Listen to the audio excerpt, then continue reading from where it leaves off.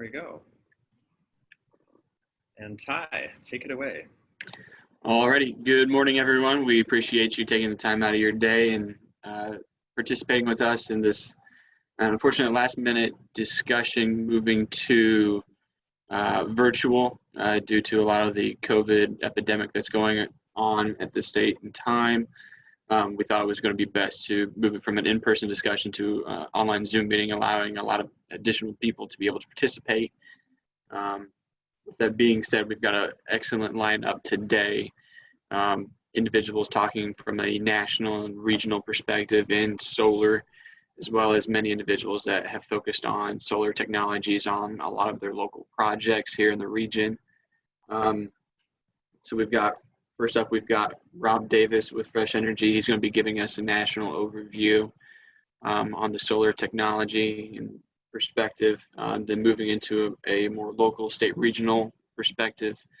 Leah Phil with MACOG and Brock Harper are going to be giving some insight into a lot of research and projects that they've been working on together, and I think that would be an excellent opportunity to kind of begin to break that scale down a little bit smaller, and then further kind of breaking it down to a more regional project where we were set to take place today is Adam Theta with Ancilla College. They've put up 2 excellent solar projects here in the last couple of years.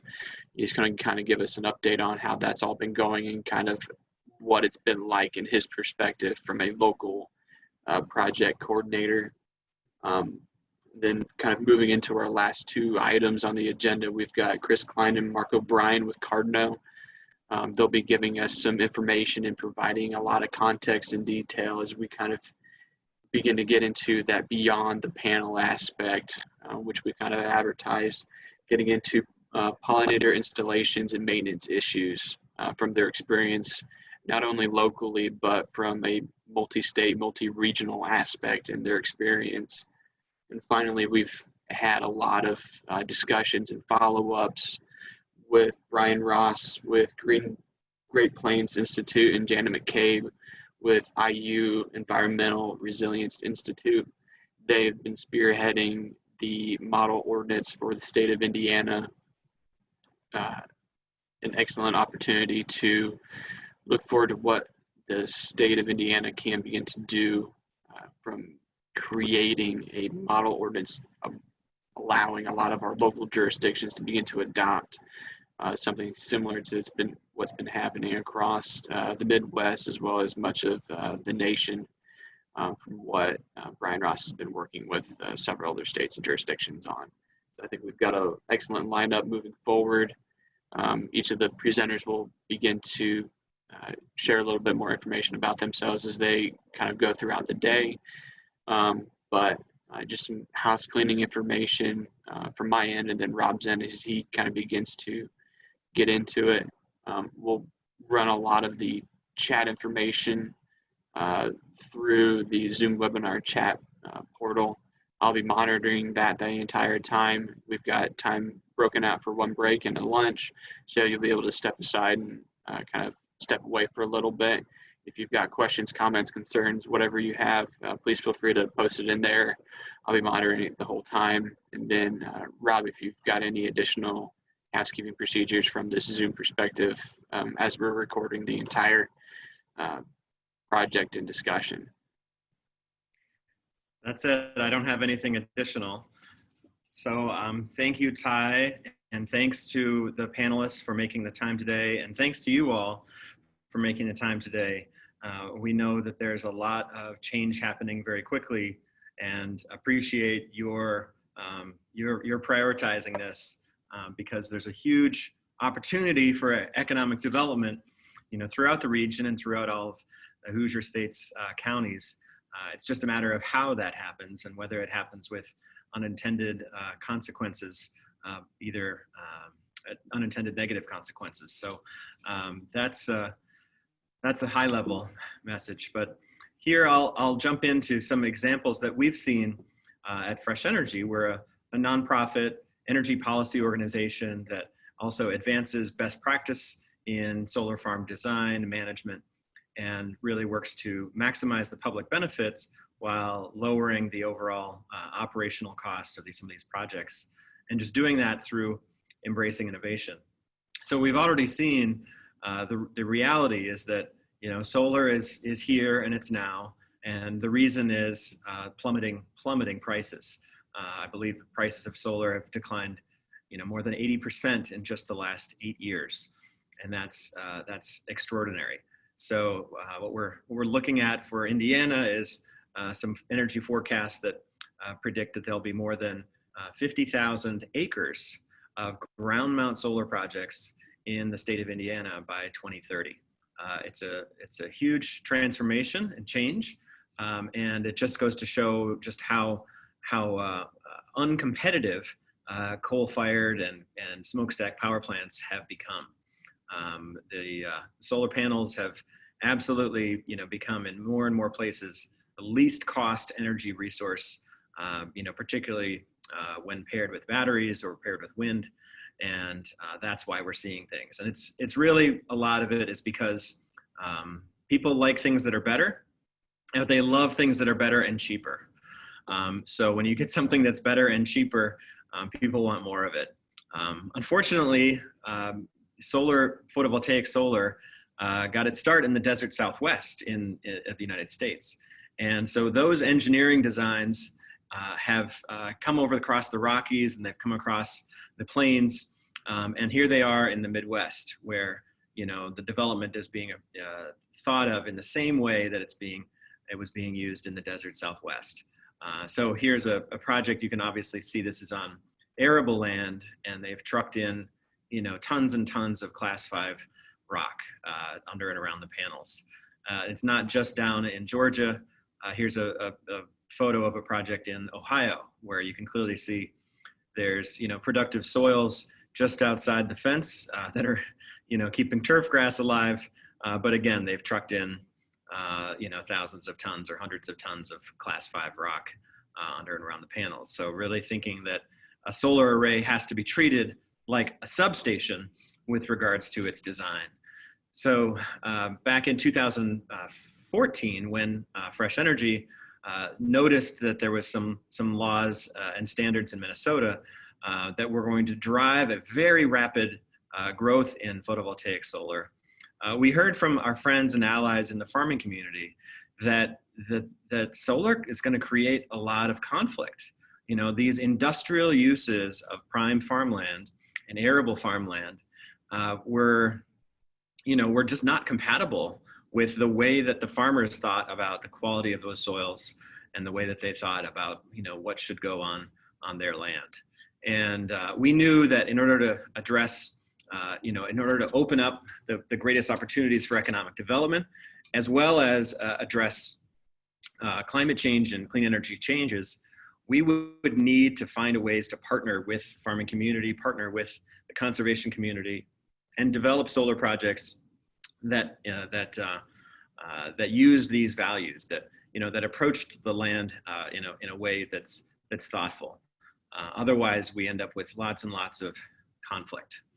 And so we did a research project, and we found, just by Googling the term, solar and biodiversity, or solar and conservation, you end up finding this project. This was back in 2014, the Westmill Solar Project in the UK, where they established this beautiful flowering meadow under and around the panels throughout the project area. And so we talked to that ecologist, and we talked to that developer, and said, hey, what went wrong? Is this, was this hard? Was this easy? And they shared with us all of the stories about, how to do this well as the key things to avoid. And certainly there's a lot that they've learned and that we've then imported to the United States now 5 years ago. So this idea of pairing solar panels with flowering meadows has become very popular. And so we don't just see it on big projects, but also small projects.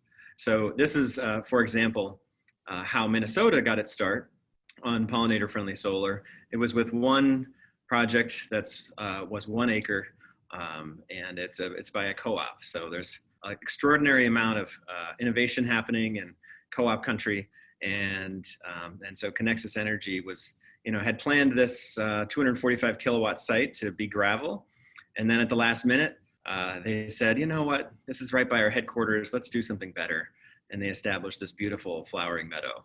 And now 4 or 5 years later, this project gets one annual mow in early November. So it's just mowed once, and it has this beautiful ground cover of flowering plants throughout the year. It's gone from there to be much, much, much bigger. And so this 10 megawatt, 62 acre pollinator friendly solar project at Camp Ripley, a U.S. Army Reserve base, and this other project in Duluth, Minnesota, both by Minnesota Power, are pollinator friendly. There's numerous projects throughout Vermont that use pollinator friendly ground cover. This 100 megawatt project, North Star Solar, owned by D.E. Shaw and designed and built by Community Energy, is all pollinator friendly. Similarly, this 150 megawatt Aurora Solar project by Enel Green Power in Minnesota is now in its 4th year of growth, and it looks fantastic. So this is another photo from Aurora Solar showing some scientists doing vegetation studies. And here's some before and after pictures. This is a NG Solar project. They hired a vegetation company by the name of Prairie Restorations. So in 2016, and then 1 year later in 2017, and finally 2019, you can see that there's establishment and high performance and success of the vegetation throughout the array area. So it's not just Wisconsin and the upper Midwest. There's also places even throughout Texas and the rest of the country where you can establish flowering plants under and around photovoltaic solar arrays. And again, for folks that are new to PV solar and new to the technology, you can walk up to these systems and put your hand right on it. They don't generate heat. In fact, the whole engineering, the whole point is to dissipate heat. There's a different kind of solar called concentrated solar or power tower solar that uses heat. Unfortunately, the two are often conflated and confused. Denison University on the east side of Ohio has a beautiful solar project on its campus. And University of Dayton, this is an amazing project you can walk right up to. There's not even a fence around it, right in the center of campus. This is before and after. It's just a gorgeous project. And it's not just beneficial to the pollinators. Really need to think as well about what's happening under the soil, the performance of these plants when it comes to stormwater to control and mitigation. And as you can see, when the panels come off, when the water comes off those panels, it's captured and channeled down straight into the aquifer. So, turf grass roots are measured in inches. Native and naturalized plants, including clovers and a variety of meadow species, their root systems are measured in feet. So they're adding soil organic matter. They're able to increase the water storage that they hold underground so that they'll stay alive through droughts as well. The research that's happening on these sites is robust. Beginning back in 2010 at the National Renewable Energy Lab, they planted a native landscape throughout their solar array at the NREL headquarters in near Boulder, Colorado. And now the Inspire project has numerous sites, and I believe around 20 states. And they're looking and working with partners to study the ecological and agricultural compatibility of different solar farm designs. So they're actually finding, the habitat for pollinators, the opportunity to have the shade benefit the plants and create a cooler microclimate that reduces the operating temperature and helps mitigate the negative effects of heat on photovoltaic solar. So these pollinator-friendly habitats are being shown that the greater abundance of habitat within the solar array, the increased number of pollinators, and then they can benefit all of the crops that are, within the area that the bees will fly. So this is extraordinary and particularly important for a state like Indiana that has such an abundance of agriculture and pollinator-dependent agriculture. So the tomatoes that are grown by Red Gold throughout northern Indiana are a pollinator-dependent crop, and an increased abundance of native bees and bumblebees will benefit those crop yields. Similarly, all of the melons grown throughout the south part of the state, those delicious Indiana melons, watermelons, and cantaloupe, those are also a pollinator-dependent crop.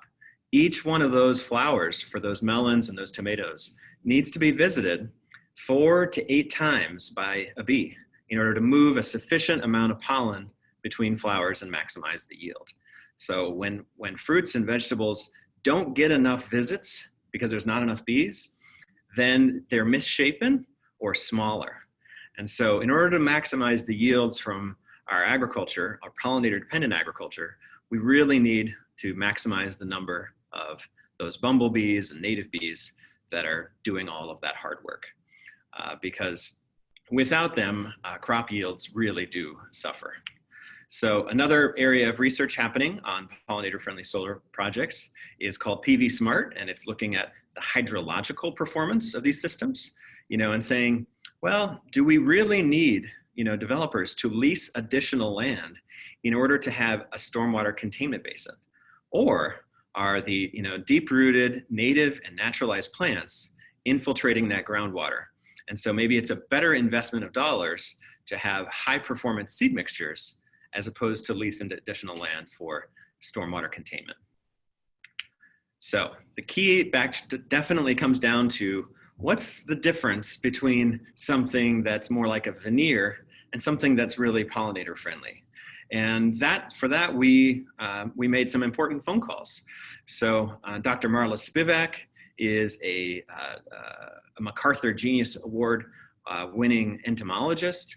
Her TED Talk on what's harming honeybees and the native bees has more than 3 million views. I encourage you to go look at it and watch it, later today. It's really a great talk. Dr. Karen Oberhauser used to be at University of Minnesota, and now she's at University of Wisconsin, but she's one of the nation's top experts on monarchs. And they both answer their own phones, amazingly enough. And they were both crystal clear back in 2014, 2015, when Fresh Energy started working with them. They said, the reality is that the federal government, state government, counties, cities, and towns are not investing sufficient resources to keep these species alive. So if we want to sustain our populations of pollinators, we need to find ways to collaborate with the private sector to create markets for investment in high quality habitat. And every private sector dollar in habitat is urgently needed. And so the key for us though was realizing that there was a pretty significant economic incentive to think about like faking it, right? I mean, if you get the camera in just the right place, you can kind of make a potted plant make it look like the whole project is amazing. So the idea of pollinator-friendly solar is a policy tool that can be used at the local level to inform ordinances and keep you from, having to think about seed mixtures and think about, is that enough habitat, or is there how many square feet of flowers versus grasses? It's really about listening to the entomologists and developing a tool that can be used. So this idea of a pollinator-friendly solar scorecard is one that has been embraced and adopted. It's a very easy, straightforward, science-based mechanism that asks about wildflowers, percent native species, diversity, but also novel things like, is there signage? Because we know that if there's not signage, then somebody's going to complain and say, oh, that should be mowed. They're going to think that it's been untended rather than it's intentional. So educating humans about what's beneficial to pollinators is as important often as creating the habitat itself. And so this tool was adopted by the state of Minnesota back in 2015, and then has gone on from there to be adopted. Something similar has been developed. A pollinator-friendly tool has been implemented in a number of states. So, and we'll hear later from Brock Harper of Purdue University about Indiana's pollinator-friendly solar scorecard. So oftentimes we see this as an important criteria. You know, you want to be able to welcome the investment, but you also know that that stewardship of the land, productive use of prime farmland and arable land is important for your community. So, so including this as a ground cover standard is a great opportunity for your county. So, you know, the key is, of course, what do the development community think? You know, do they freak out about this? And the answer is no. You know, I mean, the folks that have done it once or twice or three times, they love it and they get it. Because as you can see from the headline here, it costs less than, you know, a penny a watt. It's been described to me as budget dust, meaning technically it's there, but materially it's really not. So you're going to have to do something under and around the panels anyway. And so the difference in cost is really about, you know, the difference between something and something slightly better that includes some flowers. That's really the only cost. And oftentimes it's nothing material, and certainly never more than 1%. And there's some significant and meaningful performance improvements. So in addition to the reduced mowing, we know that solar panels operate at peak efficiency when they are at 77 degrees Fahrenheit. Now, there's a few days in Indiana, a few summer days in Indiana above 77 degrees. And so, and certainly there's going to be more of those days over the next 30 years, which is the typical life for solar panels. So, so developers need to be thoughtful in their engineering, make sure that their civil engineers are cross-training between the hardware and the plant material, and think about how to create a cooler microclimate under the panels to mitigate the negative effects of heat. These landscapes can also be reflective as well. So there's more and more research happening on shiny grasses and glossy leafed plants that will reflect more light back in the summertime to the underside of the panels for those bifacial systems. So the summary of the benefits is here in this column. You know, these projects benefit from significantly more community support. To quick comment on that, there's always going to be opposition to anything that's built in your county, and I'm sure you've seen that firsthand. You know, when a neighbor wants to build a garage or paint his or her house, that, you know, that person has opinions, or that person has a neighbor, and that neighbor has an opinions. So anytime you build anything just about anywhere, you know, there's going to be people that maybe don't like it or don't like their neighbor and just are looking for a reason to poke them. So, but this, by encouraging pollinator-friendly ground cover, you know, you're activating the folks who don't really care about the panels, but might really care about the habitat. And we saw that recently in Randolph County story, which I'll share in a few minutes. But there's other, you know, highlights and other concerns and things that developers have characterized to me as pinhole risks. So, you know, questions about, is there a fire risk? Is there OSHA issues with bee stings? All of these issues have been largely resolved. And so that's why you've seen so many large, very large, and small solar developers embrace this approach. The key is that it's just something new. And so that's why developers haven't all embraced it so far. The key opportunity, though, for I think every single one of your counties and all of us as, you know, citizens of the world, is to think about what kind of change we want to see in our lifetimes.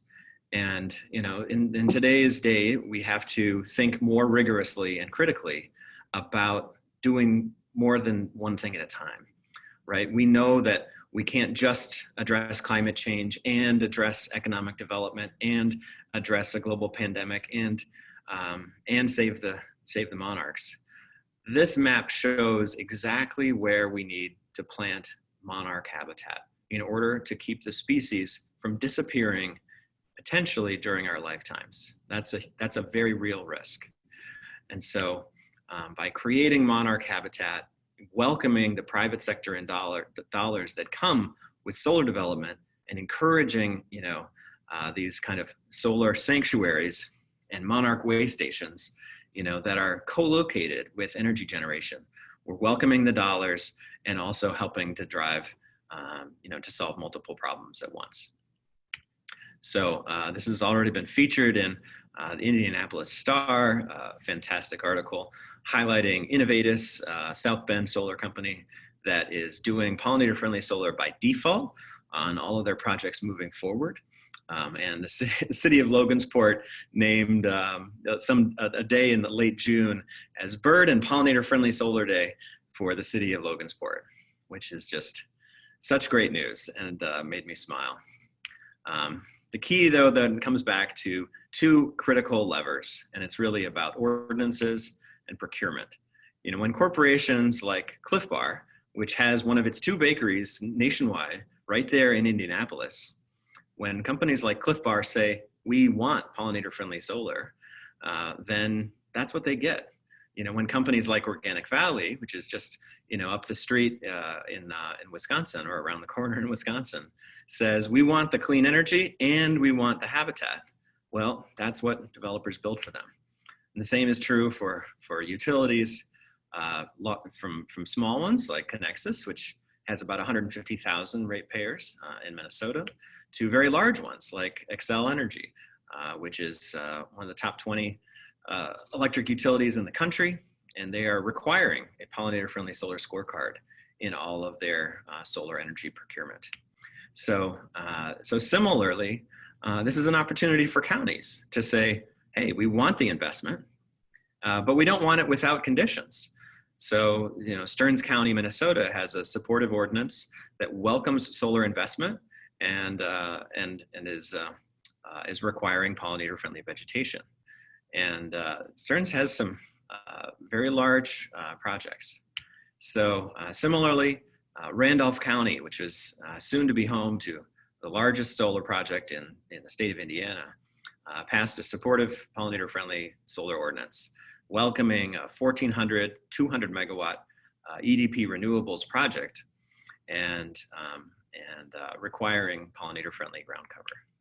So those are maybe the key takeaways, I think, for you all to think about is solar is coming, the prices are falling fast, the economic development opportunity is tremendous, and the ordinances that you all adopt welcome that investment and drive it into projects that provide numerous benefits. So I thank you so much for your time and look forward to the conversation and the discussion we'll have throughout the day. And Ty, I will hand it back to you. Excellent. Thank you, Rob. That was a wonderful presentation, and we actually have one question for you today. Jesse would like to know if you have information offhand regarding how much a utility scale solar farm has to spend should they mistakenly go with a conventional stormwater management, like a basin. For example, every 50 acres of solar farm, you would need less to lease an acre of basin. Is there a cost analysis that you've done? That will be one of the outcomes of the PV Smart solar study being done by NREL.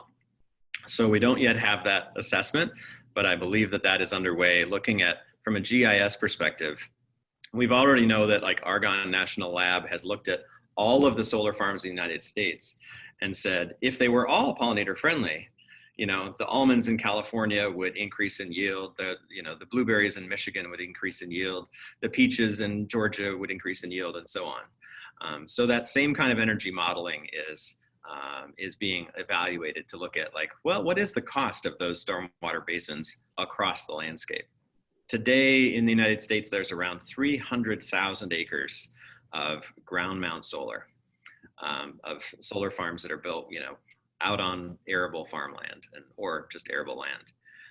But by 2030, we'll have around 3 million acres. So we're going to have a lot more of this stuff.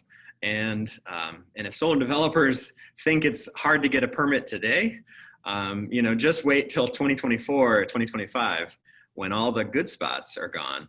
We really need to be thoughtful about using designs that activate people, and excite them about projects, whether they like the panels or not. And but today I think we'll have more and more research coming on what those real costs are with regards to stormwater management. Excellent. Thank you very much, Jesse. Hopefully that answers the question that you were looking for, and I think we got a lot of good research coming forward. Next we have Leah Thill and Brock Harper, taken away from a state and regional perspective. All right, good morning, everyone. Let me just share my screen here. Let's see.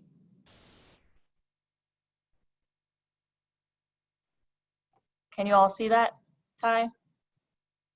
Yep. Excellent. All right. So thanks to Rob for that great presentation. I think he highlighted a really exciting opportunity for us to be really proactive in Indiana.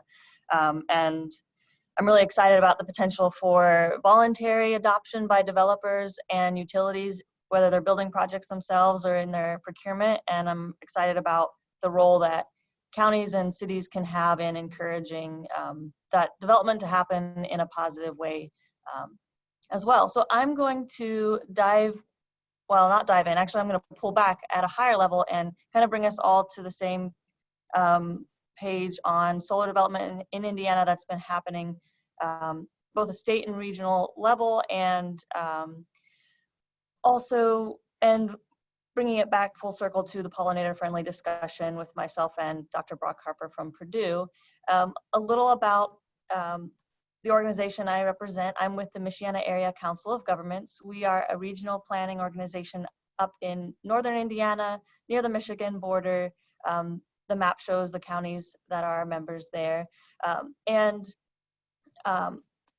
The reason that we're involved in this discussion is because we've had some experience that I'll go into later with solar with our communities for the last 3 years, and moving on to a discussion of proactive pollinator-friendly development has been kind of a natural progression as we've seen a lot of solar projects start to be built and proposed in our communities that are larger than they were previously.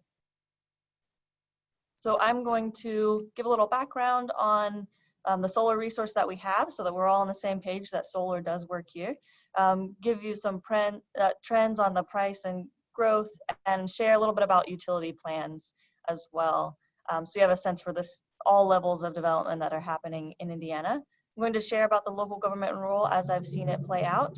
And then, as I mentioned, we'll end with a discussion of pollinator-friendly solar. A little bit more about MACOG's experience with solar. We were the technical advisor for the Department of Energy SolSmart program in 2017 and 2019 for our region, and we helped 7 communities earn solar-friendly, solar-ready designation, which is national recognition. And pictured here is Elkhart County. We also supported a volunteer-led community-powered initiative to do a Solarize program, which is like a group discount facilitated process to help residents and businesses go solar in our communities. And we released a technical guide on pollinator-friendly solar this year, and assisted St. Joseph County in passing the first ordinance in the state of Indiana that requires pollinator-friendly solar development. So that's what I'll be covering today. So first, I start every conversation talking about how solar works in Indiana, because as I've talked with planners or building department folks, inspectors, the biggest misunderstanding that I come across is that solar doesn't work here. Maybe it's because we're in northern Indiana, we're near Lake Michigan. We get a reputation for being pretty cloudy throughout the winter especially. So I always throw this in here that if you look at Germany, who has the most solar per capita in the world, and you look at where we're located on the spectrum of a solar resource, it works here. So just to get us all on the same page. Here are some trends in installed costs, and that gets back to what Rob was saying about how the decrease in cost has really driven the increase in adoption at all scales. And my presentation includes some fine detail, so I will be sharing these slides with everyone afterwards, so you can take the resources I've included and look into this in more detail. But it's just really interesting to see how far these prices have fallen in really a remarkably short period of time, the last decade. Also to note here is the percentage of soft costs on the image on the right. That yellow color is soft costs, which that's overhead, but that's also administrative costs that are added by complicated permitting and zoning barriers and things that developers have to work through that take extra time. And that's something that local governments have been working on, reducing those yellow costs. So how has solar been growing in Indiana in the last decade? It's remarkable, and what I communicate to our local officials is it's already here, and we need to plan proactively together so that our communities are able to accommodate and safely permit and be managing this process. This is 2020 in comparison to 2010, so it's really just exploded. And I find that the average person may not be aware of this. They may have noticed a project or two in their community, but a lot of solar is on a roof. It's not visible from the street by design, perhaps, and so there's not an awareness of what's out there. This is a pretty great map. It's sirensolar.org, and I encourage any utility or solar installer to submit their projects here. There's a new heat map feature. So this image just shows individual projects, but the heat map will show you the total amount of solar capacity. And so that kind of changes when you look at these large solar farms going on. That really shifts the heat map a lot. So would love to see more utilities submit their projects. Faith communities have also been very significant solar leaders. And in some of the community-led initiatives, they're very often part of the volunteer team. We have over 50 Hoosier congregations represented that Hoosier Interfaith Power and Light has done some work getting them all organized here on this map. So there's a reference there for you to follow up later. It's just really interesting to me.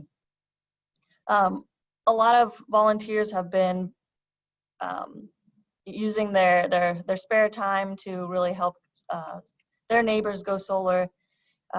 Two initiatives, Solarize Indiana and Solar United Neighbors, they collaborate and partner together to run group discount programs, or solar co-ops as they're called, by Solar United Neighbors.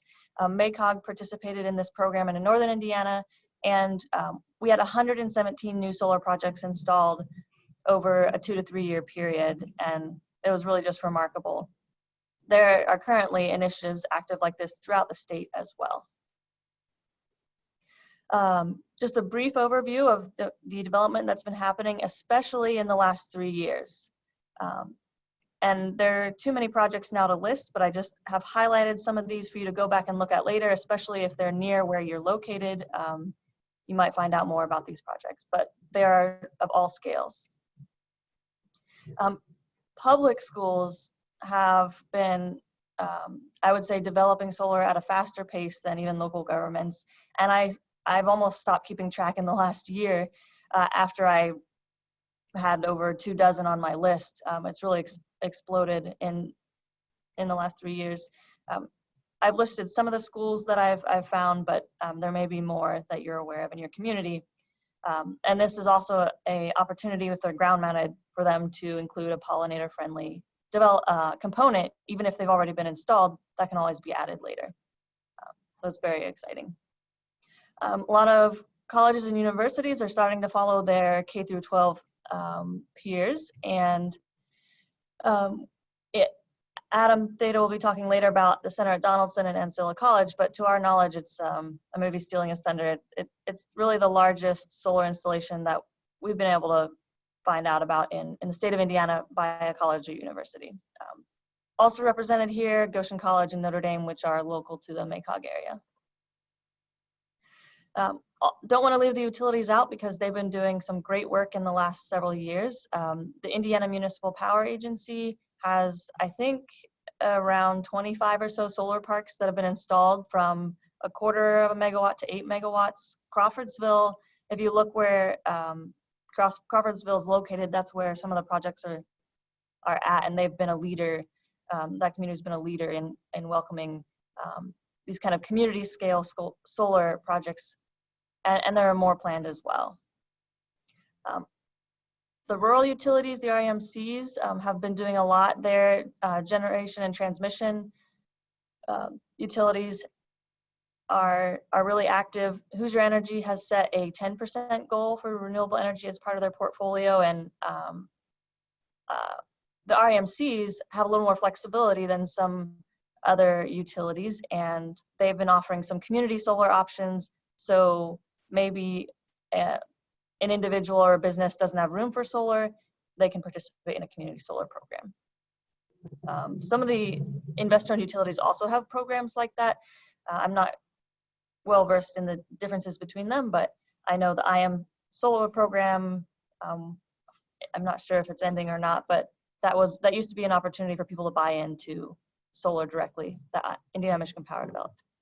So getting into more of the IOU utility plans, I'm pretty excited that the St. Joseph Solar Farm here up near South Bend broke ground recently. That's very exciting.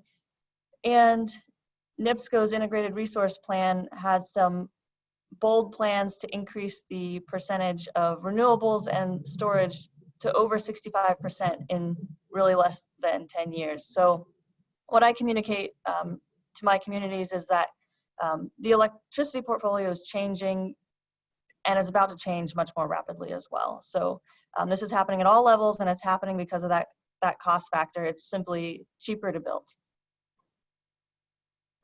I'm going to, for time, skip over this slide and not go into it much, but this kind of shows the local government perspective and why local governments have been involved in this space and actually directly developing solar projects for their municipal operations.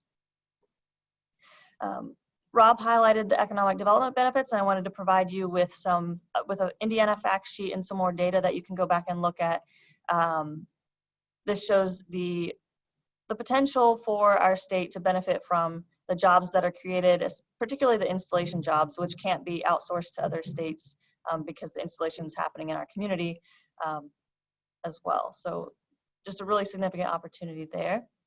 And then I'm going to discuss the SolSmart community program a bit, because our communities here have been really active in that. There are over 300 communities now in the country that have been designated. And in order to earn designation, communities follow a roadmap and do a deep dive into their internal processes. And that includes permitting, planning and zoning, as well as making sure their inspectors and their fire department are trained and ready to handle permitting these projects and responding in the event that a fire has solar panels located on the property, how to safely interact with that situation. This shows the Goshen Fire Department at a training that we helped facilitate a couple years ago.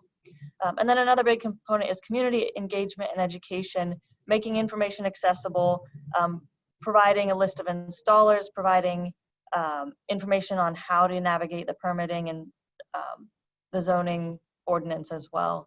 We have 7 communities that have been designated in our region. I listed them here, and also Indianapolis in the state has been designated.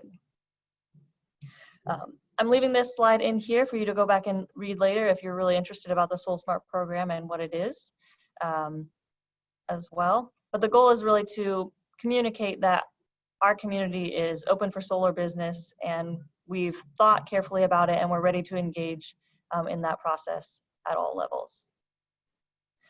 All right, so getting back around to Rob's great discussion of pollinator-friendly solar. As I mentioned before, this has been a really natural progression as we really started focusing on distributed scale, individuals, making it easy for the average person or business to understand how they can benefit from solar and whether it's right for them, to hearing these great commitments from NIPSCO saying, we want to be procuring this solar and this wind and kind of hearing, where is this going to go in our communities? And as projects have been proposed and developers have been out talking in the community, it has stirred up some feelings of, is this appropriate for the rural character of our community? And what I really love about pollinator friendly solar is it's actually this opportunity to do solar right, to preserve that farmland for decades while improving the soil quality so it can be returned to agricultural production someday, but also protecting it from other development pressure. So that strip mall or industrial facility or just suburban sprawl residential development, when a solar farm is located and done well, it's protecting that land, also the rural character, from the encroachment of those other uses that perhaps a rural community doesn't want to see. So I think it actually can work in their favor to protect the things that they value when done well. When not done well, you have so much gravel, you have barren ground that's not been nourished and improved by the native vegetation. So it's really important to do it thoughtfully and intentionally from the development and design perspective.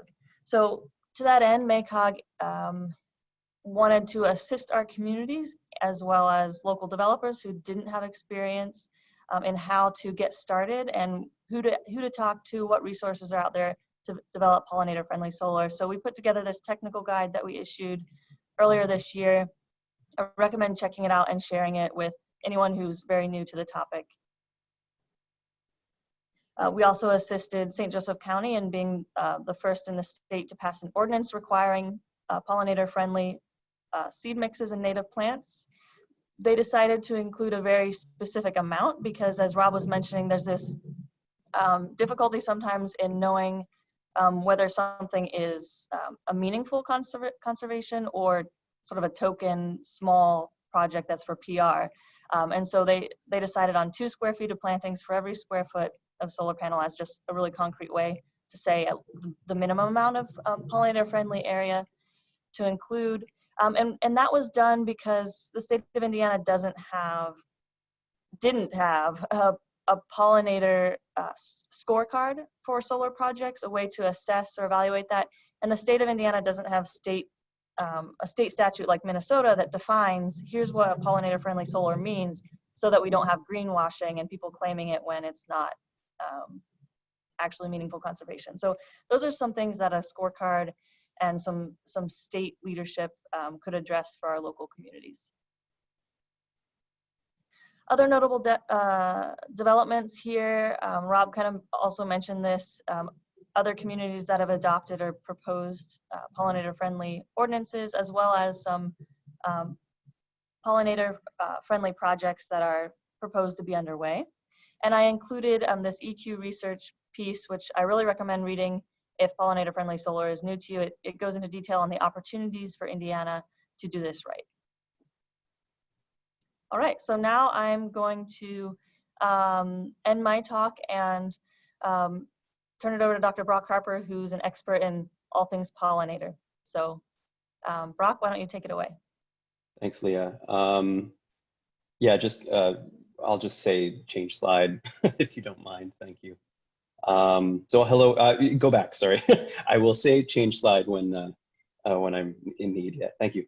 So hello everyone, I am Brock Harper. I'm a pollinator biologist. I am the pollinator biologist at Purdue. Much of my work focuses on understanding bee health and factors that impact bee health. Much of this is on honeybees, but we're starting to do quite a lot of work on native bees now as well. So I am really here to speak for the bees. I'm going to talk a little bit more about how these can benefit, how pollinator-friendly solar can be of benefit to pollinators, specifically bees. I think Rob gave a very fantastic, and Leah gave a very fantastic overview of how types of co-localization, specifically pollinator-friendly solar and pollinator plantings, can be beneficial to the from the perspectives of developers, pardon me, and farmers. I'm here to talk a little more about the bees. So the Midwest has been slowly converted to a rather massive dual crop system of soy and corn. This conversion really was the result of taking biodiverse agricultural landscape or prairie landscape and converting it over to agriculturally intensive crops. These two studies I'm highlighting here, I think, document quite well what has happened, the results that has had to both our agricultural capacity and to pollinators. So first and foremost, that conversion, that loss of 23% of the US land area to crops, that conversion of prairie land to crop has caused a 23% reduction in bee abundance across the country. That's massive. That's nearly a quarter of our bees have been, individuals have been lost as a result of this conversion. As a direct result of that, we are now experiencing pollinator limitation. So a very recent study, actually this month, Riley et al. 2020, tracked pollination services of 7 what we'll call specialty crops, things like apples, cherries, watermelons, and found that 5 of those 7 actually showed evidence of pollinator limitation. That is, they didn't have sufficient numbers of pollinators to create an optimally sized crop. That's disturbing. Leah, would you mind just changing the slide? There we go. So this is a problem that we experience in Indiana. This is a typical, what I'm going to call a typical Indiana landscape. This is just up the road from me. This is Prophetstown State Park. It is a large prairie landscape. It has trees. It has, yeah, this is a pretty typical Indiana landscape. And this is the kind of landscape that bees need. They require habitat. Leah, could you change the slide again? Thank you very much. So that type of landscape supports quite a diverse community of bees. Indiana has about 400 species of bee. These are 3 of them, some photos that I took and one that I actually borrowed. These are common and less common species. Some of these are actually declining. On the left, we have Melissoides bimaculata, a very common solitary bee nesting across much of Indiana, something that you might think looks more like a fly, but is in fact a rather lovely pollinating bee. In the middle, we have Nomia nortoni. Nomia nortoni is incredibly rare in this state as a result of habitat loss. It's susceptible to being extirpated here in part of its range. So that photo, I was quite pleased to actually see that photo and take that photo. This species requires prairie habitat. So as a result of loss of its nesting habitat and food sources, we're losing that species. And then finally, that bumblebee on the right, if anyone recognizes that, good for you. That is Bombus affinis. That is the rusty patch bumblebee. The rusty patch bumblebee used to be one of Eastern North America's most common bumblebees. Now it is actually a listed species. It's almost extinct. There have been sightings in northern Indiana. So it is possible that this species still exists here, but as far as we know, it's been totally extirpated from the state. Okay, so Leah, would you mind just one more? Okay, so Rob and Leah mentioned the conversion and the usefulness of land to solar. Predictions out from EQ suggest that there's going to be about 6,400 megawatts of new solar put onto Indiana's landscape by 2030. If we use a pretty typical estimate of 5 to 10 acres of land for a period per megawatt, we're looking at an area that's about 16 to 20 Prophetstown State Parks spread across Indiana's landscape. So that is a substantial amount of land that we can maximize the use of. So as Leah mentioned, these are excellent places where we can actually protect some of the land from development and enhance their habitat value. Similar work has been done and that I was minorly involved in Canada, where we actually where groups actually got together and began preserving and converting land underneath overhead power lines. So by converting that land into pollinator habitat, walkways, and really making it multi-use, they've created, or they are creating, one of the largest park systems in Canada.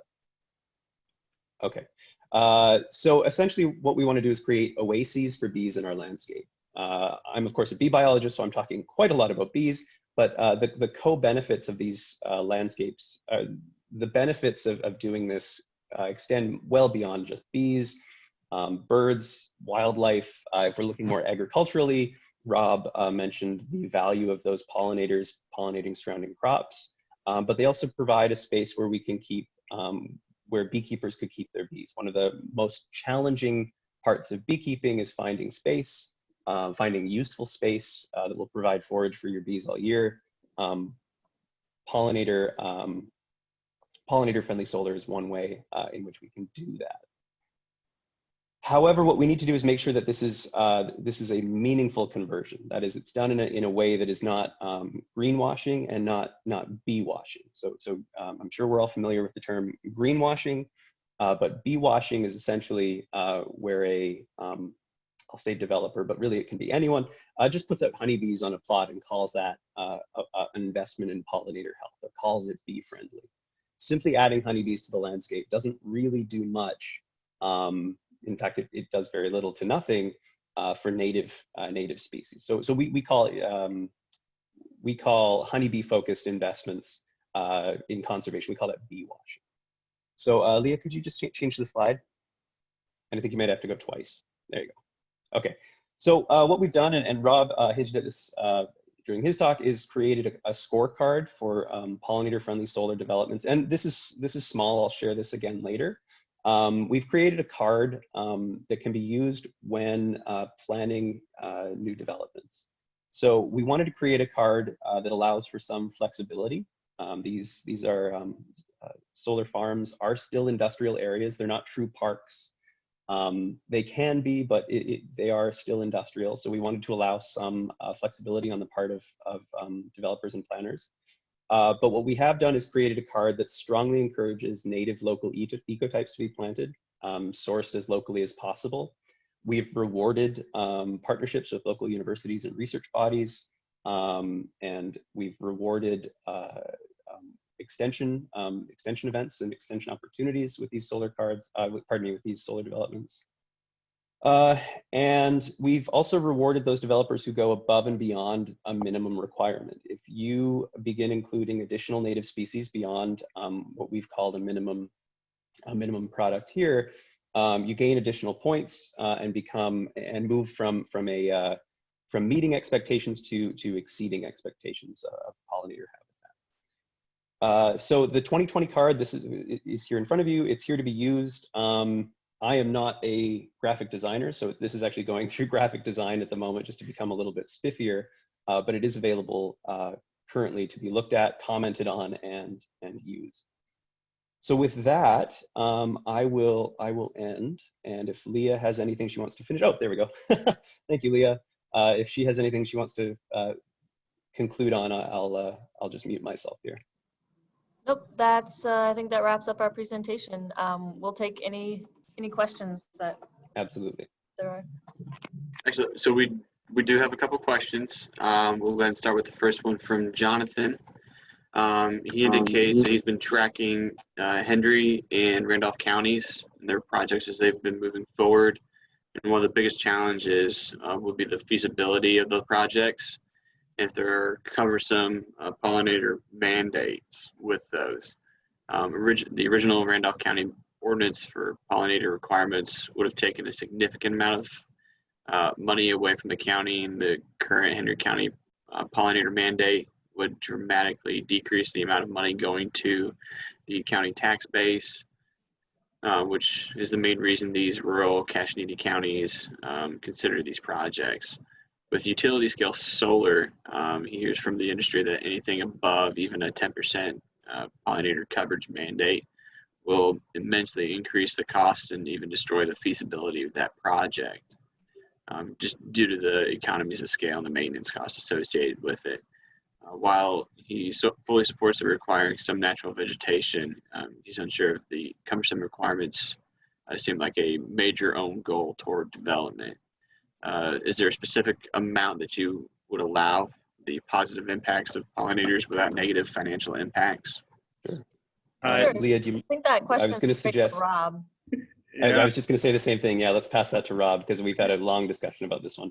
That's great, and there's certainly a lot there, and I'm delighted to say that there's a lot to unlearn, because there's been a significant number of bad information, frankly, out there. We had a fantastic conversation recently with EDP Renewables about their 1,400 acre site.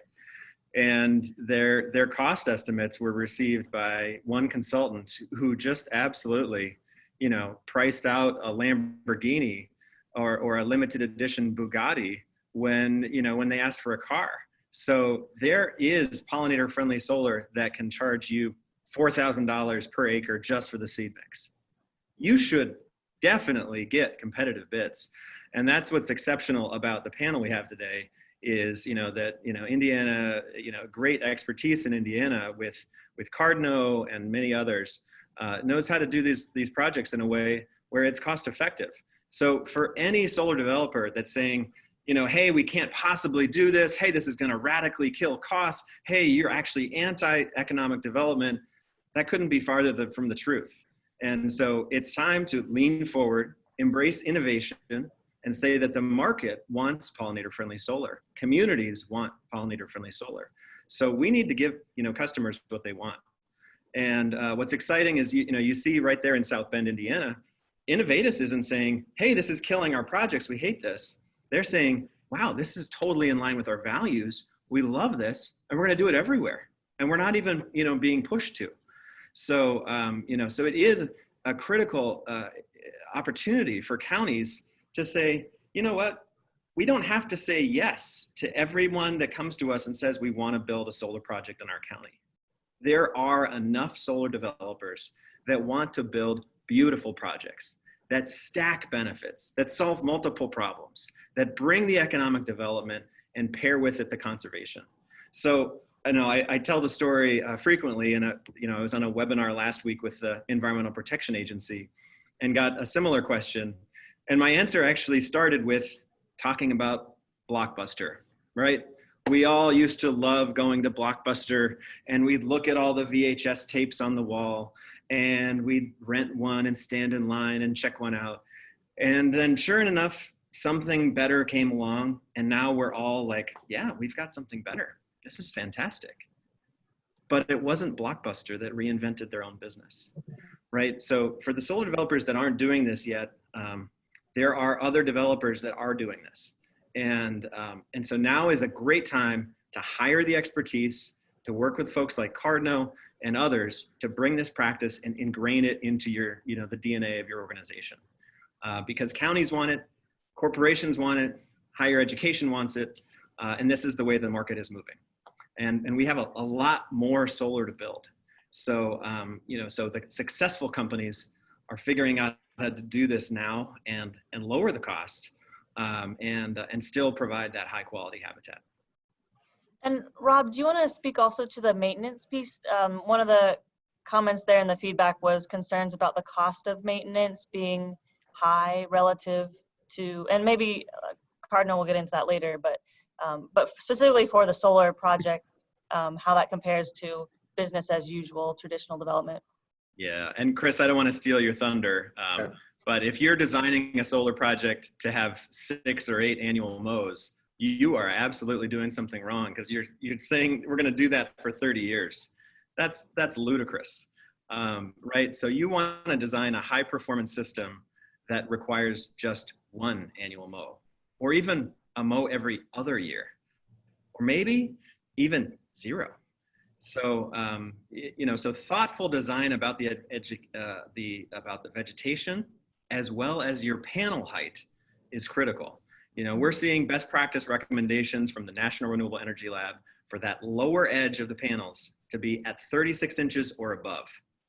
And if you're freaking out about like, oh my God, that's so much more steel, your competitors are doing it, right? It's only additional $400 roughly of steel cost per acre, or around $3,000 per megawatt.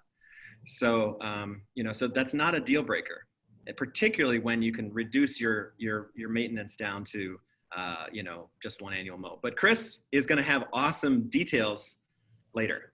Is that right, Chris? That's right. Yeah, so I was just going to chime in. We will have some data to share around 11:15 during our presentation. So the takeaway is that every site requires some maintenance, and so you're going to be spending something, regardless, whether it's a pollinator or whether it's something else, and so you need to compare life cycle costs on all those options, and pollinator comes out very, very well on that. Yeah, it's not unlike Ty. I mean, I'm here in Minneapolis, and you can build a house for very, very, very little money if you don't put in windows or insulation, right? So you can build it cheap. And oftentimes with counties, and with solar developers, there's a whole business model called the originator, a company that designs the project and then instantly sells it. And originators are incentivized to keep every single cost low. But unfortunately, that shifts a lot of cost into the lifetime, the operations. So, if you buy an LED light bulb, maybe it's a little more upfront, but it's a significantly lower total cost of ownership. And the same is true with pollinator-friendly solar, except it's really not that much more upfront, and it's a significant savings over the life of the project. Absolutely. We had a quick follow-up question for you, Rob, on this topic. How pollinator-friendly ground cover on solar farms affects the county tax revenues, and whether you think it would increase the assessed value of the solar farm ground, thereby increasing county revenues. That's an interesting conversation. I wouldn't expect it would have any meaningful influence on the assessed value. We have yet to prove that out, but that would definitely come down to the assessor. I'm not aware of data that exists on assessing land that is pollinator friendly versus assessing land that is gravel, or assessing land that is low quality. So. Rob, this is Brian. Yeah. Here, I just to kind of chime in quickly, we are doing some of this work on the kind of tax consequences at the local level across states in the work that we're doing, and we can kind of talk about this in Indiana as well. But I think you in our experience, what you said, I will just wanted to verify it that there's nothing in the assessment that takes into consideration the ground cover. It takes into consideration the land use. And the pollinator friendly solar is no different from solar of other kinds. And typically, actually, a lot of this land is going to be assessed even at an agricultural rate. So it does depend, and I haven't looked specifically at Indiana, but it will either be assessed at an industrial kind of classification or probably at an agricultural classification. Perfect. Thank you. Leah, we did have a question for you from Jesse. It indicates it's very encouraging to see both munis and REMCs in Indiana embrace solar. Do you have any sense whether munis or REMCs will adopt solar faster based on, for example, consumer taste, access to land, and the co-benefits of solar? Yeah, I think they've already been adopting solar maybe faster than some of us expected, and some of them, like Hoosier Energy, in my mind, were kind of ahead of others in the state in starting to build out these projects, particularly Hoosier Energy. So I think that's a lot of it's driven by cost. But when I was a grad student at Indiana University, I worked on a capstone project for Hoosier Energy, and the feedback we got from them is that their customers were saying, we want these solar projects, and their member communities were saying they wanted them. So that's really what was driving their decisions and their commitments. And as the cost has fallen, it's just increased their ability to build out more of what their stakeholders were saying that they wanted. So yeah, I think the trend will continue. Excellent. Thank you. Rob, did you want to touch on Jonathan's latest question before we move forward, or I thought you gave a quick response to that one? Yeah, so quick response is the 150 megawatt Aurora project, Aurora project in Minnesota, is owned by Enel Green Power, the 84th largest company in the world. The whole project is pollinator friendly, and I included some of the pictures there. And that's a project actually that in 2015 beat out a natural gas-fired power plant on price. It was the first project in America solar project in America to beat gas on price. And so that was a relatively very expensive system compared to the cost of solar development today. Similarly, the D.E. Shaw's North Star Solar 1,000-acre, 100-megawatt project is all pollinator friendly. You know, the challenge is that giant entities have these silos, and so it's the originating team, it's the development team, it's the construction team, and then it's the O&M team. And the O&M team, within these giant companies, sometimes they really freak out because this is something new, and they don't necessarily have to think about it. They much would prefer it just to be gravel and to be mowed 6 or 8 times a year, or something like that. So when they have to learn something new, it takes time, and they're really busy, and they don't feel like they necessarily have to learn something new. So that's the opportunity with ordinances. Is it's a little boost to encourage these companies to say, hey, we recognize that you're a big bureaucratic entity, but there are solar companies that are doing this at scale, that are not doing just like cute little 245 kilowatt systems. They're doing 100 megawatt systems, 150 megawatt systems.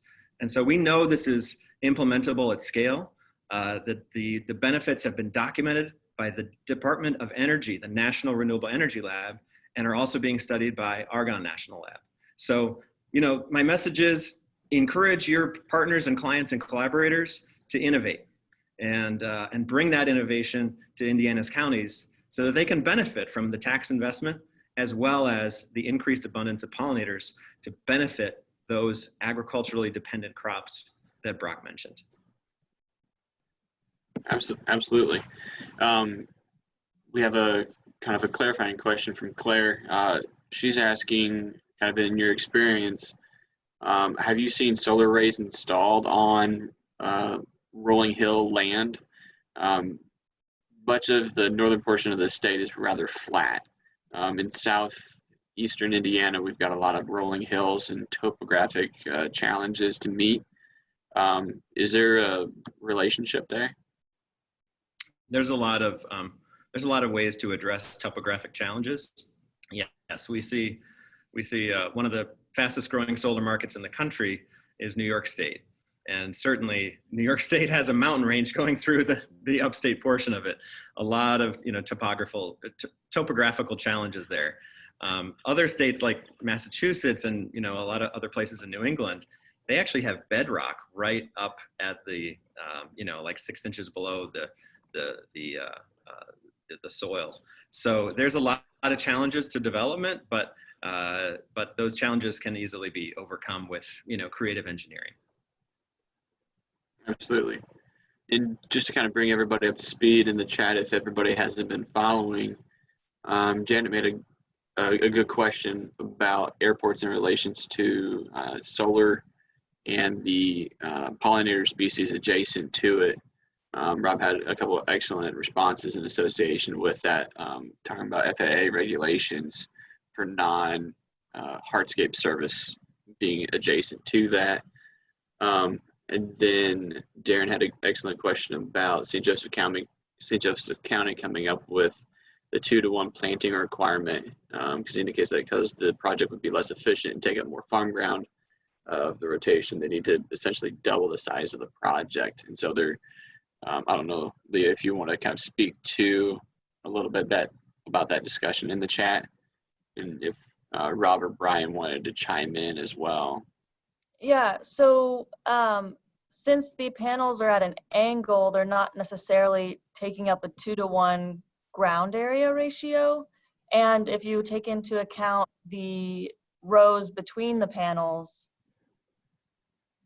being planted and then some amount of buffer around the edge, I don't believe that ends up doubling the amount of land cover, if that makes sense. So I'll defer to Rob for more, but yeah, it certainly is not doubling the size of the project.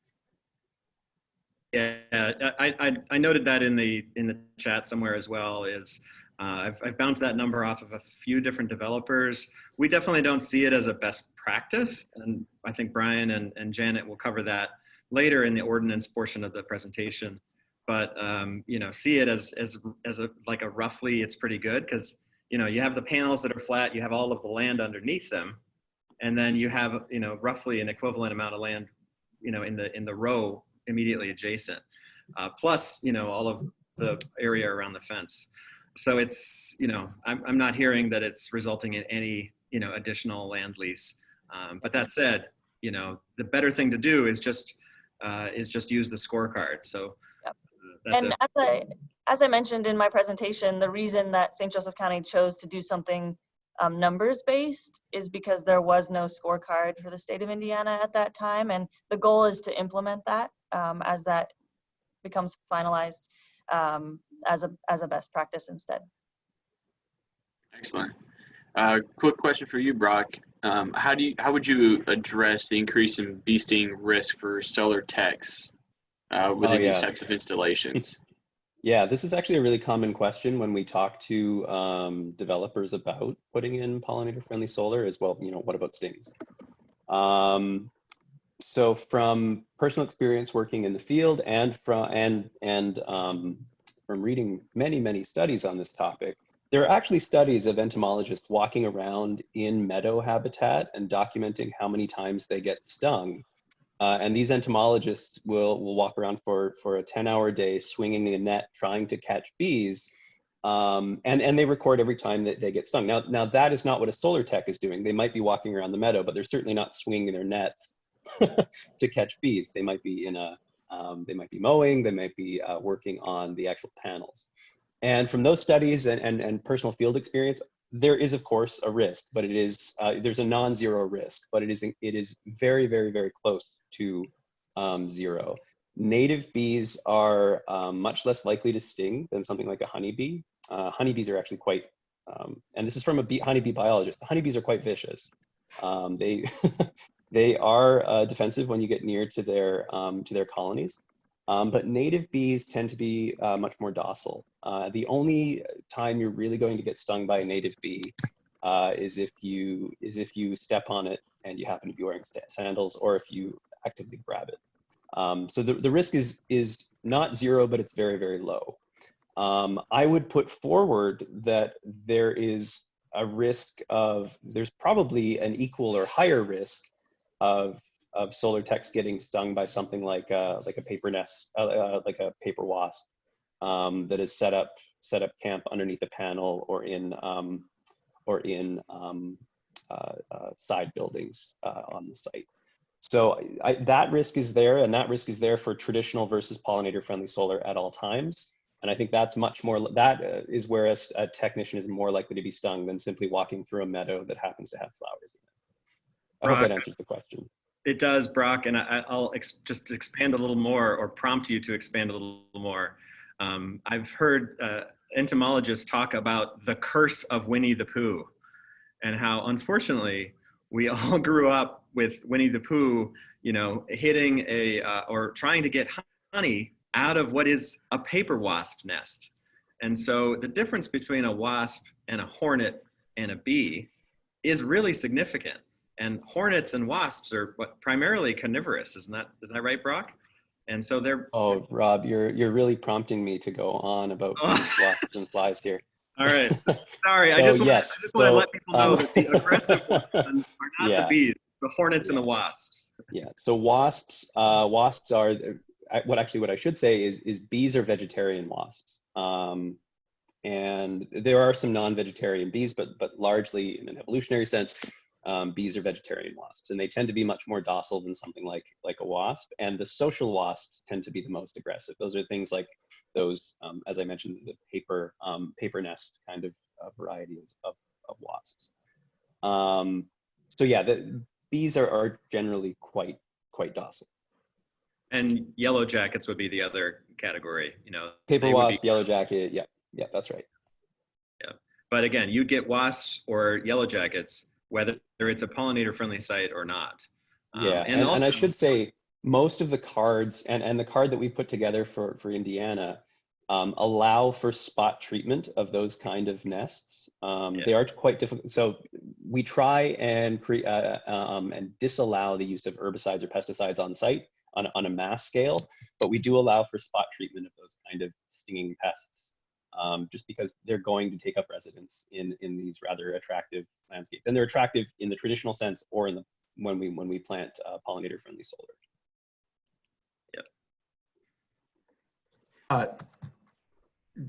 And Brock, perhaps you could comment on this too. I mean, from a maintenance standpoint, if you're maintaining a pollinator site, you're going to mow it after the flowering, at the end of the season in late fall. And isn't that typical? Most of your pollinator species are not going to be buzzing around at that point, right? Would that be? Thanks, Chris. Yeah. So that's I should have mentioned that. Yeah. So that's exactly right. The mowing and maintenance tends to occur in seasons. We'll call them off pollination seasons.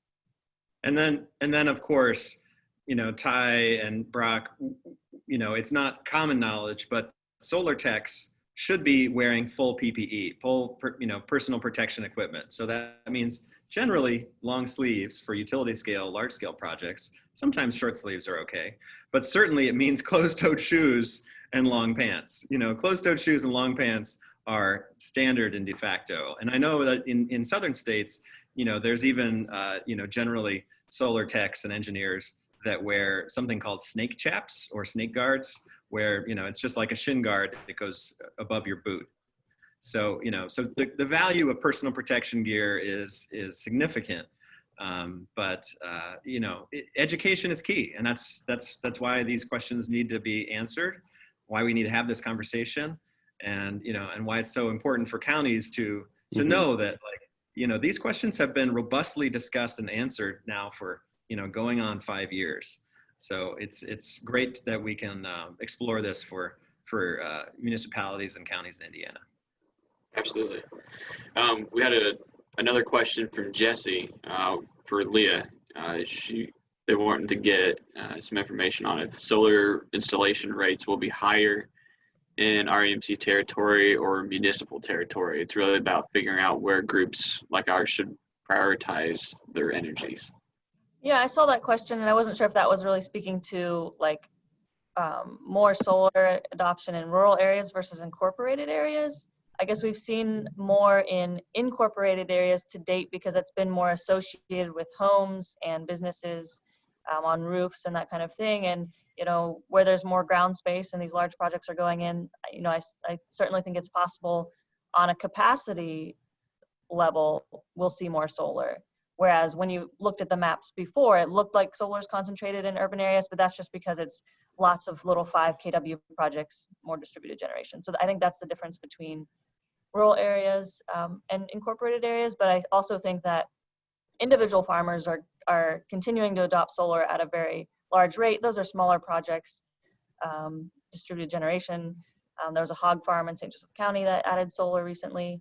So I think that'll be, of great interest to focus on the rural areas and supporting farmers to benefit from it as well directly, not just in leasing or selling their land. Excellent, thank you. Couple more questions before we get into our break period. Jonathan had a question before we get to that one. Rabita had a question in regards to St. Joseph County and have they been successful in implementing their planting seeds solar panel ratio? Have you had enough experience with that yet?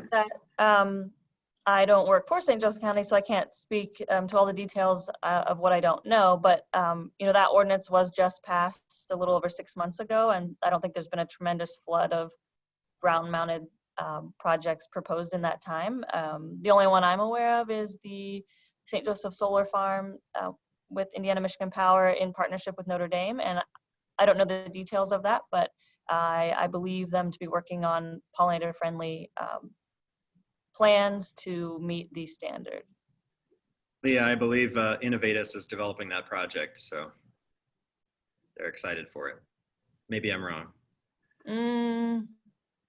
I'm not sure. Maybe. Okay. I'm not privy to all the details, so it could be. We had another question from Jonathan. were the projects all wildflower or mix of native grasses? That's kind of where he's understanding the difference. The original ordinance in Randolph County and Henry County ordinance draft seemed to mandate the wildflowers, which he believes is incredibly more expensive on that part. Chris or Rob or Brian, do you have some weigh in on the cost when you're looking at seed mixes, the ratios in relation to wildflowers? Yeah, you know, we Go worked ahead. we worked closely with Randolph County and closely with the developer as well. And the language that's in their ordinance is absolutely supportive. You know, if they'd had more time and you know, as you mentioned, you know, there are some ordinances now that are in place that you know, aren't quite the, you know, ideal in terms of a model ordinance. That said, you know, the language that is in place in Randolph County is absolutely appropriate for a very low cost seed mix that's actually equal or less than the amount that the developer had budgeted for that project. So we worked all of those details out with both the developer and Randolph County to make sure that there was an understanding about the expectations.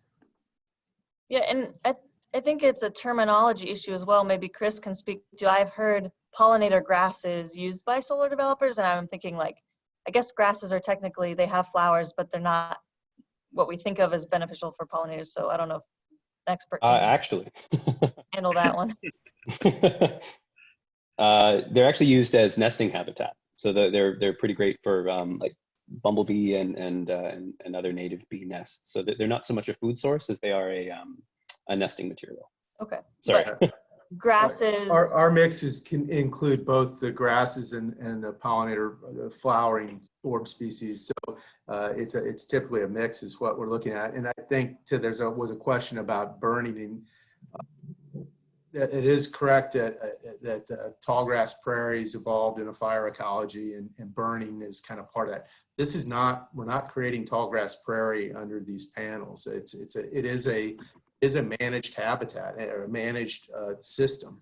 And so so fire obviously is not in the toolkit when we talk about how you manage these sites.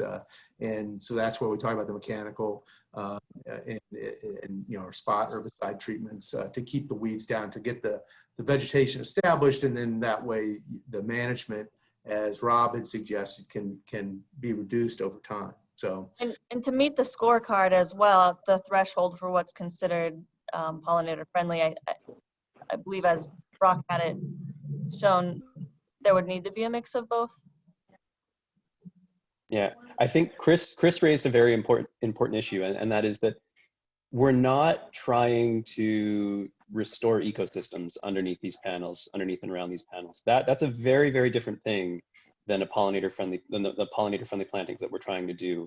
And it's very different in terms of expense. It's very different in terms of management. So, Rob, I think, pointed out that the quote for, was it Randolph County, was a Ferrari when they really just wanted a car. What he was hinting at was really that it's a difference between restoring an ecosystem to what it was originally and just making something that is useful and effective for pollinators today. I just wanted to make that point clear, because I think some of the questions that are coming up really evolve around that confusion of pollinator friendly versus ecosystem restoration. And that's not to say that a developer couldn't have a restored ecosystem on or around their site. It's going to be massively expensive, and the type of management one needs to do is very, very different. So yeah, that's such an important point that I apologize for not covering at the very intro. But we need to manage expectations for everyone. Like, we're not suggesting that we should replace every blade of grass with a flower. Not at all. And these systems are not native restorations. Natural areas are fantastic, and we all love, walking around them. They're perfect for parks, regional and state and county parks. But a solar farm is a utility scale power plant.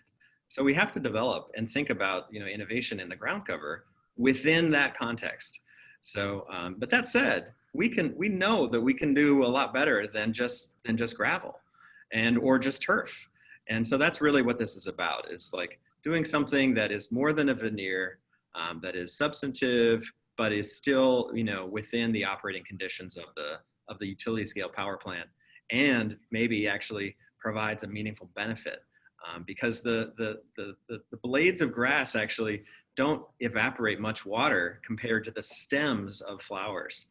So there's a hypothesis that an increased abundance of stems of flowers results in greater transpiration, evaporation of water, gives you a cooler microclimate.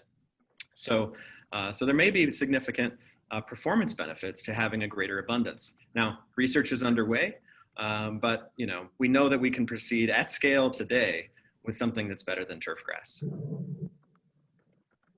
Yeah, and I just wanted to chime in on the critical importance of the scorecard here, because local governments don't have to become experts in what's the correct seed mix. If you make a reference to the experts who are in the field who have created the scorecard, that's one of the major benefits, and it's been a huge issue and a huge benefit to those states that have already done it and the counties that have then incorporated that reference into their ordinances. So we don't want to have county staff become experts in seed mixes. There are other people who can already do that, and let's take advantage of them. Leo, we have a question from Jesse, and I think it's a good example of what they're wanting to know is who was involved in the creation of the ordinance, the scorecard, that you and Brock were able to kind of help bring and pull together. Was it individuals, beekeepers, garden clubs, environmental groups, park groups? Who was all involved in the creation of that ordinance? Oh man, we're trying to jump ahead. So are we talking about adding the pollinator friendly language to St. Joseph County? Yeah. Yeah, so they did that in collaboration with talking to the local DNR folks here. They circulated it to both the large and small scale solar developers in our community, and got some feedback and incorporated that. They talked with native seed companies, as well as speaking with national experts like Rob, like the Xerces Society for Invertebrates, like the Tall Grass Prairie. I'm forgetting the names of all these institutes. We talked with NREL, National Renewable Energy Lab, SoulSmart. I have a spreadsheet of the folks that we circulated, both MACOG's technical guide to for feedback, as well as St. Joseph County, and deciding to address this in their ordinance and being the first in our region to do so. So we got local feedback and then feedback from solar developers as well. And excellent. Thank you, Leah. Strong objection. So. I think at this point in time, we're going to go ahead and move into our break. Our break will be from 10:15 to 10:30. Give you an opportunity to get up, get away from the computer, because we know and understand that even though we're not in person, we still got to get up, get around, and nobody likes to stand and look at a computer for hours on end. So the next 15 minutes are yours. We'll be picking this back up at 10:30 a.m. Eastern for all our friends that are out and about other places. Thanks, Ty. And in the recording of this, which will be available later, we will edit out the breaks. Excellent. Thank you. Yep. All right. We'll see you all in 15 minutes.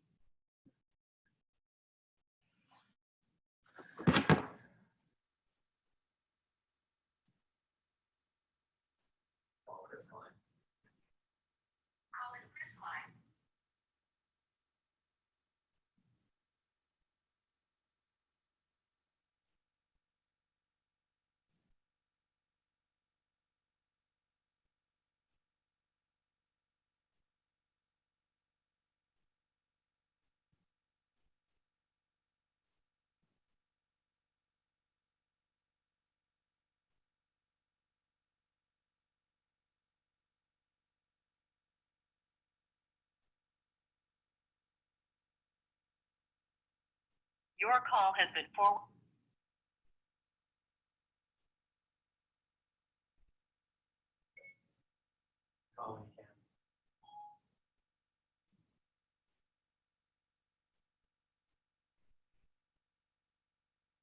Call Pete Berthelsen.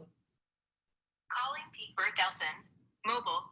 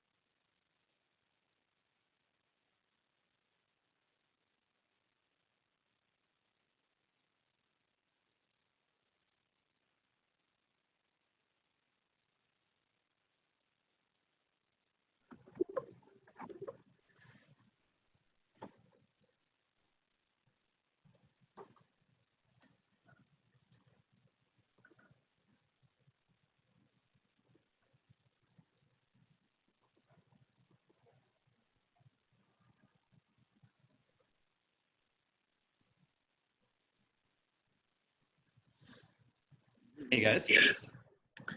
Howdy, howdy.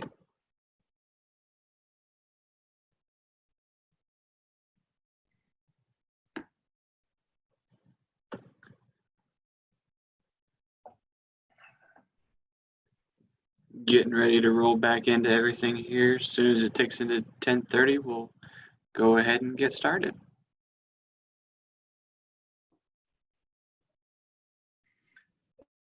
Ty, who's up next? We've got Adam, Okay. and then we've got Chris Klein and Marco Brown with Cardno after that. Okay. Seeing that it's 10:30, we'll go ahead and get started. We've got Adam Theta with the local project discussion and the virtual tour. We'll go ahead and turn it over to Adam if you're ready. Yeah, can you guys hear me okay? Yes, sir. All right.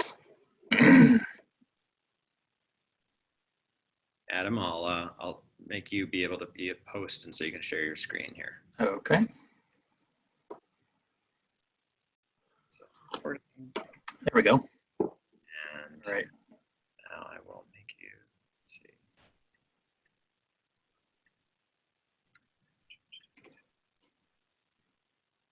All right. It still says my screen sharing is disabled. And it's back. You're set to go. All right. See the slides now? Yep. Okay, great. So my name is Adam Theta. I'm the Director of Ecological Relationships at the Center at Donaldson, which is a ministry center of the Poor Handmaids of Jesus Christ, a group of Catholic sisters, of which one of their ministries there on the campus is Ancilla College. It's kind of the flagship, but a variety of other ministries. And I was hired there about 4 years ago to do all things ecological. So I'm going to share today about our solar energy project. The objective of why we went this direction is mostly to demonstrate renewable energy technologies. About 4 years ago in Indiana, really solar was really starting to take off in residential and commercial applications. And so we really wanted to try to hit that, not the very earliest edge, but just as the wave was starting to take off, wanted to find something that was able to be demonstrated to other institutions and individuals and inspire them to also go solar. The metrics that we wanted to use for picking a solar project is we wanted it to be economic. We wanted the product itself to be quality. We wanted it to be reliable and also reasonably affordable compared to the rates that we were paying. We wanted it to be ecological in that it made logical sense from a scientific conservation standpoint, and that we weren't creating more pollution with the production of panels and the land use than we were with the alternatives for electricity, such as coal, natural gas, and nuclear. And lastly, we wanted it to be done in a way that was educational, transparent, and encourage other people as well. So here's an aerial of most of the buildings on our property, if not the entire property. And so as you can see, it got complicated very fast because we have 5 different entities, many different rates that we were paying across the 30 plus electric meters. So we had never had anybody institution gather together all of the electric rates information all in one place. And so that was kind of my first task, just to undo this kind of rat's nest of information to see what we were dealing with. And quickly realized that we were in over our head, even though I was kind of enthusiastic about this technology and had time to educate myself. No matter how much I read, I still had never completed a solar project, and there were things that were outside of my kind of core competencies. So we looked around and we found an institution, a nonprofit that really aligned well with our values. It was called the Appalachian Institute for Renewable Energy. They're out of North Carolina, Boone, North Carolina. And they were basically our third-party interests that were watching over our shoulders as we went through the process. They crafted the RFP, they worked with our objectives, they reviewed bids, and we came to an agreement to pay them on a per hour basis, such that they were not, entangled with their interest in one company or another, or whether we went forward or not. They really were, I have nothing to complain about the entire situation. They really looked out for interest, and we were very grateful that we used them to help us sort through all the applications and proposals. And we eventually went with Ag Technologies out of Rochester, Indiana, which had traditionally been supplying agricultural implements, and then got into solar energy. And we're very pleased with them as a vendor as well for this project. So the part that I'm going to be sharing about today, relevant to the solar and pollinators, is at our water reclamation facility, aka wastewater plant. And this was a project in size of about 76 kilowatts or 256 panels. So this is about one order of magnitude larger than a residential installation, of which there were plenty to pick from if you wanted to do a demonstration. So we wanted to scale up a little bit. We're also, institutionally, it was a big enough investment for us to pay attention, but not so big that if there were a couple things that didn't go so well, it would end up hurting us. So it was just the right scale. This facility powers water treatment for the entire campus. It pretty much has pumps running 24/7, 365. So it was a good meter to put this on. There was ample open space, which you'll see. We didn't have to do any concrete work. We didn't have to put panels on top of a roof. We didn't have to clear trees. Because it was out in the cattle pasture, basically all we had to do is erect a fence to exclude the cattle so they wouldn't use the solar panels as rubbing posts.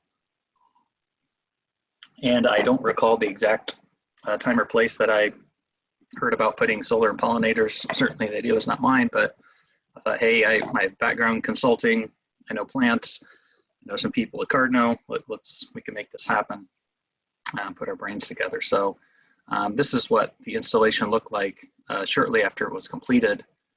In the background, are you guys able to see my mouse as I move it around? Yes. Okay, so yeah, back behind this thin row of pine trees is the wastewater facility. So just involves some trenching right down through the grass to the panels, a real simple layout. These are tiltable racks. We tilt them manually 4 times a year to get a boost in production based on the angle of the panels matching that of the sun.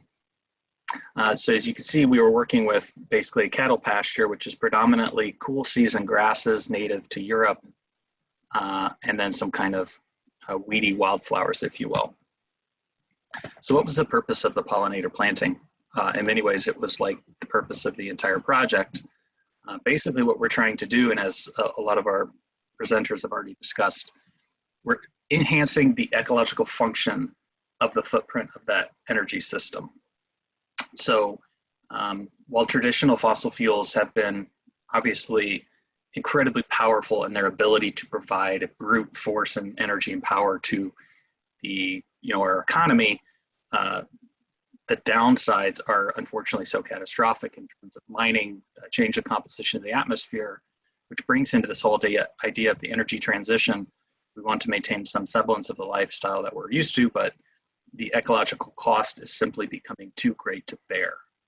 So we need to have, a solar energy production system where the input costs are more manageable, and the use of the footprint per acre, if you will, is much more enhanced, is that there's much more ecological function. As we discussed earlier, this is not a traditional ecological restoration project, although I think it would help us to not be so binary about whether something is a preserved natural area or it is completely devastated and non-functional. There are many spaces, especially in the agricultural Midwest, that blur those lines. And I don't think it's necessarily helpful to try to categorize one as the other, but to think instead of enhancing the ecological function of all the acres that we are currently responsible for. One of the reasons we're doing that in Indiana is that Indiana was home to about 1 million acres of prairie, predominantly in the northwest part of the state, as well as the east central part of the state. And we saw a conversion or a loss of 99.9% of our prairies. So we had just about 1,000 acres left that was unplowed and undrained and unsprayed. And so to contemplate something of that scale And this doesn't even show, 0.1%. But if a lot of us are familiar with what a square mile looks like out in the country. It's a square with a mile on each side of a road. There's 640 acres in the middle. If you wanted to picture what 0.1% of that area would be, it would be a strip alongside the road that is only 5 feet wide. And in fact, this strip that you're looking there is wider than my car. So this strip is actually maybe double that. So we've had massive habitat loss, in Northwest Indiana and many other places, such that any amount of ground that we can convert to high functioning ecological processes is going to help out. Even if we have adjacent natural areas, having reservoir resources or populations, maybe say in a solar farm, is only going to be beneficial. So the facility in question, as you saw, the footprint was only about half an acre, about as big as a suburban lot in this area, homestead. The soil was a sandy loam, pretty well drained, very productive for its historic use as cattle pasture. And also the scale of this project was so small relative to, having 100-some acres of pasture that from an agricultural production perspective, you would barely even notice it. So in order to establish a pollinator-friendly planting, I'll just touch on these very briefly and let Cardinal go into the more nitty-gritty of this, but you basically have to prepare the site. Usually that involves removing the existing vegetation and planting what is desired, as we've talked about the native wildflowers and grasses. You have to seed those plants in some manner, and then you have to maintain it and monitor it. So this is what it looks like the site preparation. I believe this is in the fall of the first year. So this solar installation came online in 2018 in the summer, maybe July. This photo, I believe, is from September, October, when we were out there with an intern doing the tilt of these panels. I had opted for, there's different ways you can do this. You can till up the entire site ahead of time. That would have made for a somewhat muddy mess for our contractors. We decided to leave the kind of structural integrity of the topsoil intact, which made for a great installation.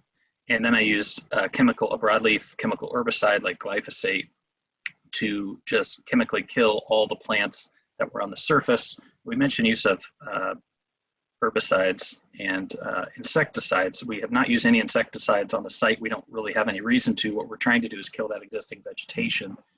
And there's really no way, or very few ways, you can establish a lot of plants from seed when you have a thick stand of other vegetation, such as grasses you would typically have in a cattle pasture. And so that's one of those calculations that we make, that the ecological impact of this is minor relative to the benefits over time of what we're hoping to establish. So we picked a seed mix appropriate for the soil type and the climate, and we picked something from very dry species to kind of medium soil species. And we like to pick a wide range of species, knowing that they will not all take root and bloom, but given that we can't predict the climate, or we don't even know everything about the soil beyond just opening it up with a spade, we throw a lot out there and see what sticks. So for this one, we have 42 wildflower species, or forbs, and 11 grasses that are native to the region generally. And again, this installation happened in the summer of 18. We had a couple applications of glyphosate to kill the existing vegetation that summer and fall, and then it was seeded in January of 2019 onto a light snow. So if you're talking with agricultural producers who are usually raising conventional crops of annual crops like soybean and corn, you're basically just doing everything wrong or everything different, because your crop in this case is very, very different. They're plants, they're typically perennials that are established with very small seeds, typically on the very surface of the soil. You don't have to bury them, but you do need, like any seeding, good soil to seed contact. And so doing so in the winter, when you get into February, March, April, you get a lot of freezing and thawing in northern Indiana. That works the seeds down into the soil just enough that hopefully they will germinate if you get appropriate conditions in the spring. And so for those not familiar, just to introduce the concept of a native species, I don't believe we touched on a lot, but I think it bears repeating. The idea of a native species is a concept of a species that was indigenous to North America at the time of European colonization, some 400 or 500 years ago. Why is that an important concept within restoration equality and ecology? Restoration ecology. Well, the life cycle of a lot of these pollinators are usually tied very closely to just a few or a subset of native plants. Some are generalists and they can use a wide swath of plants. Others are specialists. They can use only a few, the most popular of which is the monarch butterfly, whose caterpillar feeds generally only on milkweed species or very closely allied species in a plant family. And they complete their life cycle, fly all the way to Mexico, this big dramatic migration. That's only one of many thousands of invertebrates that are tied to either milkweeds or tulip poplars or cherries or certain types of shrubs or grasses. And that's the whole evolutionary web of life on this continent. Now, will you see a native species gathering nectar and pollen on a non-native species? Certainly. There are a lot of species that are naturalized to North America that Europeans brought over, variety of herbs, pasture grasses, etc. However, when they're nectaring and getting pollen, and Brock can correct me if I err here later, generally they're just looking for those proteins and sugars. They're not usually picky about which plant provides that, but when they're looking for the life cycle for the larva to eat on a leaf, say, usually they're a little more particular. So this whole time we're talking about restoring native species, which are still around, but it's not like you can do restoration ecology by just ceasing to plow a field or ceasing to graze cattle, because the remnant species are so scattered and few and far between that you just don't have enough species around, which is why we have the concept of native seed nurseries. We can intentionally design these mixes, learn from year to year, and continue with best management practices. So one of the non-natives, for example, that a lot of us are familiar with in this area is Queen Anne's lace. It's the wild carrot. It's the ancestor of the cultivated garden carrot. It's native to Europe and Asia, and it's naturalized in North America. We don't call it an invasive species because it doesn't cause generally ecological harm or economic harm. It's just there. And surely enough, you will find all manner of insects feeding on that, but generally a non-native species will support fewer native species, the ones that we are targeting in terms of what their foliage and their photosynthetic energy going up the food chain to the insects, and then from the insects up onto the mammals, and supporting the entire web of life that we are all dependent on. So I'm just going to take you briefly through the site conditions of what the site looks like. And we were going to do a in-person tour, which unfortunately we had to cancel. So I'm kind of combining elements from the presentation into kind of a tour.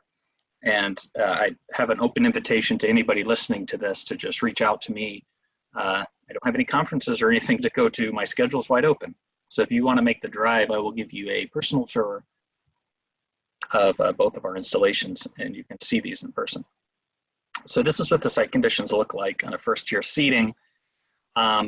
It's usually unimpressive. So a lot of this, when you're selling this idea, is managing expectations. It's client education. It's educating yourself. And even as somebody who's been around in this industry, not terribly long, but for several growing seasons, it is usually anxiety producing when you're in charge of a project. You're saying, hey, there's nothing growing here. We're used to crops we can grow and harvest in a single year, and things have to be managed and tidy and orderly. So like a lot of these projects, there may be additional work in the upfront portion of the project before we get these perennials established. So this is the first May. We seeded it in January, and what you're seeing there is vegetation either coming up that was not completely killed by the herbicide, or annual weeds that were already in the soil. The seeds were already in the soil, but now that there's not much competition from the other grasses in the area, they're going to pop up. And so by June, and I'll just flip back and forth between this, is almost from the same vantage point.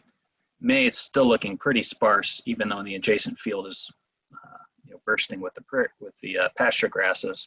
By June, you start to get some stuff up from seed already, and some weeds coming up. And so this is when you're going to start having to think about mowing in the first growing season or second, and I'll let Chris talk about that later. And so by September of the first year, these are our consultants from the Appalachian Institute for Renewable Energy. We were working entirely remotely for a couple years. And once we finally had the ribbon cutting on our second solar project, they made the day-long journey up from North Carolina. This is Jeff and Steve. And this is year one.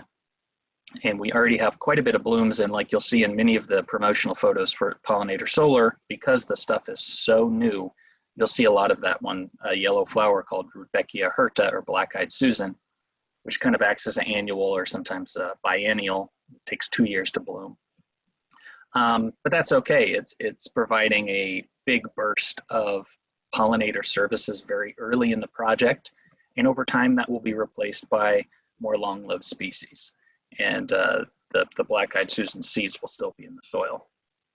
So by the second growing season, we have another biennial here that was growing incognito the first year.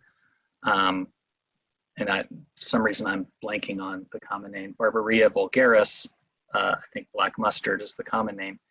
And I saw a lot of it blooming in May. I probably could have left it alone. It was going to produce seeds and then die and probably just kind of fade out. I decided to mow it anyway, just because it is a non-native species. It's a little weedy.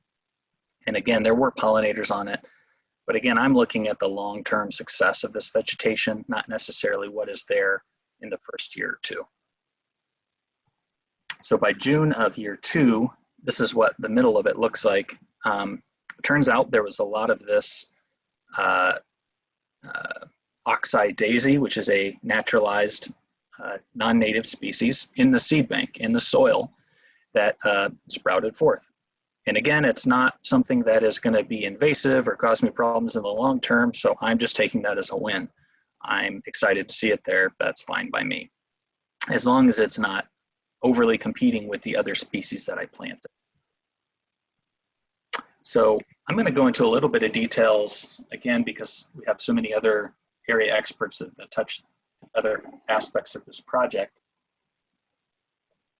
I'm going to go into some of the monitoring of the plants. That's kind of more my background. And I don't have data, maybe 3 or 4 or 5 year data from some of these other large projects, just because they're so few. Sometimes they belong to a certain corporation or industry that is not typically wanting to just throw data out to anybody who calls and asks. Sometimes that's a delicate ask. So the results that I will have are year 1 sampling and year 2 sampling. In year 1, I sampled late in the year in October. In year 2, I just completed a couple weeks ago at kind of almost the height of summer in July. And as I think we touched on earlier, we would really like to see pollination services available from as early as possible in the growing season to as late as possible. We're familiar with the honeybees basically being active as long as it's warm enough outside and having a long life cycle. But a lot of the native species, they're emerging and they're just out maybe for a couple weeks. And so it's really critical that we have diversity within these plantings such that, it may look amazing in July if it's just dominated by one species, but come August and September, there's other species that are out there needing to forage. So that's why these seed mixes will have requirements for having at least a certain number of blooming species early, mid, and late. So this will be very provisional early data. Won't be able to tell us a lot. Won't really be able to tell us the long-term trajectory of the site yet. But they are data points, and they'll be interesting to maybe see how this site develops over time. So the monitoring I just finished a couple weeks ago, that was after let's call 1.5 growing seasons. I did a plant survey of the entire ½ acre, whether stuff was in bloom or not, and there were about 88 total species. Of those 88 species, 35 were native perennial wildflowers. So not quite half, maybe 40%, were native wildflowers, which we want, and perennial, which we also want. Systems will be annual and biennial early after a disturbance like an herbicide or tillage. But we really want these to be perennial because we want them to be low maintenance. So we want the same species putting reserves in the ground in their roots and springing back year after year, providing pollinator services. So far of the 42 regional seeded forbs, I found 16 of those that were present by at least one plant. And there's probably more that I just missed because they were not yet blooming and I walked past them.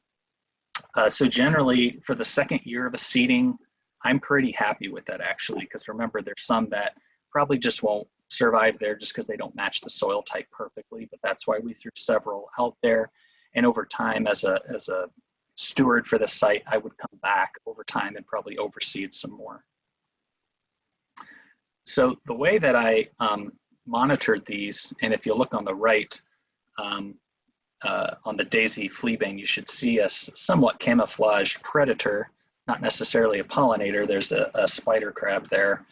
And again, this touches to the fact that plants form the base of the energy pyramid, of which most of the rest of life on Earth depends, and it goes on up through predators and birds and mammals like ourselves. So the way I monitored these is that I had 72 plots across this site that were 1 square meter in size. And I just marked, when I would lay a plot down, I would mark whether a species was present or absent only if it was flowering. So if I was before the flowering period, I would not count that, that species present. So this is something that I'm hoping to repeat throughout the growing season, catching an early, mid, and late periods to see if there truly are blooms available throughout the entire growing season. So I did just note if a species was found on the site. Like I said, we found 88 species, but for the individual plots, I just marked whether a species was present or absent in terms of if it was blooming. So as an example on the right, you'll see a PVC my quadrat that I use for monitoring. It's 1 meter on all sides, and you're looking down at the plot and you can't see a lot from 6 foot up off the ground, but you see a black-eyed Susan there. Lower in the plot, quite a bit closer, there is a Coreopsis blooming. That was a native species that we seeded. There's also a blue vervain, which is hard to see from here, but that is a native species that I believe just emerged from the seed bank. And on the left is just an example from my notebook of what transect it was, what plot number it was, and those lettered abbreviations are just basically the scientific names of the plants that I saw. So in this one, believe it or not, there are actually 5 different species that were blooming a couple weeks ago. So that's pretty good for an individual 1 square meter. That's a lot of things for pollinators to go after, even though it looks relatively denuded. And I just made a note to myself that, well, there was a little bit of herbicide damage. I am deciding to control certain noxious or invasive species such as Canada thistle or bull thistle that are on the site. So I'd come through a month prior and sprayed that plant. And there was I try to be as specific as I can with a backpack sprayer. There's a little hole there, but that will hopefully be filled in with a variety of native species. And over time, they will hopefully be so robust that the touch-up will be minimal. And again, as we've discussed, there's no such thing as a no-maintenance energy system at all, unless you're a forest that's maintaining itself. But in terms of human built systems, well, pollinator solar, we're hoping, will be very low maintenance relative to a lot of other systems. But of course, that doesn't mean no maintenance. So we will still need people to understand which plants are which are actually going to be problematic, which are not a big deal. So just real quick at the abundance data, and the native species are highlighted in yellow. But basically this is, you know, the percent chance that if you took that 1 square meter plot and threw it out there anywhere in the solar energy footprint, the solar system footprint, that you would have a blooming black-eyed Susan. And as you can see, it's very, very common out there. 3/4 of the area is basically covered by those blooms, and that's not uncommon in the first year or two of a restoration. Daisy fleabane is another native plant that's just pretty much everywhere and will pop up for the first couple years, and it was not seeded. White clover is a great thing to have in a pasture if you are raising cattle, and really is not problematic or terrible from my perspective, even though it is a non-native plant. It is actually feeding the honeybees that we have honeybee hives a 1/4 mile from this site. It's low growing, it's not gonna shade anything, and it's not gonna be super competitive. It's just gonna be mixing in with the other species. So that's not one that I get worked up about. I'm certainly not gonna waste time or energy trying to spray it. And then you have this long tail of other species that are just starting to show up very infrequently, but I would expect those numbers to increase over time. And I'm gathering this data early on, even though there's no surprises yet. You never know until you look back what those surprises may be. So I split these transects out into, and maybe some of the other people here have been involved in this can get into this as well. One of the concerns with doing these projects is there's some kind of extreme conditions at a very small scale in terms of the amount of shade and sun that you have, because you have spaces between the panels where you have pretty much normal conditions, 100% sun, plenty of rainfall. The conditions directly underneath the panels, you may have almost no direct sunlight. Your water may be pooling at the lip of the bottom of the solar panel, or maybe dripping down in between 2 rows of panels, and it's creating all these weird micro conditions because the plants in question are concerned with a very small amount of area. So I decided not to get too crazy with trying to put different seed mixes every, so many feet.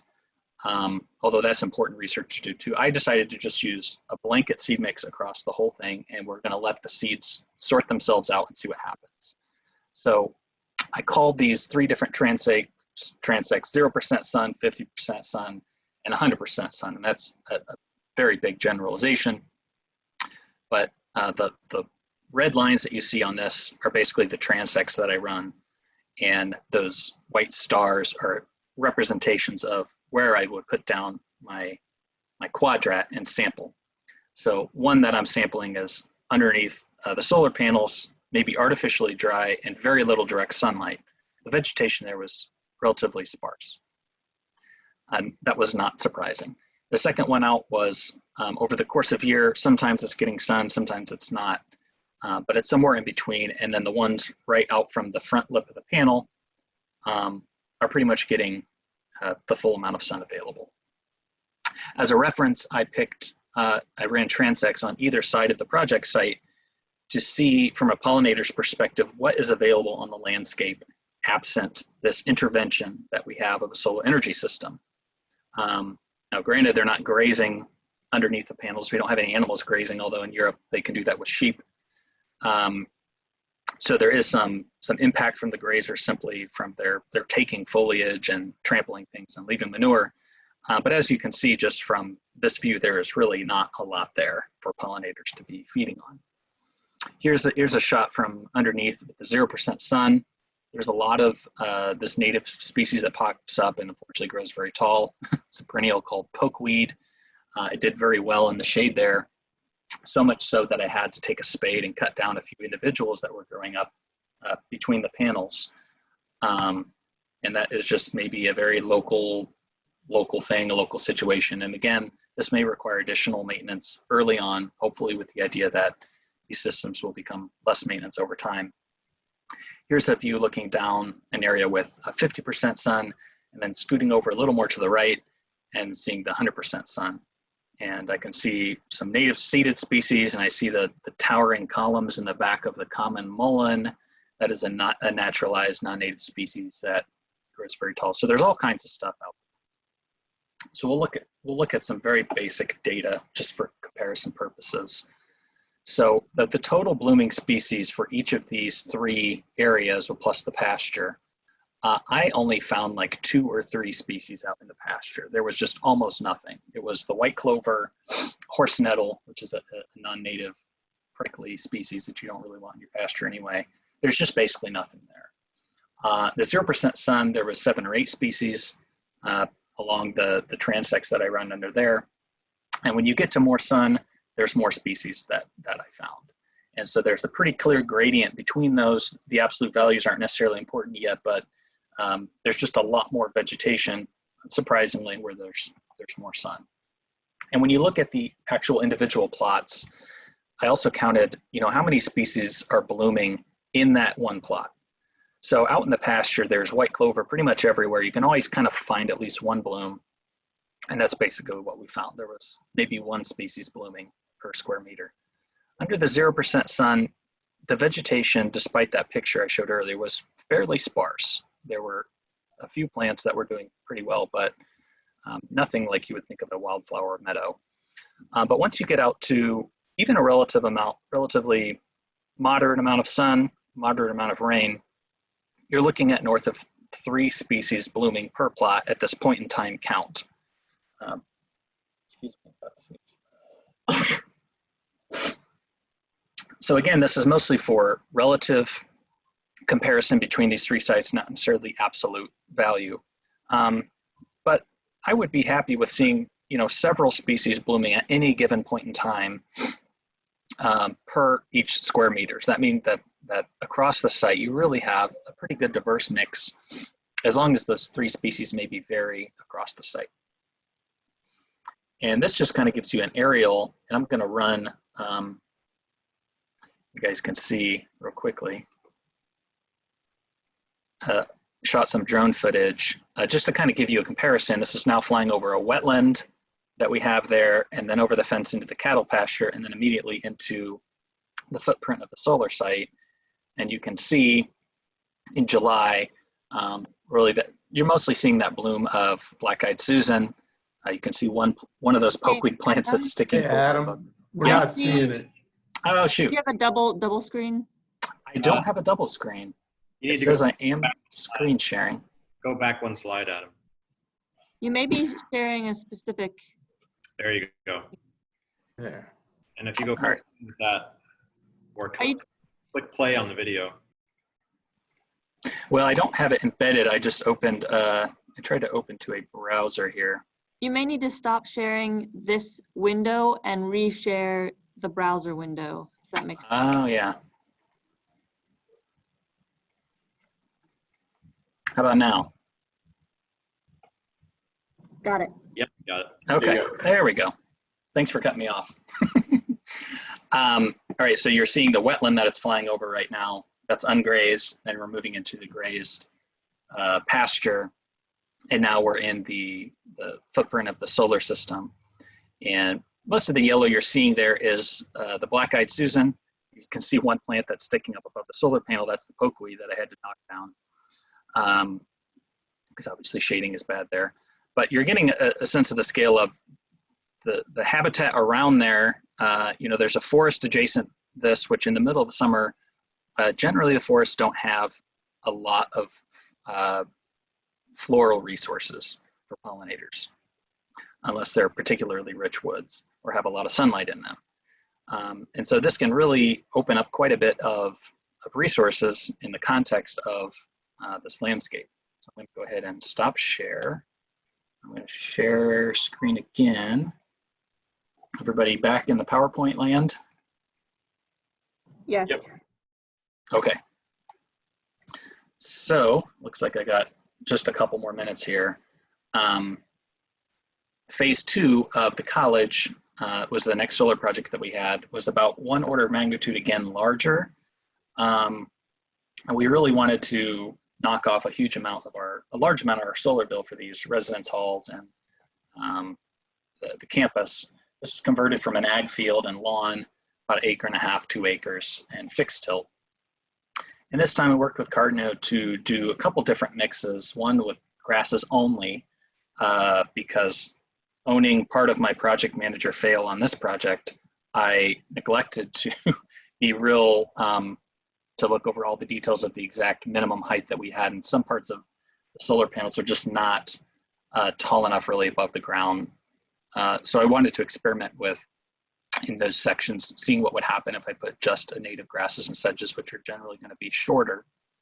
And then we have kind of a standard pollinator mix of 5 grasses and 12 wildflowers, and then an enhanced mix of 5 grasses and 28 wildflowers. Because, the ecologist, if you let them, will ask for the moon. And as Rob said, we'll probably, ask for a $4,000 per acre seed mix. But in reality, there are constraints on even the availability, the commercial availability of a lot of these species, especially when you're starting to get scales way above what I'm doing with this trial of thousands and thousands of acres. They're simply either not supply, or it becomes cost ineffective for some of these wildflowers. So we're just going to see how these 2 different mixes perform. So basically, this is the same, a similar setup, just basically a year behind. So this was came online in August and September of last year. It was seeded in February of this year. So I really don't have much in the way of data. Again, with the site preparation, we have the removal, the chemical killing of the grass there. And there was a little too much thatch on the ground. I was not comfortable with looking at it and trying to throw seed on it. I didn't think that would get a very good seed to soil contact. So I just had our team just very lightly take a garden John Deere rototiller and just disc up the top of it, incorporate some of that thatch into the soil so I would have some exposed soil. But we got it in plenty of time. I felt good about that. Again, Cardinal will touch base on this, but there is some mowing that you have to do, especially during the first growing season, to knock back those annual weeds and encourage the perennials. There's a saying that the perennials will sleep, creep, and then leap. That's kind of year 1, 2, and 3 to oversimplify. The first year, they really just need to put down root reserves to survive the winter. The second year, they're getting maybe a little more ambitious, putting out some more foliage. And by year 3, they really will start to take off and add some flowers and everything. But really all we're seeing in that first year, within the first couple months, is poppy, which is usually just thrown in there for some quick color very early on. And then interestingly, we left one row in the design I have not seeded yet, just to kind of keep in my back pocket for as we iterate this to see if we try something different. So we're just letting stuff grow and letting the grasses come up, whatever wildflowers come up, and just keeping it mowed. And common milkweed is common for a reason. It's everywhere. And it popped up here. And as I was walking out there, I saw a monarch ovipositing right on the milkweed and zooming in. And that is a 30 seconds old milkweed that was right there. And I went back later, and that plant was actually pretty shriveled up. This was in June when things were getting really dry, even for native perennials.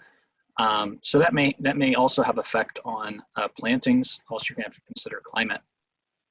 And then again, we mowed it again recently to try to encourage that, but I really don't have any bloom data on that other than keeping records of what we're doing.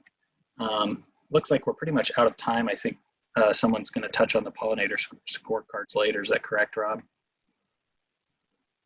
Correct, yes. Okay. Only to just kind of show that these cards are generally used kind of at the outset of projects, not necessarily to judge ones that are already fairly mature, but I used 2 different scorecards, one from Minnesota, one from Michigan, and scored somewhat varying results. The Michigan one I just barely passed, and the Minnesota one I did exceptionally well. And it's oversimplifying to say that one is simply more rigorous than the other. But there's a variety of things here that, I don't have signage up yet, so I didn't get points for that, et cetera. But I was really pleased to see all the things that all these professionals came and really incorporating a lot of our ecological knowledge to make these things both feasible and also ecologically useful, and not just things to pat ourselves on the back and say they're pretty, but also really add some functionality to the landscape. And really the second site, because I kept so many things in common, scored about the same. And then lastly, we've seen all kinds of things out there already. Sandhill cranes kind of loafing around there in the vegetation, a snake that I couldn't catch up with to identify, voles and mice, growing out there in the leopard frog in the lower left was right. I put my 1 meter square quadrant down and he was right there just hanging out. So again, it's just to remember that the plants are the basis of this food chain. And, this is we're not gonna say this is high quality endangered leopard frog habitat, but any amount that we could increase the amounts of insects that are out there in the landscape, the places that we've seen foxes out there that they can, hide and loaf or thermoregulate going from shade to sun. Those are all added benefits basically to the landscape, as long as we design these in ways that, are wildlife friendly and don't compromise the, reliability of the systems. So that's all I have. Thank you all for listening. That's so great, Adam. That's so fantastic. And I know that it's one of the topics that we've discussed as well is just the difference between small systems and large scale utility scale systems, as well as the topography question that came up before. And so I just want to share this photo of Enel Green Power's 150 megawatt site project. And we took a tour with a bunch of folks from Department of Ag and conservation groups, of these project sites. And, they really looked fantastic. They're 3 or 4 years underway. And you can really see, a diversity of vegetation. And you see how the panels are, adapted to the topography and, can be designed in ways that and with bigger hills, you just get more of this variability. So with slopey areas, certainly you have to be more mindful and budget for erosion control. But certainly the panels and the design themselves can accommodate. The other point I'll make just while showing these pictures is that, the larger sites get, the more cost effective this is, because folks like Cardno have to mobilize the equipment and the team to get down there with to get to your projects or to the projects. And if that's a one-time mobilization that they can then have a team there for a week or a month, then there's just a significant cost savings in that. So reducing the cost of mobilization actually makes pollinator-friendly solar cheaper on a per acre basis at scale than it is for the small projects. Absolutely. And thank you very much for the extra input there, Rob, and Adam. Excellent presentation. It looks like you have a wonderful project going on. I'm excited to see how that continues to move forward over the next several years. Next up, we've got Chris Klein and Mark O'Brien with Cardno, and they're going to jump into kind of pollinator installation and the maintenance issues that kind of pop up and those sorts of things associated with that. So I'll go ahead and turn it over. Okay. Thank you very much. Rob, can I steal the screen Yep, here? you've got it. All right. Well, while we get fired up here, my name is Chris Klein. I work with Cardno. We're a global environmental and social infrastructure firm. And together with my colleague, Mark O'Brien, we're going to spend a few minutes talking with you about some of the on-the-ground experience that we've had in over 30 years of work growing pollinator here at our native plant nursery, installing and maintaining it on systems, on energy systems, both renewable and traditional energy systems. So we'll share a little bit of our experience, and Mark is going to start with some of the details that we've learned on how to maintain and install these this kind of vegetation on these systems. So, Mark, take it. Thanks, Chris. Again, Mark O'Brien with Cardno. Been out here at the Native Plant Nursery for about over 20 years. So we generally have provided a lot of seed material and plant material for restoration projects. Solar is relatively new, something that we're looking at, but as far as establishing native plants, that's kind of our thing. We know what the challenges are. We've seen about everything that's happened one way or another, for good or for bad, as to, what's really going on out there. Trying to establish vegetation in any number of different circumstances. And we view solar as about the same.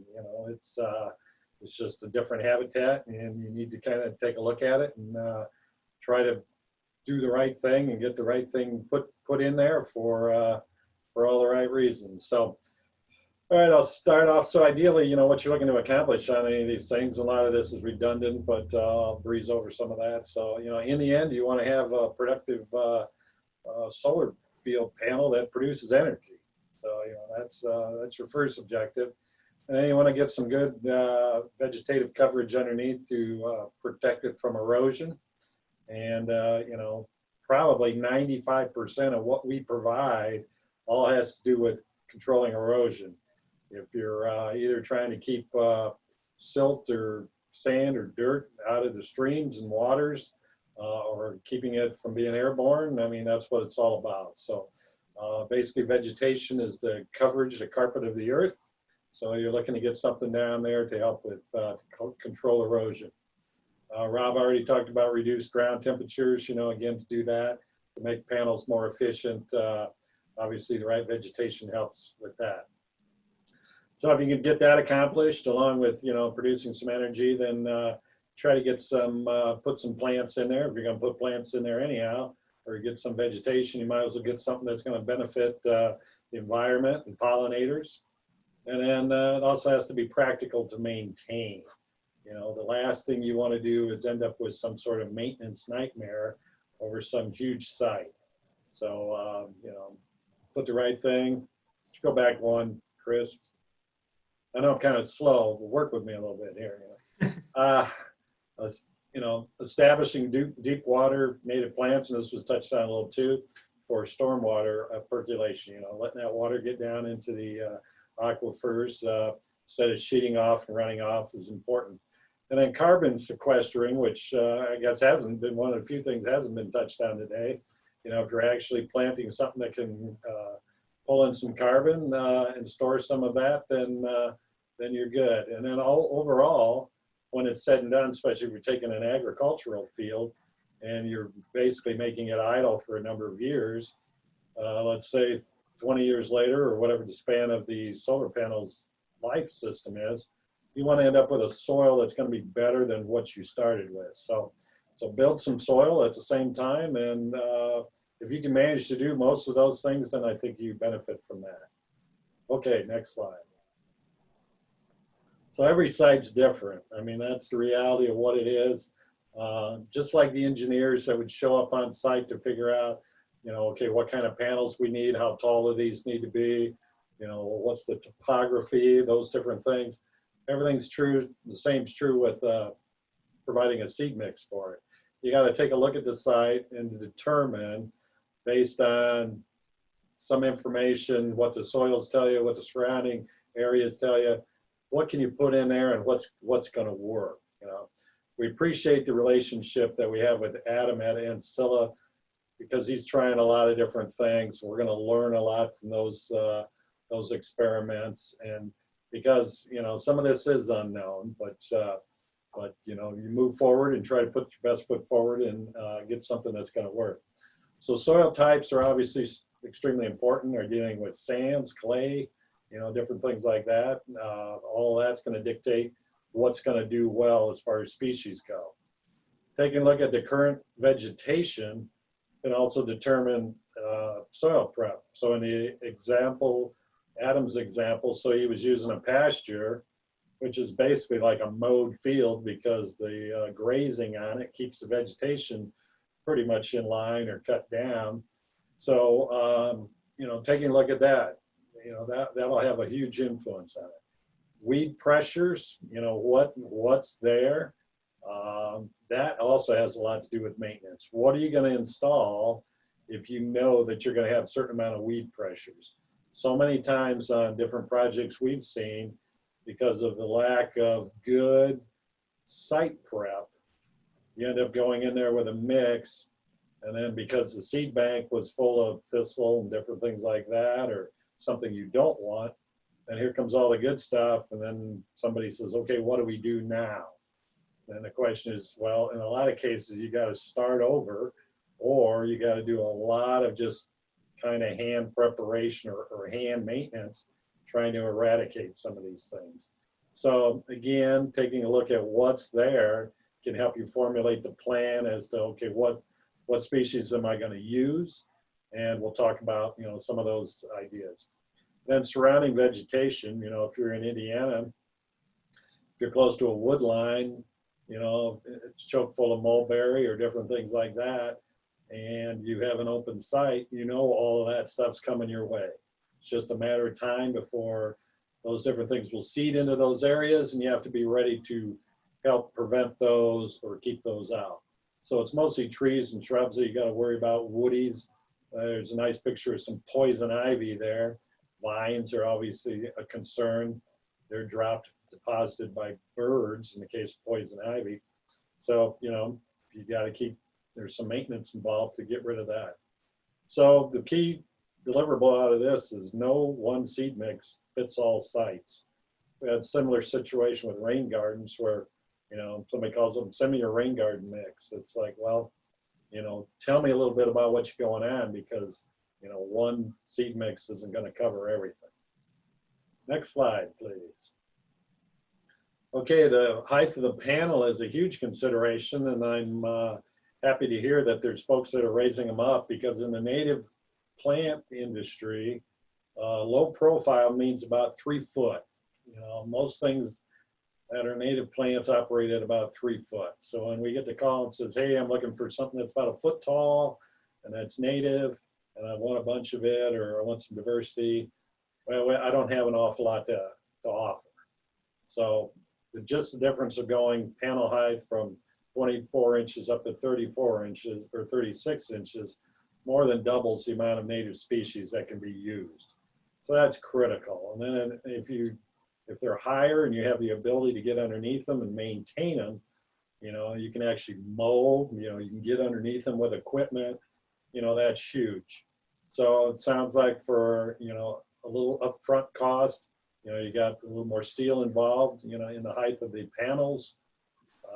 You probably save it when it comes down to the maintenance cost of things and what you're not fighting. So that's important. Next slide, please. Okay, seed mixes for pollinators, and Adam touched on this a little bit. You know, you want staggered bloom times. You want something that's going to bloom early. You want something that's going to bloom in the summer, and something's going to bloom in the fall. And pollinators need pollen and nectar. And there was also something that they talked about, you know, bringing a regional plant mix in, something that's 150 to 200 miles from the source. You know, when something blooms is also highly important. If you're out of the bloom cycle by a week or a week and a half, that can affect a lot of different insects that need and rely on those blooms to happen at the right time. So they're kind of in conjunction with each other. The plants and the insects are available at the same time.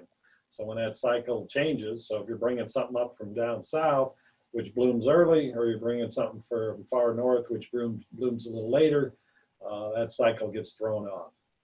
And then when you're thinking about pollinators, again, it goes beyond honeybees, although a lot of focus is on honeybees. So some of your major pollinating insects, you know, bees and wasps, flies, butterflies, moths, and beetles. So, you know, there's the native component of pollinators is huge. And, you know, those things benefit surrounding crop fields, and that's already been discussed. And then Adam touched on this a little too. Insects are specialty eaters. So it's, you know, milkweed and the monarchs. Milkweed is a prime example. You know, only certain larvae eat certain plants. So if that plant goes away, it's not like they just jump on the plant next door and start munching on that. Pretty much all plants have developed toxic systems in them to keep them from being grazed so that they can actually survive. So over time, insects and different things have developed kind of a resistance to this toxicity. so they can actually feed on these species. So, you know, when they jump from one species to another plant species, it's not that easy. So when a plant goes away, or a native plant goes away or becomes extinct or low, you know, you just don't see a lot of them around anymore, low in numbers, that definitely affects the food chain of whatever insects feeding on that. And then you just don't know what kind of domino effect that has on the food chain going forward. Next.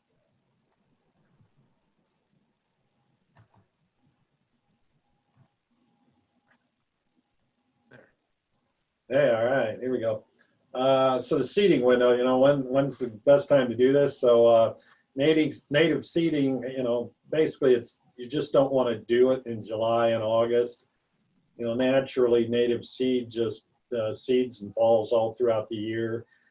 Seed is kind of has a mechanism to keep itself alive, especially native seed, by having different seed hardnesses of the seed coat, so it'll germinate when it's ready. Some seed will lay around for 2-3 years. Some seed will lay around for 25 years.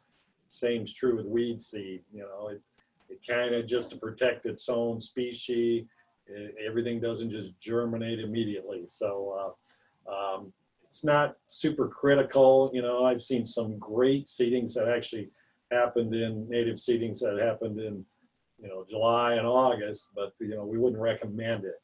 So optimally, you want to do it in, you know, later in September, and, you know, run it through June 15th. If you're growing fescues or clovers or things like that, and a lot of those are used for under these panels, and they've been spec'd in a lot of things, then you're looking at, or if you're using, you know, turf grass type things, then you're looking at an early spring and or in September. You know, you want to get to the point where it actually can germinate and grow a little bit before the onset of the winter time hits. Cover crops, if you've got, you know, annual rye or oats or something in these seed mixes, 7 to 10 days in germination. Cover crops are used effectively, and number one, they green up. So if you have a client, that kind of takes the pressure off because something's growing. It shows you that something's there. It helps with erosion. They're also used to help distribute seed, so they're a carrier. So a lot of things, and they're relatively inexpensive. So cover crops are a great way to get seed out and broadcast it over a larger distance. Native plants take a few years to establish, as Adam pointed out, and you'll have different things that come up quickly. Rudbeckia hirta, one of the first things to establish.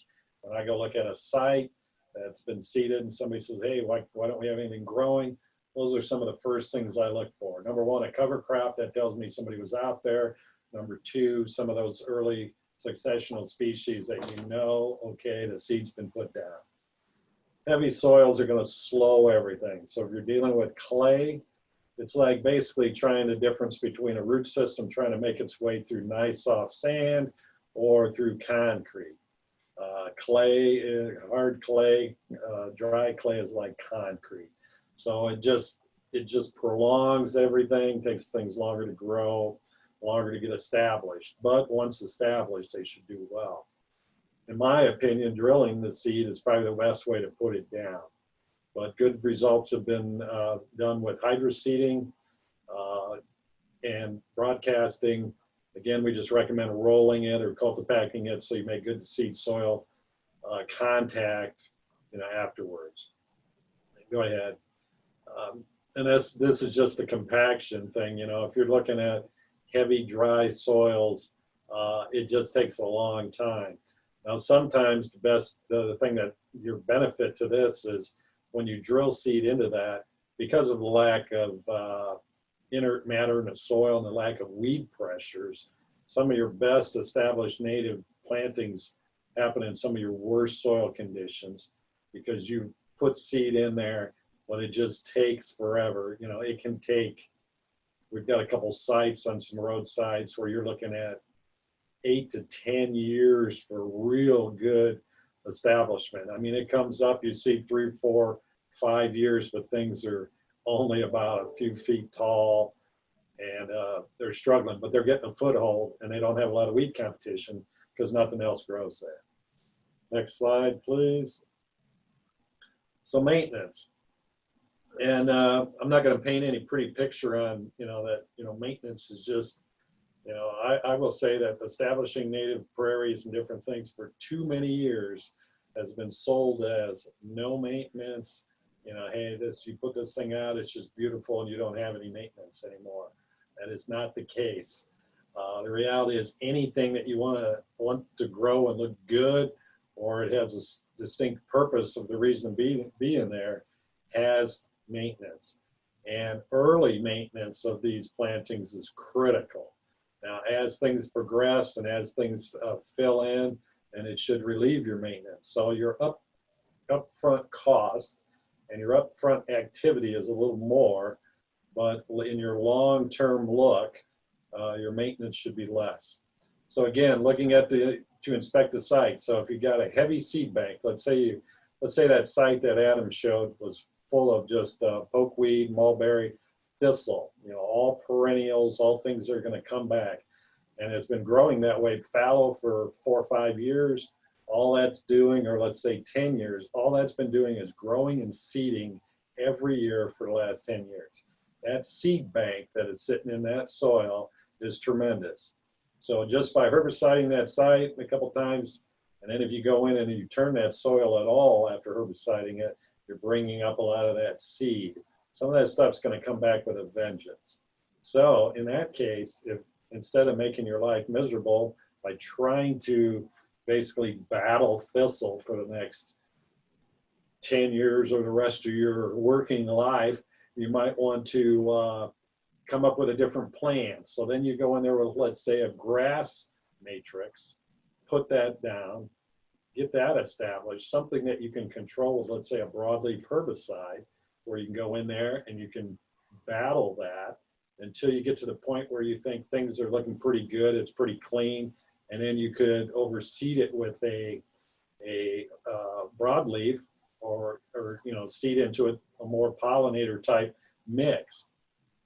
These things are, the reality of what goes on. I mean, that's one way to do it.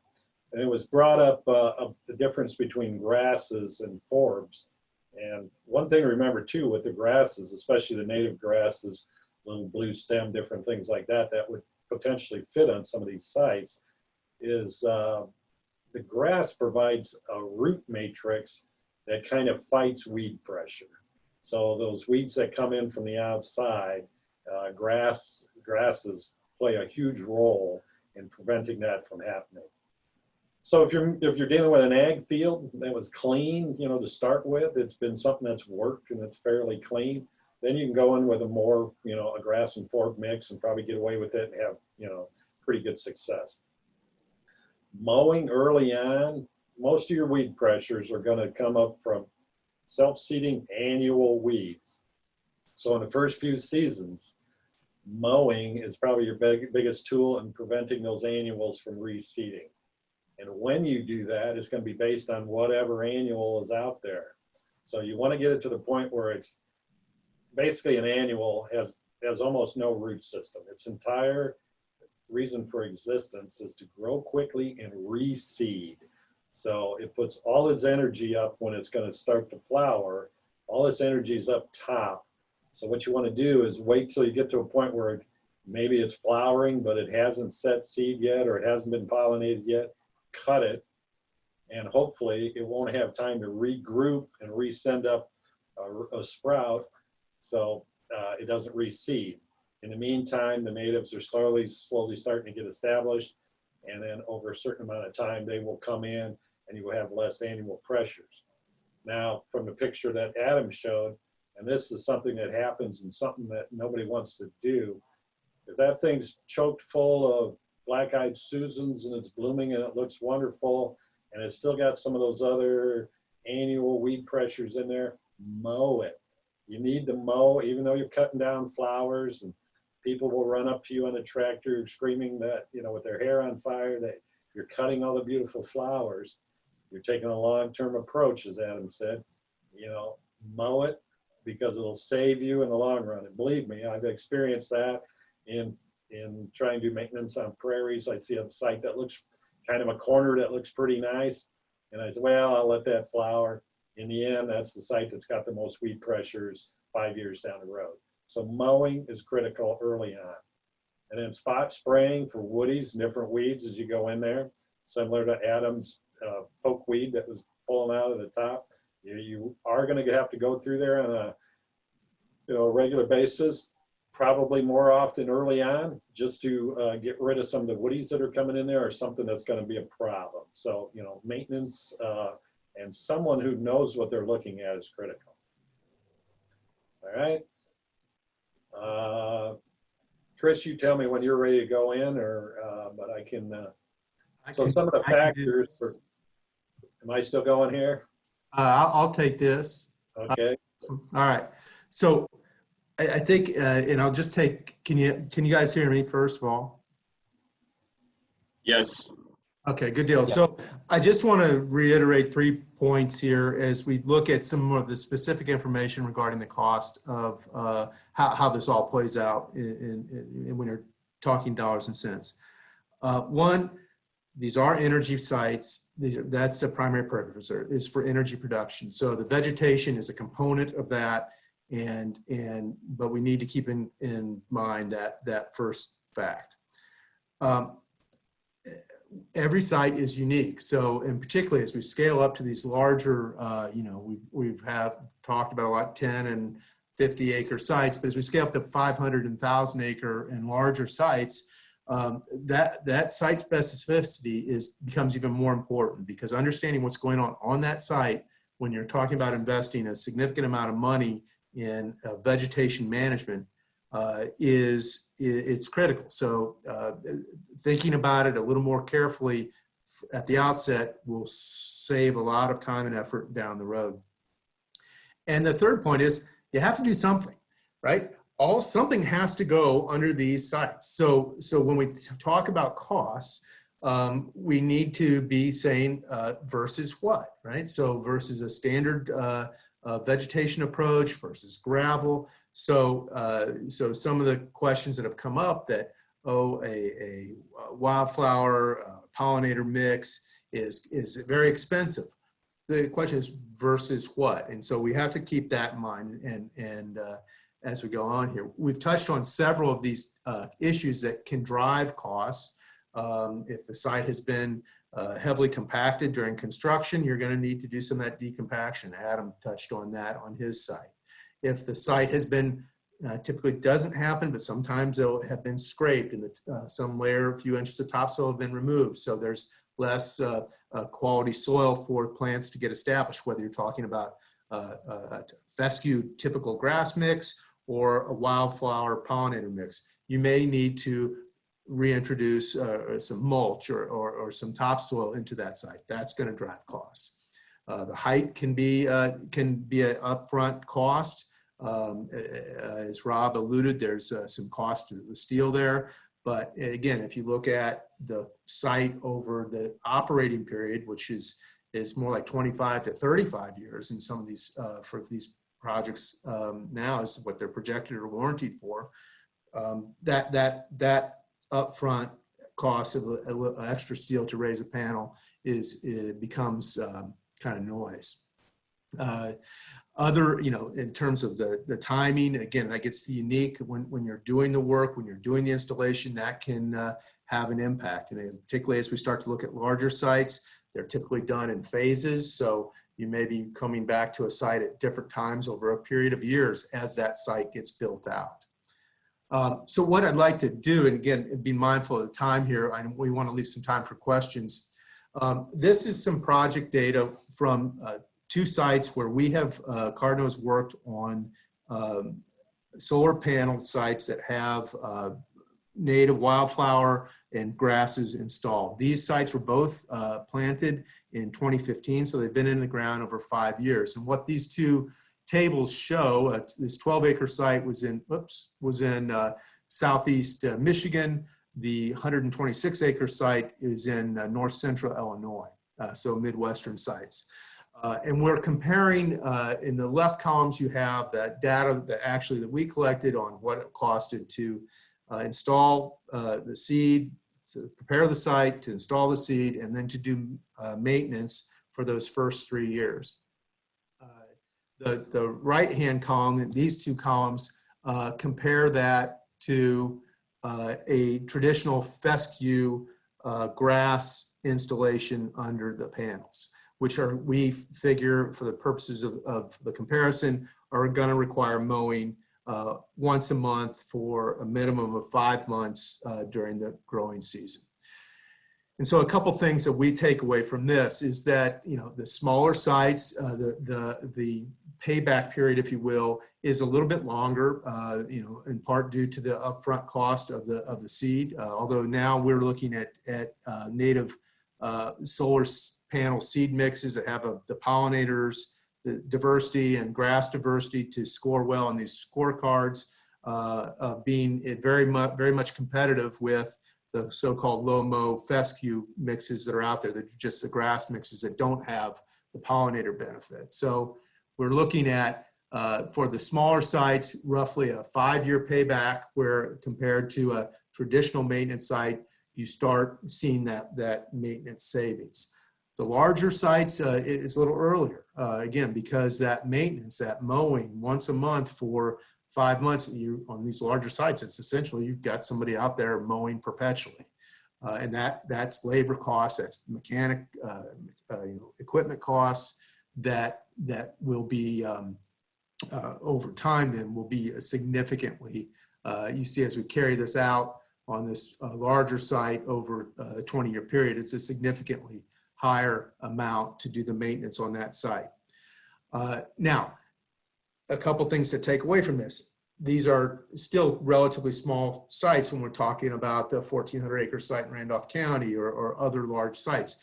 Do we think that this curve is just straight line? No, it will probably level out where there is going to be a unit cost that you don't continually see savings as you get bigger and bigger and bigger, because there are going to be some break out there. But this is the data that we've seen based on sites that we've actually worked on.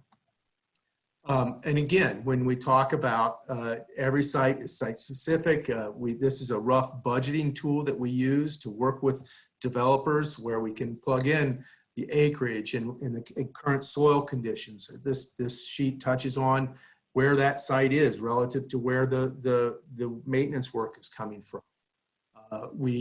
Depending again on how that site is, the preparation that's needed, whether it needs soil amendments, whether it needs decompaction, whether we need to mow it twice a year, once a year, we can begin to factor in what those costs are unique to that site during that critical, 3-year or so establishment period, and then carry that on out for a longer period of time as that site operates. And again, depending on the site ownership, how that ownership is transitions, these costs can be daunting. If somebody, as Rob alludes, wants to just build it and offload it, and they want to keep the cost dirt cheap, they don't care what the out-year maintenance cost is, that's going to be a problem. It's probably a short-term thinking that isn't going to bode well for that project long-term. So what we would like to do is work with the developers to say, okay, what is the long-term plan for maintaining this site? How are you going to set aside funding to make sure that that site is productive? And what and so as we think about that, that's where we would encourage developers and particularly planners, because most of you on this call are setting the rules that all these developers are going to be following for decades. So what we hope to have shared here is some of the questions that people need to think about as they develop the site, as you think about what kind of conditions you're going to include in your ordinances, which we'll get into later today. We would hope you can kind of keep some of these facts in the back of your mind. We could pause here. I think we've got time for some questions for either Mark or Adam or me. And we can take a pause here. Excellent. Thank you very much, Chris and Mark, for that. We do have a question to get us started. Jesse I had the question for Adam. Could you speak to how the wildlife interfaces with the surface of the panels themselves? For example, if the surfaces are not hot, what types of animals might be on the surface, if only temporary, in reference to the frog on top of the solar panel in the picture? Is there any eco-friendly coating that's applied to that surface that deters animals from hanging out on that surface without hurting the health of this wildlife? If it's simply about washing the panels, how often does that generally happen? Twice a year or what? Well, I've heard about trying to keep dust off of panels, but not yet frogs. That photo might have been a little bit of an aberration. You'll notice there were a couple flecks of grass on that picture as well. I was doing some weed eating in the area, and I think stirred some up. So I would not expect that to be a place where they typically hang out, because they're very visible there. I would expect to see, that was a tree frog. I would expect to see them on the structure hanging around. Definitely, if there's pollinators and there's insects, there's going to be frogs there. That's part of the whole food chain. I can't say I'm very qualified to talk about whether it would be problematic. I mean, if you have grass either way, you're going to have mice, voles, small mammals. Is the system designed so that they are not gnawing on exposed cables? Is that a concern? It may be more conceptual than actually validated by actual data. That data may be hard to get. Our installation in phase 2 was just remarkably clean. As someone who doesn't really know how to wire anything, I'm shocked at how few wires they managed to have exposed. And even if you have a mowed system, you're going to have wildlife there. My buddy works for the DNR, and he's the state herpetologist, and we were talking about ways to design projects that would be beneficial, because I told him I saw a snake out there and several frogs, to find ways that would be beneficial to different species. And it's so new right now, we're not entirely sure. In the Southwest, they have more experience with desert tortoises and the impacts of solar development there. But again, that's a very localized knowledge.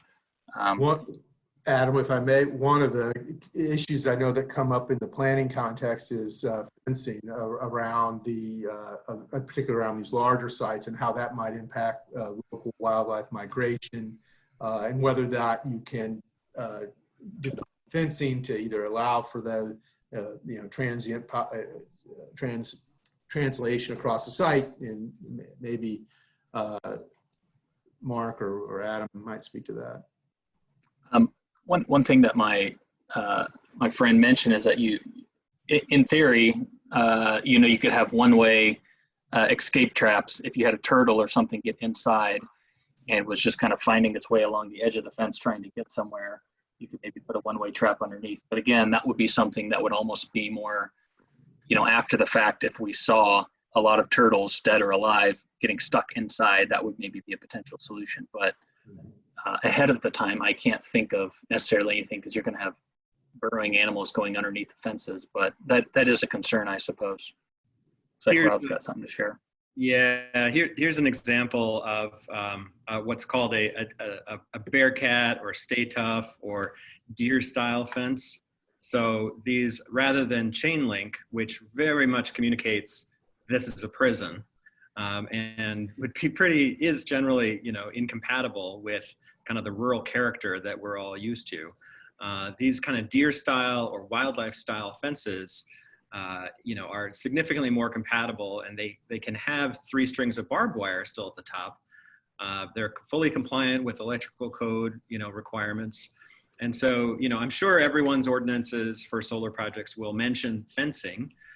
Just know that a deer style fence is also fully compliant with electrical code and has a better aesthetic look, and can be built with either or without something called a wildlife gap. And so that's where you see the engineering design here. You see the, kind of the gap at the bottom of the panels. And I'll share this visual here. Whoops. There we go. This. Rob, while you do that, I know in some discussions that I've been involved with regarding planning ordinances is a question of what actually has to be fenced, the panels themselves, or do certainly the inverter energy systems need to be fenced? Can you speak to that? I mean, the whole project should have a perimeter fence around it, and so here's the engineering design I was mentioning. This is basically a cost-neutral change. So, so there's just as many competitors that want to provide this kind of wildlife style fence as want to provide chain link style fence. You can see here that this is designed with a 3 or 4 inch gap at the bottom. So you're allowing, again, small mammals to move around the project. When we toured this project by Enel Green Power last year, there was actually a couple of turkeys walking around the project site. So, so fencing is a design innovation that helps make solar more compatible. And this style of fence is on more than 200 megawatts of projects in Minnesota, actually more than 300 megawatts of projects in Minnesota. So it's, it's, like I said, cost neutral, and it's absolutely something that can be done at scale. And it improves the wildlife ecological compatibility of solar. With regards to the frogs, Adam, I'd say higher panels. I mean, that frog got up there somehow. And if the panels were up at 40 inches, you probably wouldn't see many frogs.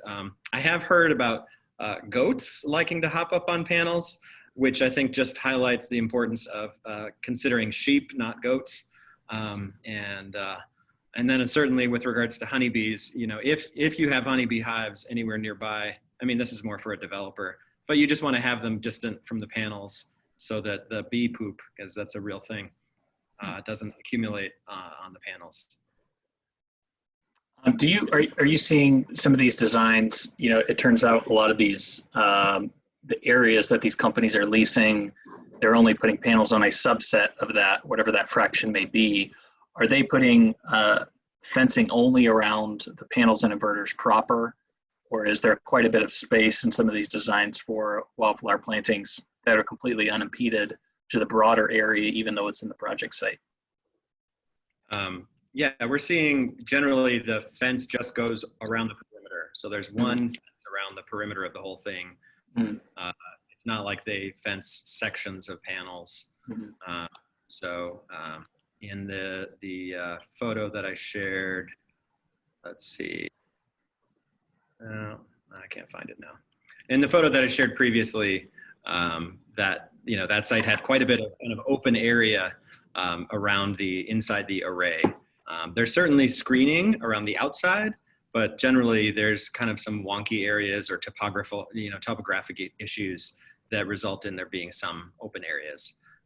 But generally we're just seeing, one big perimeter fence. So everything is on the inside. Yeah, turkey would definitely be a consideration in our county. We have one of the highest turkey populations in the state. And certainly, providing all that insect mass would just be like a moth to flame in terms of attracting, poults, turkeys and stuff. So there's a question in relation to essentially residue and stuff being placed or falling onto the panels themselves. Tim asked that, are there any data on panel residue or need to clean the panels on pollinator sites versus turf sites? Oh, the funny thing that the mistake that people make about pollinator friendly solar sites is thinking that there's so much pollen that it might accumulate on the panels. And the reality is we're talking about flowering species that release so little pollen that they require an insect to go visit it and move the pollen from flower to flower, right? So maybe across the road or immediately adjacent to a solar project, there's probably a cornfield. Corn is wind pollinated, so it releases copious amounts of pollen, hoping that some of that pollen gets to the right place. And the same is true for like basswood trees and other trees. They release copious amounts of pollen. So if you ever see pollen on a solar panel, it's because it's from corn or trees. And if you don't ever want pollen on solar panels, just build them where there's no corn or trees. But regarding to washing, I mean, I'm not seeing that as a common thing in the Midwest at all. It's not common in England. You know, there's so much dust in the desert Southwest that they're trucking water in and doing a lot of panel washing, but I don't see that. Rain takes care of it. Yeah, there's enough rain. Yeah. And Leah makes a great point in the chat about the same subject, that the need for washing is much more frequent in the Southwest, just simply due to the lack thereof of rain in that region versus our region here in the Midwest. It's really remarkable. There's some videos on YouTube about photovoltaic panel washing in the Arizona and California desert. I mean, those panels get amazingly dirty. Interesting. Chris, did you want to kind of speak a little bit to Tim's additional question in regards to the tall invasives, or what do you?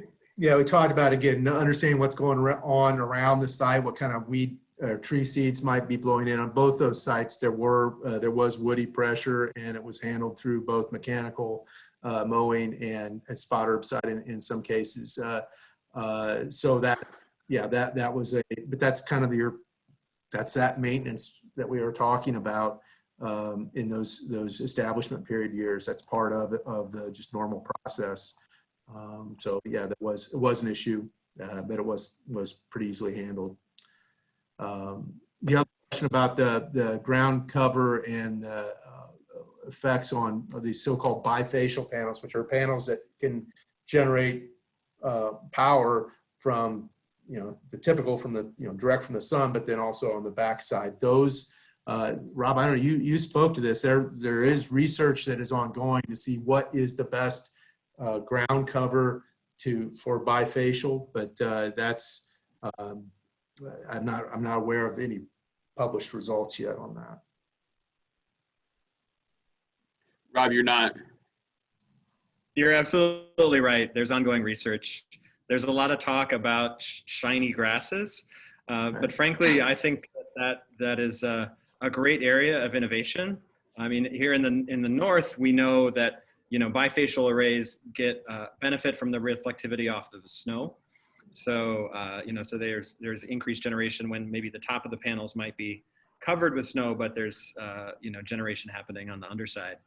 And there's a lot of work happening right now to understand whether there's some broadleaf, more plants that have a greater albedo and, can reflect more light onto that underside. But research is ongoing. Mark, you might, or Adam, know of, those are under the panels would be shade tolerant species. Are those typically shinier than sun adapt or full sun species, or I don't know. That's kind of a new one for me. Shiny plants. We haven't haven't dealt Do with. some sort of silver leaf hosta or something, I suppose. I had the white sage germinate incredibly well on the site in 2018, so it's fairly white vegetation. Now that didn't sprout as well directly under the panels, but 50% sun, the white sage did particularly well. I know Ag Technologies out of Rochester. They've got a test panel system that they have set up, and they have some single-sided and double-sided panels that they're doing different experiments and understandings with. So they're looking to notice the difference between the two. As far as research, I don't have any information from them about that, but I know they're kind of experimenting with the different panels on the same racking system. Any additional questions for Chris, Mark, and Adam?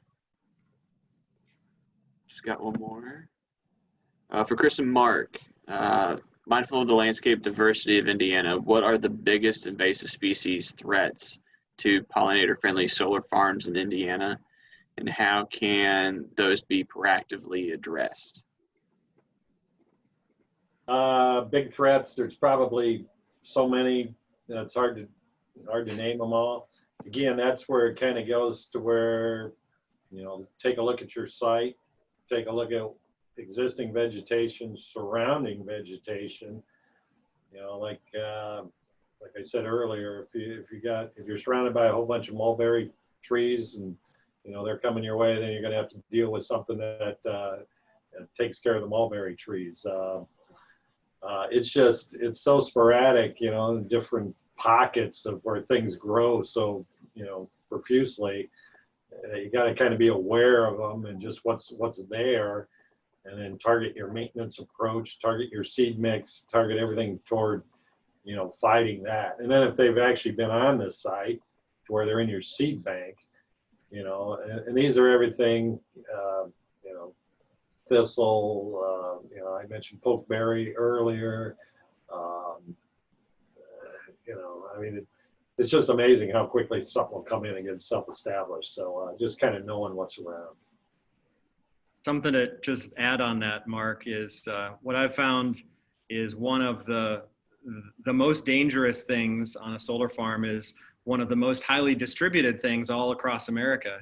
And it's, you know, a person with a pickup and a mower that wins a low bid, you know, mow bid contract. And they go out on a solar farm and they don't recognize plant species, but they know how to drive a mower real quick and they'll mow your project down lickety split. Unfortunately, they didn't notice, you know, that the Canadian thistle had just dropped seed or was about to drop seed. And now they've tracked those seeds into the treads of their mower and they're bringing it to the next solar project, Sure. moving those seeds from site to site all around the country. And it's just because they don't have the knowledge about how to recognize whether something's Palmer amaranth, you know, or pokeweed, you know, or bull thistle. Right. So, you know, we need knowledgeable, you know, contractors working these projects, you know, so that the native and naturalized species we want there, you know, root out the invasives and aren't propagated. Agreed. We've got a couple additional questions here. Tim's trying to wrap his head around the invasive management for sites. You're looking at 1,000 acres, 2,000 acres. From a size standpoint, the half acre that Adam's working with is drastically different than 500, 1,000, 2,000 plus acres for a solar project. How do you begin to try to manage that? I know Rob touched on just a second ago the educational aspect of those that are maintaining. Is there anything else? I'll jump in there for a little bit. If you're looking at a 1,000-acre site, you probably have multiple, and Chris touched on this, multiple zones and planting areas and different things going on there, soil types, moisture things. You got probably drainage areas running through there. I mean, you just got a lot going on there.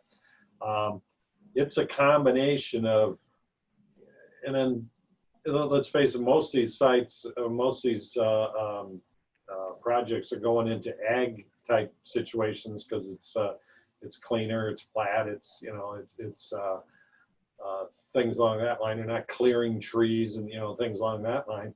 So it's a combination of mowing. Well, it's a combination of getting the right seed mix to start with in the right area. And you might have multiple ones in a site that big. Mowing is huge and will always be huge. Spot application herbicides will be huge. Using herbicides, you know, following the label, using all your correct PPE and keeping yourself safe with what you're using the correct herbicide, so, you know, to control broadleaves if that needs to be. But you know, you've got a lot of stuff in your toolbox. There are a lot of tools to use, but the combination of how you use them and the timing of when you do that plays a huge role.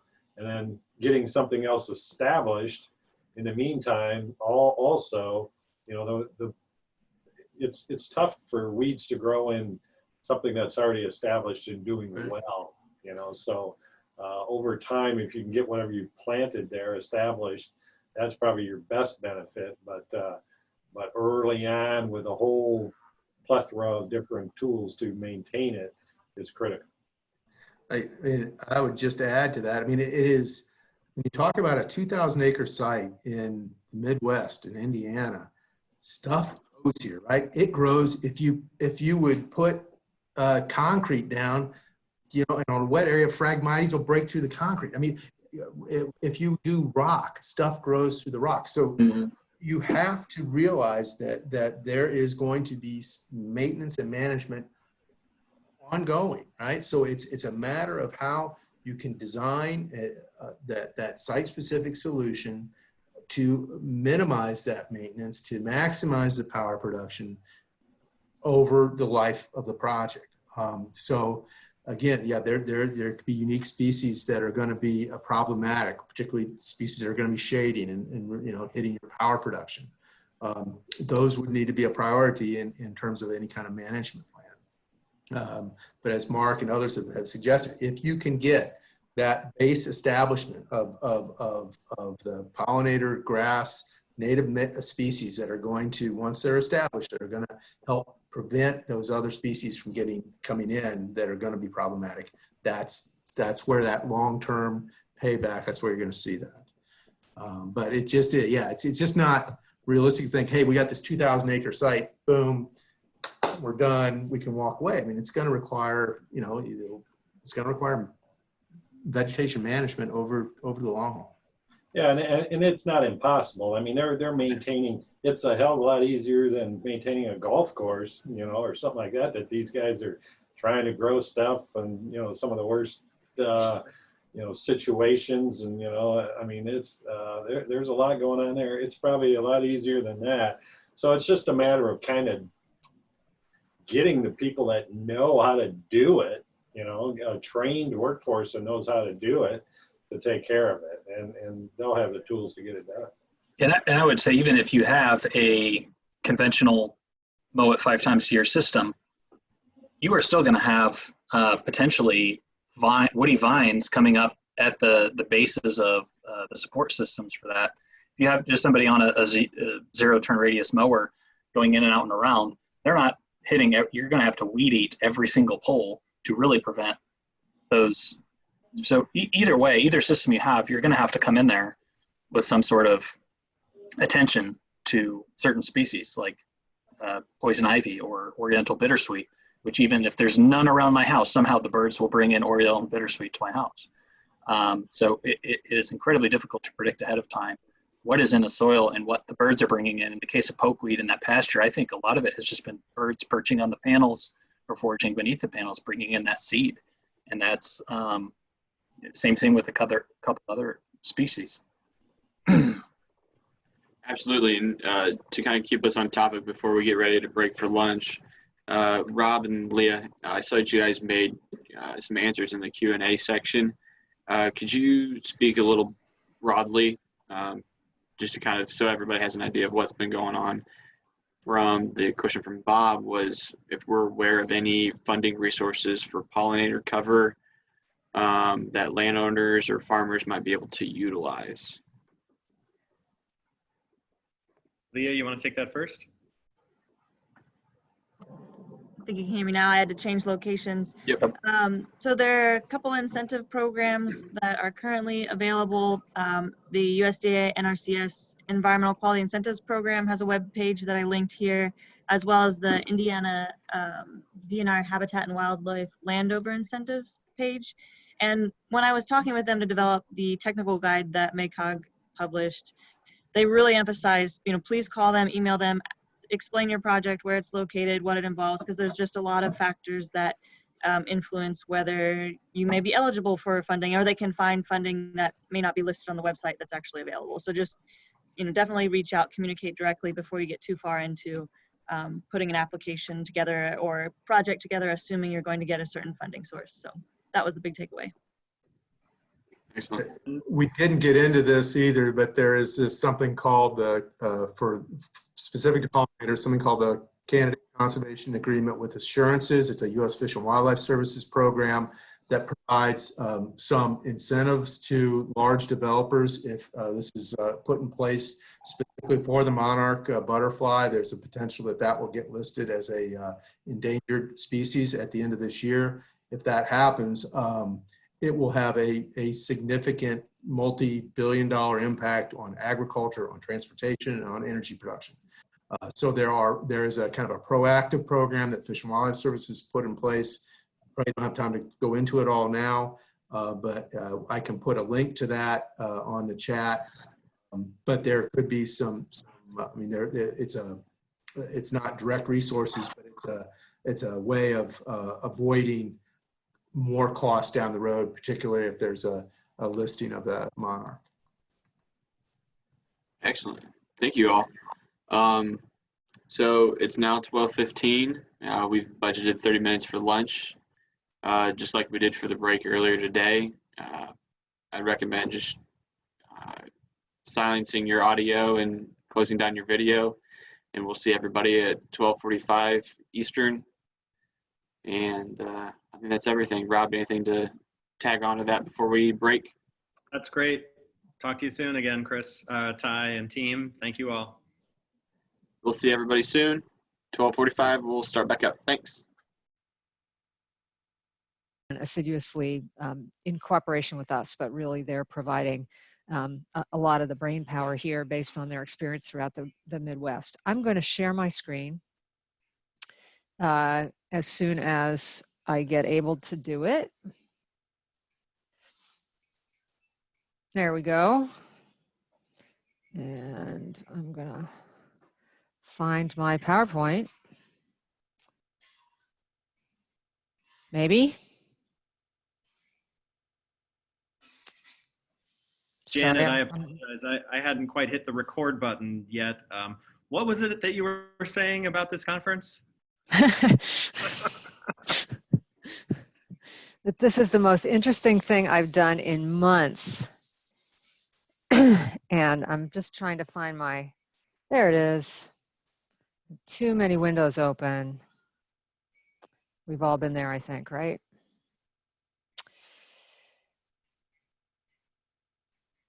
Oops. Okay.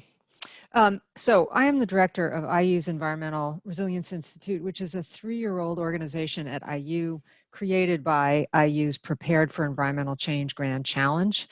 You can read our mission here, but really we're focused on helping the state of Indiana be more resilient in the face of the climate changes that are happening in our state and across the globe. And we do that in an interdisciplinary and transdisciplinary way. And what Andrea and I do a lot of is work with cities and towns on things that they can do to be more aware of and more prepared for climate change. So I'm just going to take 2 minutes at the beginning of this to give you guys a little bit of background. I don't need to explain to you guys, but we are lucky in Indiana to have actual studies and data about Indiana-specific climate information. And I find that this is incredibly powerful information when we're talking with cities and towns or stakeholder groups to show them that, yes, indeed, the temperature is going up in Indiana. These are historical data put together as part of the Indiana Climate Change Impacts Assessment. And yes, indeed, we are having more precipitation. It's coming in more severe storms. There's just no question about it. The Institute operates really on these 3 pillars.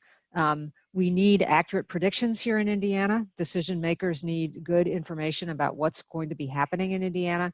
But we also need to say, oh, well, okay, we're just not going to sit here and wait for it. What are the kinds of solutions that are available to Hoosiers, to local government officials, to state policymakers, and more broadly than just in Indiana, in order to be more resilient? And then, of course, we have to communicate effectively about all of these things, because if people don't hear about the things that are going on, then it's hard to expect them to know how to vote or what policies to push for or what to do in their own lives. But there's a 4th pillar here, which is what Andrea and I are all about, and that's implementation. That is getting all of this great stuff that universities are very well suited to work on out into the hands of people who are actually doing things on the ground. And I would argue that that's probably everybody on this call, and I'm ever so glad that you are. I wanted to just tell you about a couple things that products that we have, and solar energy has been part of the kinds of materials that we've been trying to get out to people all along. One of our tools is the Environmental Resilience Institute Toolkit. It's a tailored search for your topic in the Midwest set of resources. One of the coolest things about it is that we're building a body of case studies of things that communities have actually done in the Midwest. Most of them are in Indiana for now. And there are 2 case studies in there on solar projects. One, the Bloomington Solar Rise project, and one solar array on the wastewater treatment plant, I think it is, in Terre Haute. We don't want people to have to reinvent any wheels. And so check out ERIT to see if there are projects in there or resources that are of interest to you. We also built something called the Hoosier Resilience Index. This is a tool for local governments, cities, towns, and counties to first of all learn with some specificity based on predictions that Indiana scientists have done. What are the climate concerns in your area? How much hotter is it going to get? How many more inches of rain can you expect? And this is really, really useful information. But then part 2 is kind of a self-guided assessment that a community can do over a series of different topics to get a sense of how prepared they are to deal with those climate changes. If anybody on this call is interested in exploring the Hoosier Resilience Index, we'd be happy to walk you through it and give you more information about it. We think it's a really interesting tool, and there are quite a few cities and towns and counties in the state that are working their way through it. We run a webinar series. We actually did one about a year ago about solar energy. We had Leah on that one. And it may be time to do one again, I think, to spread the word even further. They're open to anybody, and we're taking a break in August, but they'll start up again in September. So please think about joining those. We also work with some of the more student-focused organizations in IU to provide summer externs on sustainability projects, especially in the last couple of years, working with cities and towns on greenhouse gas inventory work. And now we have a cohort of cities that are working together to develop individualized greenhouse gas reduction plans. It's sort of astonishing to me that in Indiana we have this many communities who are doing this work, and that doesn't even include South Bend and Indianapolis because they had been doing it already. So there's a lot of motion and a lot of interest in Indiana to be more resilient, which is one reason this topic is so timely. If you are interested in possibly getting an extern for your organization, we'll be taking applications in December. It's a great program. This is a fun one I just wanted to mention. We at the university feel like we can lift up people around the state who are doing amazing things for a resilient Indiana, whether it's for their paid work or their volunteer work. And please do check this out. There's a wonderful video narrated by former First Lady Judy O'Bannon talking about these incredible Hoosiers. And who knows, we might see your face on a panel like this in a future year. Now I'm going to turn this over to Brian. Just by way of brief introduction, he approached us and said, hey, we've been doing this work in developing renewable energy resources for states around the Midwest, and we have a little bit more money on our grant, and would Indiana be interested? And I immediately said yes. This is something Andrea and I had been wanting to do for a while, so this was like, a gift from the gods. Come to find out that Ty and Leah and others had already themselves been thinking, you know what, we maybe ought to think about doing a model solar ordinance. And so yet once again, the gods intervened and brought us all together. Over the course of this summer, Brian and his colleagues have been doing drafting, and ERI has been doing some coordinating of a model solar ordinance. We've got one round of comments, but we want yours. this conference was just so very timely for us to be able to walk through this before it's finalized, to get your questions and to get your comments. And we'd love to have any of them today, but we realize that you may need a little time to think about this too. So, so we'll be open for comments even after this session today. We're also working with Great Plains to develop some other materials that can be used in workshop settings in your county or for your stakeholder group. We're hoping to have all of these things available in the fall sometime. So really, really excited about this moving forward. I just think the time could not be more right to get these resources into the hands of Indiana communities to just make the job easier for them as they decide that they want to move forward with this. So there he is. You can also see him on your screen. He looks just the same, pretty much. He's the senior program manager at the Great Plains Institute, extremely knowledgeable, way more than I am on these issues. So he is the right person to turn this over to now, and I will do so. I'm going to stop sharing my screen and put myself on mute. Take it away, Brian. All right, thank you, Janet. Whoops. As soon as I can share screen.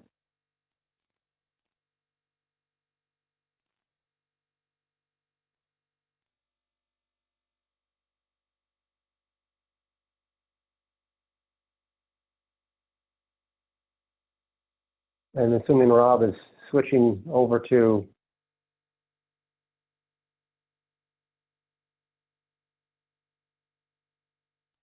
okay. You're all There we set, Brian. go. All right, thank you. I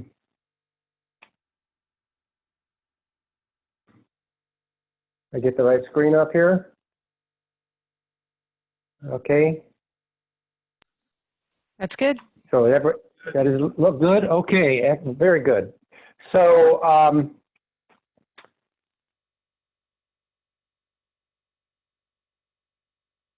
there we go.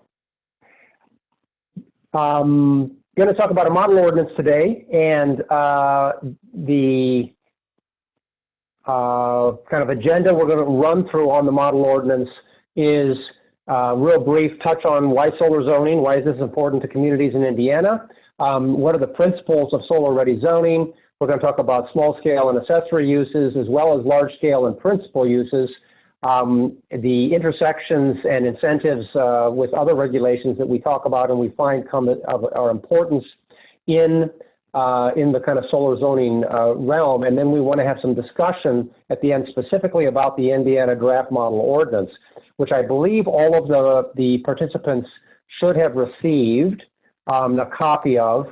It is a draft, as we've been emphasizing, and there's actually some changes even that I've noted as I was finalizing this presentation that need to be incorporated in, and I'll kind of talk a little bit about some of those as I run through the principles here as well as the model ordinance itself at the end. My presentation is going to talk about the kind of principles of solar zoning. I will be pulling some examples from the model ordinance itself so you can see them, and then we'll go into a little bit more depth of the model ordinance at the end. And I should say, I realized watching Janet's slides that I forgot to put in my introductory slides about who GPI is. GPI is a nonprofit organization that has been around for 20 years. We work at a variety of different scales, from the community scale up to the national scale, on clean energy issues, trying to make the economy both economically and environmentally sustainable. We have a variety of different programs. I work in the kind of across two programs, the communities program and the electricity program, because I am the solar guy as well as a local government longtime practitioner.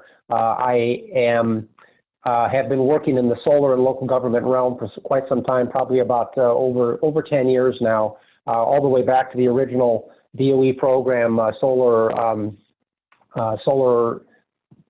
Communities program, which was 25 cities around the nation where they were trying to test originally the kind of concept of reducing soft costs. And then there was through several other iterations of that I've worked on, including what we call the Grow Solar Initiative across 4 states in the Midwest, where we were incorporating a variety of different soft cost concepts that actually predated the SolSmart program. I am on the credit advisory committee for the SolSmart program, helped create the credit program, was an author of one of the original American Planning Association PA Planning Advisory Service solar planning and zoning, which is still available free of charge from the American Planning Association, and there's still some good material in there, although some of it's a little bit dated. And then I most recently, kind of along with Leah, she talked about this earlier, GPI was a solar advisor through several rounds of SolSmart programs, solar advisor rounds. We have certified something like 45 different communities across 4 different states in SolSmart, and we're continuing to work with the national program as a technical advisor. So just to kind of launch into the substance of the presentation here, why is solar energy or solar zoning important to communities? And we've had several presenters that have already gone through this. But basically, solar electric generation is already competitive with natural gas generation at the utility scale, and with ongoing cost decreases, we do expect solar energy to be the cheapest form of wholesale electric generation of any type in the world within the next few years. And that is an unsubsidized cost. That is not a cost that depends or a competitive cost that depends on a subsidy. As a consequence, the market is going to respond to that, and already is responding to that. We see a lot of large energy consumers that are demanding expensive, clean energy, and are taking active steps to acquire it. And I think I reversed my sub slides here. NIPSCO, the electric utilities, are also transitioning to lower cost renewables, as we saw this headline just a few months ago, I think at the end of 2019, where they have announced that they're going to be replacing much of their coal with 2.3 gigawatts worth of solar, which is a very substantial amount of solar. And it is going to occur, much of it in Indiana. So we're seeing a huge transformation where Indiana is going to see large energy consumers as well as utilities adopting that. As a consequence, you have to look at where solar resources are. Where, if you think of solar as in the same way that we do other kind of resources, where there is if we talk about solar reserves, everybody understands what an oil reserve is. Well, what are solar reserves? You can quantify solar energy resources in the same way that you can other forms of energy resources, coal and oil and gas, et cetera. And these solar resources, interestingly, can be found in every single county in Indiana. Every county and city is going to have, as a consequence, property owners who will want to develop the economic resources on their property. So this becomes a development issue in much the same way that any other land use issue and development issue is being faced by planners. If you have a county that has coal resources, you're going to expect that those coal resources are going to want to be developed, or at least you have in the past. If you have a gravel resources, or you have other valuable natural resources, or you have prime farmland on your county, you know that there's going to be people who will want to take advantage of that for their economic benefit, and solar is going to be the same way. You will face solar in your community. And one of the demonstrations of that is the National Renewable Energy Lab has developed a very interesting program called the State and Local Planning for Energy Program, or SLOPE, where they have modeled for every single county across the United States renewable energy potential. And this is the renewable energy potential by county as it was modeled, the technical potential by NREL. And you can see the total Indiana estimated electrical technical potential for utility scale generation is something like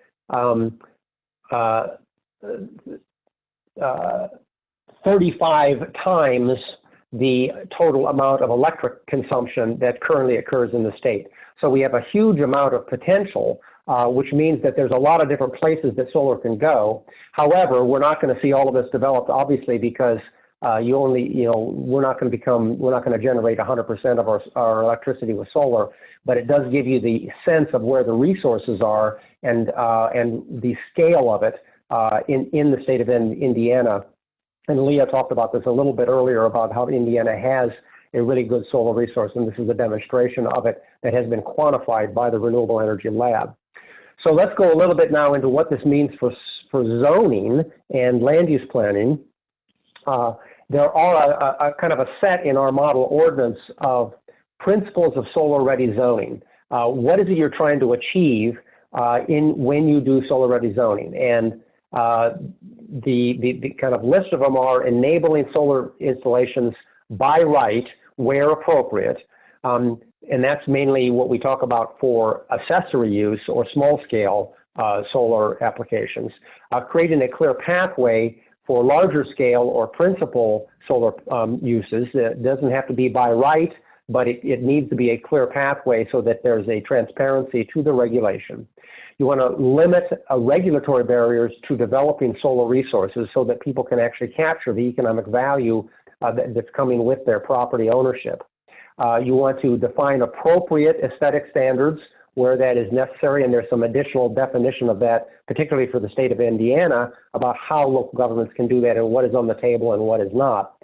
You want to address cross-property solar access issues, and this is mainly a small-scale issue or a rooftop issue, and about where shading occurs or doesn't occur on a particular property. You want to promote solar-ready design in your buildings that are coming forward, and you want to include solar in the regulatory incentives that you have on an economic development basis. Solar is an economic development tool, just like any other form of development. If it's done correctly, you want to make sure that the community is capturing both the economic benefits as well as other co-benefits that come with solar development where those are available. The ordinance purpose, we do break this discussion up into kind of two bundles. One is what we call our basic zoning functions, and the second one is what we call our advanced zoning functions. And the basic zoning functions are things that are pretty much in every single zoning ordinance. Every single county that has zoning, every single city that has zoning probably has these three components, these three functions. There are use standards. Where is this use going to fit in your community and where is it not? There are density and intensity standards. What is the density of the use or the intensity of the use in some cases, depending on what you're talking about? And what are the dimensional standards that are associated with the development process? Then we have advanced zoning functions, which not every community will address, but some do, and you have to think about solar in these contexts as well, because if you do this in your community, you need to make sure that you're thinking about the solar development in terms of all these things. One is the design and character issues. Some communities will have design standards for development, or they will have community character kind of protection issues. We do see this a lot in rural communities where they want to protect the rural character of their community, and there's a question of how you make solar fit into that character issue. There's an interaction of land uses that needs to be considered as an advanced zoning function. It's not just where does solar go, but which districts should it be primary in or principal in, and which districts does it not interact well with the land use, and it perhaps should be excluded from. There's the co-benefit issue, and this is where you recognize that if you have certain kinds of design standards, and we've been hearing a lot about that today, co-benefits, and the kind of pollinator co-benefits as well as others, how do you make sure you're capturing that as a community? Because this is where, even if you're doing utility scale solar where the power is being exported to the grid, that you're capturing a co-benefit for the community. This is where sometimes it's more important here the kind of co-benefit issue than the principal land use is in some cases. And then you need to talk about incentives and flexible zoning standards and how solar fits into that. One of the critical things about solar and zoning is that it's not all one thing. Solar is a variety of different kinds of land uses. You need to consider the land use. A roof-mounted system is not a ground-mounted system. A community-scale program or project is different from a large-scale project. The scale of the development, small, medium, or large, the type of the place that it's going, and the way it's interacting with surrounding land uses is also critical. And then, of course, from a zoning standpoint, there always is raised the question, because we frame our regulations around accessory uses and principal uses, and there are different ways that our standards address these, and we need to think about solar as well in this context. And there are a number of standards that we have developed and that we've also worked with the SolSmart program to put into, and we're going to try to, we've incorporated those into our model ordinance. So I'm going to first talk about, and today has been pretty much about large-scale solar or community-scale solar. But I'm going to start with, because the zoning ordinance does address this, the model, we're going to start with small-scale and accessory-use solar, which is primarily rooftop systems and small ground-mount systems. There's a series of zoning best practices for small-scale solar that this really comes out of the SolSmart program currently. We've worked with them, the SolSmart program, to integrate our kind of work into theirs, so that we kind of are saying the same thing across the nation when we talk about what the best practices are.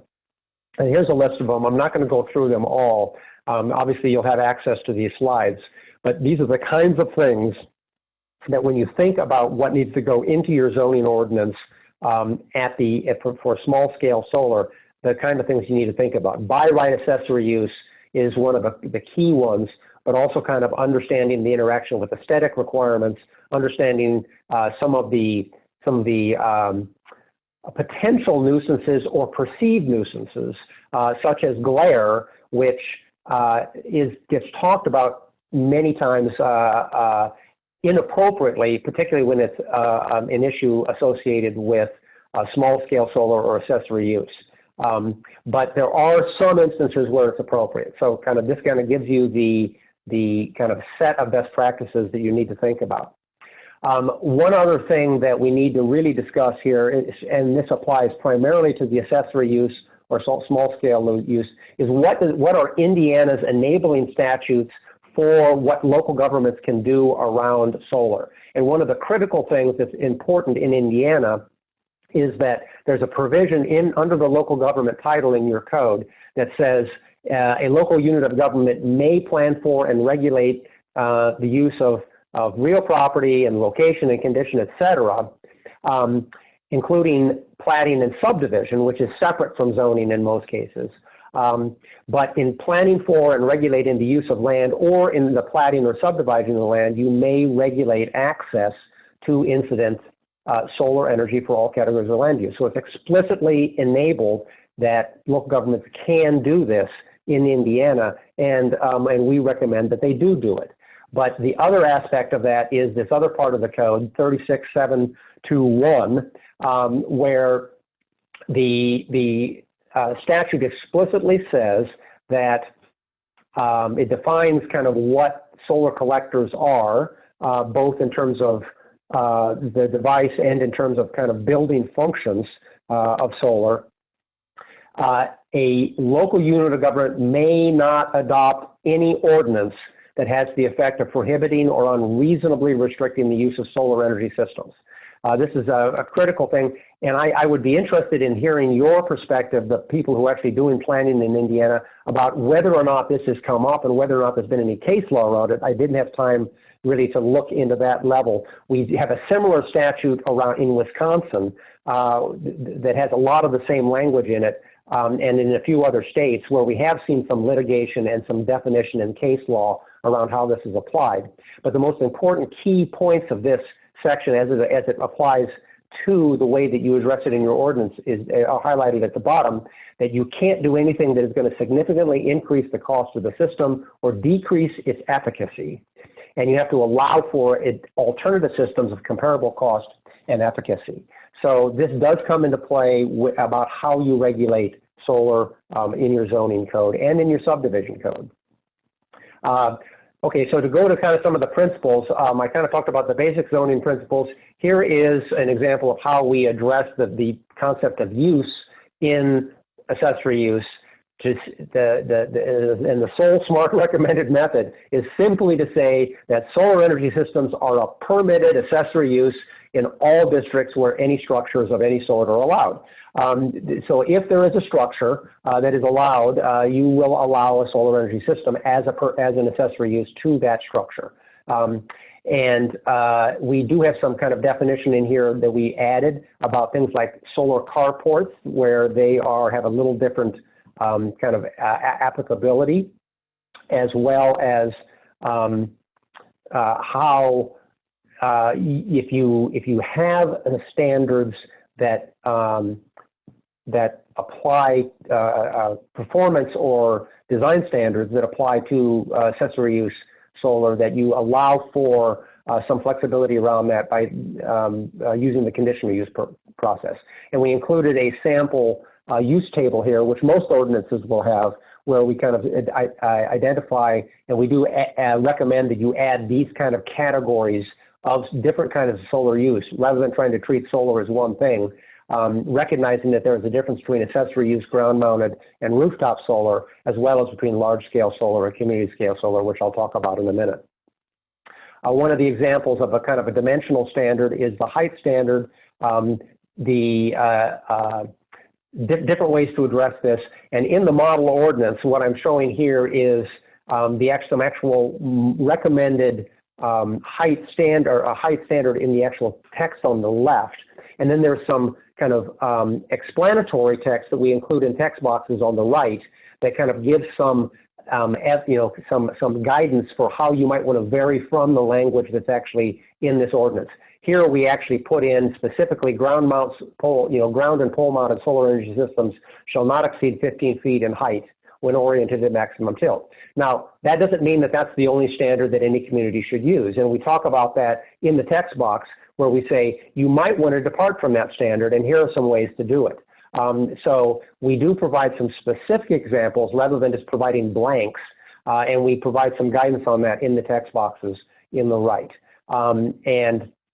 One of the things that I want to point out here is the top text box, where we say that this ordinance notes that there are exceptions to height standards when that it should be granted when there are other exceptions to height that are also granted in the ordinance.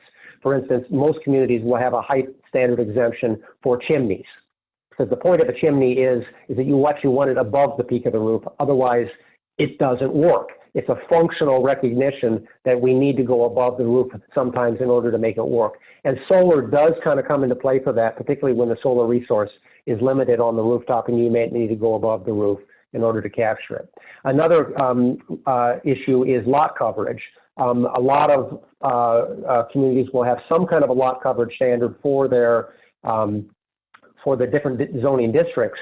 And for the most part, we'd like to see that ground-mounted systems, while they may need to meet the existing lot coverage restrictions, there should be some exemptions. For instance, if the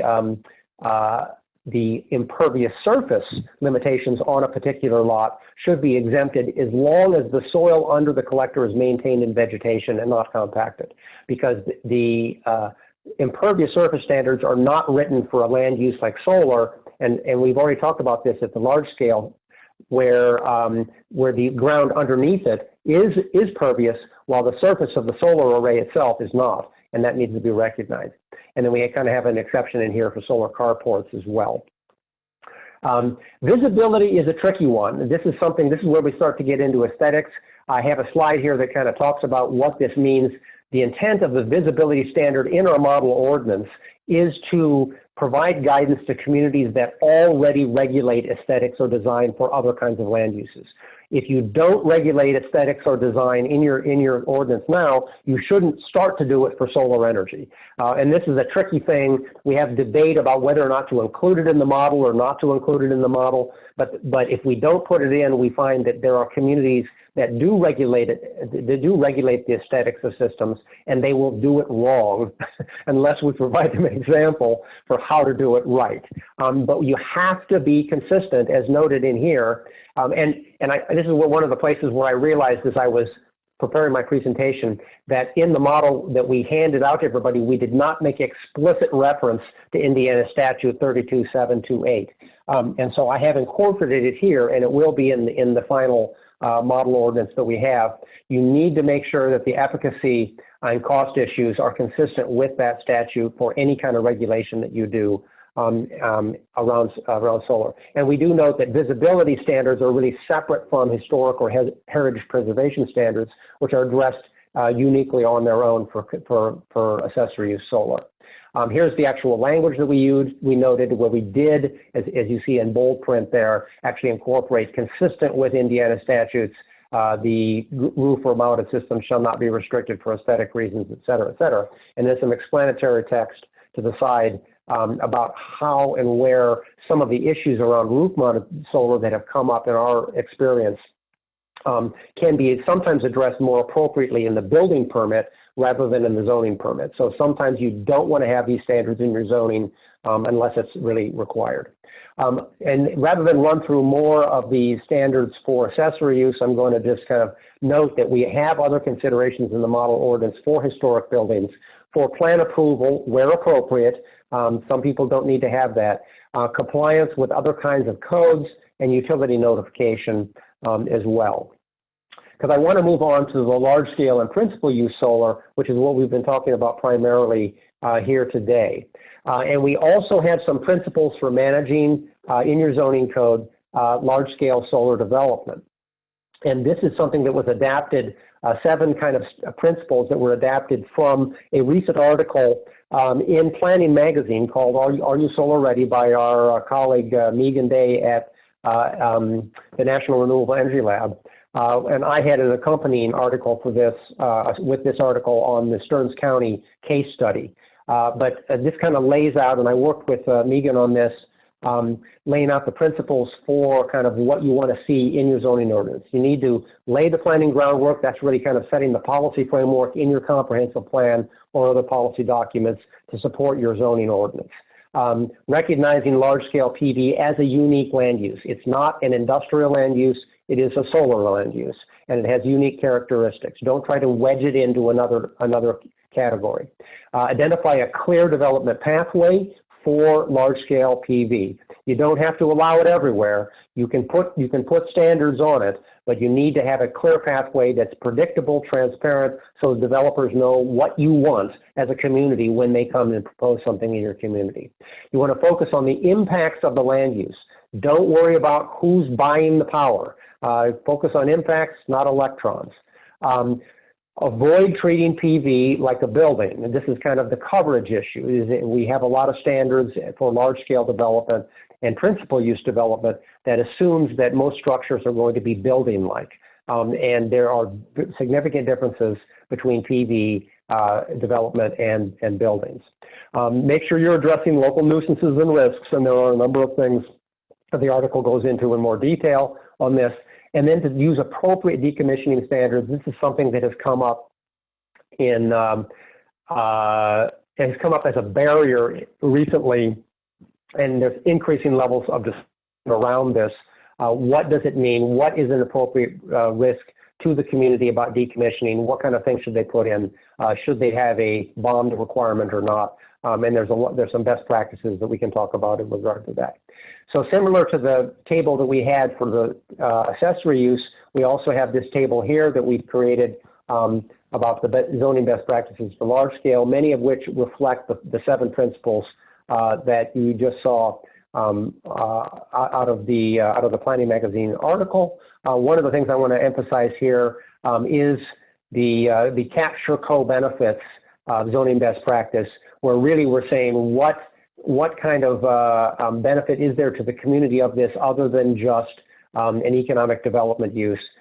Requiring habitat-friendly or pollinator-friendly ground covers, emphasizing an enabling co-location of agricultural uses, and considering some other opportunities that may be appropriate, such as floating solar. which is kind of an interesting new development that we're seeing in solar development.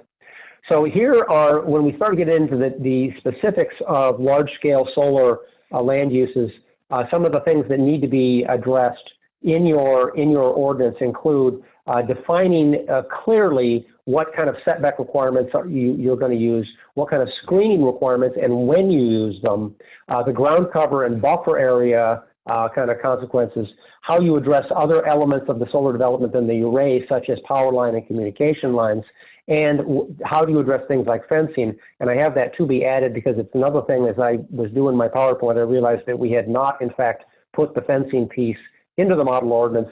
We will do that, and I'll be happy to talk about that more. Rob has already been over that to the kind of best practices on that, and basically we just want to incorporate that those best practices into the model ordinance.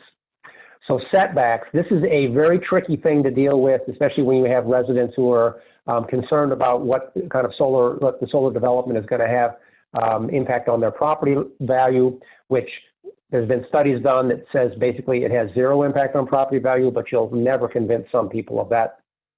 We have some standard kind of setback language that we put in here. And again, as I noted with the accessory use, these are not the right numbers. These are just some numbers that work in some case. And we try to define that in the text box on the right.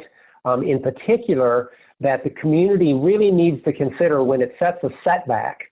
And it does need to set setbacks from the property line, from the roadway edge, sometimes from non-participating uses such as houses that may be adjacent to the site, or setbacks from zoning districts that are different from the zoning district in which the property is located. We need to have a trade-off between setback requirements and screening requirements because many times the primary impact of large-scale solar is visual. There aren't noise impacts, there aren't air impacts, there's not a lot of workers coming on site, transportation impacts. If you do it right, as has already been noted, there's very few water impacts, but there are visual impacts. And so the more the more your screening requirement gets rigorous, the less important the setback is. And the bigger you make your setback, the less important the screening requirement is. And these are important things to note when you're setting on the interaction of these two elements as you think about them for large-scale solar. And we do have a provision in here that allows for all setbacks to be reduced if the array is fully screened from the setback point. There are some also ordinances that will allow for setback requirements to be waived or reduced with the sign-off of surrounding neighbors, which is another provision that could be added to this. So screening is the flip side of this, and really what we say is that in the language we provide is that community and large-scale solar shall be screened from existing residential dwellings. This is something that not all communities have chosen to use, and that's fine. You don't have to use it. We just find that this is something that is almost inevitably comes up, and if you require it at the start of the process, then the developer knows that it's going to be an issue that you want addressed. Because otherwise they will come in with a plan that may not screen it, and you'll have to come back in the CUP process and require them to screen it, and there's a trade-off. And if that's what you want, put it up front in the ordinance. Don't wait for the CUP process and the negotiation and that. Just put it up front. But you should limit screening, as the text box notes, to where there is actually a visual impact from an existing use. You don't need to screen a solar farm from an agricultural field. There's nobody there other than the farmer when they're planting or sowing. That's not a screening need. There's almost no ordinance. If you look at the rest of the ordinances in the rest of the uses in your own ordinance as a county, or if you can look across counties, that there is not going to be a screening need for any land use from an agricultural field. So and this is kind of something that you need to define. And Rob, it looks like you wanted to say something. I was just only going to add about whether whether screening is arborvitae or Christmas trees or something that could be better. That's a great point, and we did not actually define in here what kind of screening you should use, and this is something we're actually in the process of assessing of the different ways that communities have used screening and what kind of screening they've required. There are some best practice standards, but at the very least, you need to look at your existing screening standards in your ordinance, and you should not be creating something that's separate and unique for solar. If you're not going to require two rows of 6-foot or 10-foot coniferous trees to screen a junkyard, you shouldn't require it to screen a solar array. And that's something to kind of look first to your own standards as the model for what kind of screening you're going to require. Obviously, this we've had a... Oh, go ahead. Go ahead, Rob. And there was just a question about how is screening defined, and so I'm sure that there are folks on the line that are very familiar with their own standards. Maybe you could just comment for folks that are not the planners but are on the call. Yeah, I would say that most ordinances have a provision in it that is a screening element where they say certain uses must be screened in certain situations. If you have an industrial facility right next to a residential zoning district, you want to do screening between that. And most ordinances will have a screening provision. Sometimes it's very short that just says, we will require screening. Other times they'll say, they'll have a screening component that says, you must be screened and you must choose from this portfolio of screening options. Sometimes it's even more specific than that. But screening, kind of to prevent the visual impact of a residential home from having to look at an industrial land use, or in some cases even a residential home from being screened from even agricultural uses, is something that we see. Usually that burden falls on the residential home rather than the agricultural use, but it is something that we do see in ordinances, recognizing that there is in fact a visual impact, and it is a real impact, and we want to acknowledge that in the ordinance. Hopefully that provides enough description for folks.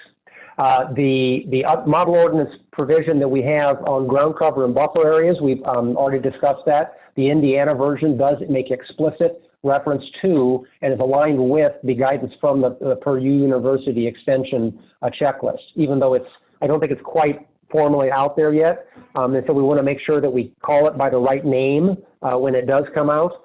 But by referring explicitly to the Purdue University guidance, the local planner doesn't have to become an expert in what is a pollinator-friendly practice. Someone has done that for you. That's the advantage of these checklists and these standards, is that you have an expert or a number of experts who have debated this and have picked the right best practices, and because it's a co-benefit to the community, they have defined what it is in a way that usually they've engaged the solar industry on, in such a way that the solar industry as Rob noted earlier, it's dust in the costing of the project. And I have seen very few solar developers, and I think Rob could speak to this more extensively than I can, but who will back out of a project because of a pollinator requirement, unless it is a mistaken pollinator requirement that's requiring, the $4,000 an acre seed project. So did you want to add something to that, Rob? No, you're absolutely right. Way more often than not, I've been in permitting hearings where, the councilors or the planning commission is sitting like this, listening to the developer, and they're like, they're talking about EMF and glare and, all of the crazy stuff. And then all of a sudden there's folks, like Chris and others, experts talking about the plants and the flowers. And now you've got the planning commission leaning forward, and they've literally said, boy, you came here asking for a solar farm. I feel like we're getting a free park. So, for all of the mystery of the technology, there's a lot of familiarity in the vegetation, and more often than not, you're getting your permit specifically because of the vegetation. Yep. And I just wanted to note that in the ordinance, it does include kind of some specific elements of what it means to be pollinator friendly, just in case you actually want to get it into your ordinance, or just in case for some reason the Purdue checklist isn't available, you can fall back on this kind of general description. And we do say that, and this is the best practice that we have put in place, or some version of this, in probably 5 or 6 different states. We have done this model ordinance with this kind of language in Minnesota, Iowa, Illinois, Wisconsin, and Indiana. And we're working potentially on doing one in Michigan as well. And this is also something that the SoulSmart program is looking to as a model nationally to kind of incorporate this. Excellent. Brian, you have a quick question on, Okay. I think, a little bit about the topic you're getting ready to talk about. If there's any information on what types of vegetations and buffer area widths are common or effective in other Indiana communities in relation to large-scale solar installations, or if examples in other states might also be beneficial as well. Okay, and I'm sorry, the question was, are there examples of Like types of vegetations and the widths associated with those? types of vegetation? Yeah, we have a number of people who've been on the webinar already who can talk kind of the range of vegetation and the appropriateness of it for particular ecosystems and particular kind of conditions. We do see there was originally when the kind of pollinator thing started with solar, kind of one seed mix. And one kind of way to do it. And we were saying, basically just saying pollinator everywhere on the site other than where there's an access road or other equipment. And now we're recognizing that there needs to be some play in that, and we have our seed mix experts are coming up with and recognizing that there are in fact some places on these sites, especially when you get to larger sites, where there's been wetlands and the soils are different than there are in other places. The ground cover underneath the panels is going to maybe take a different seed mix depending on the soil type than other kinds of places. The most flexibility you have in terms of what you want to see is in the perimeter area around, in the, kind of that setback area or any kind of buffer that you have around the solar array itself.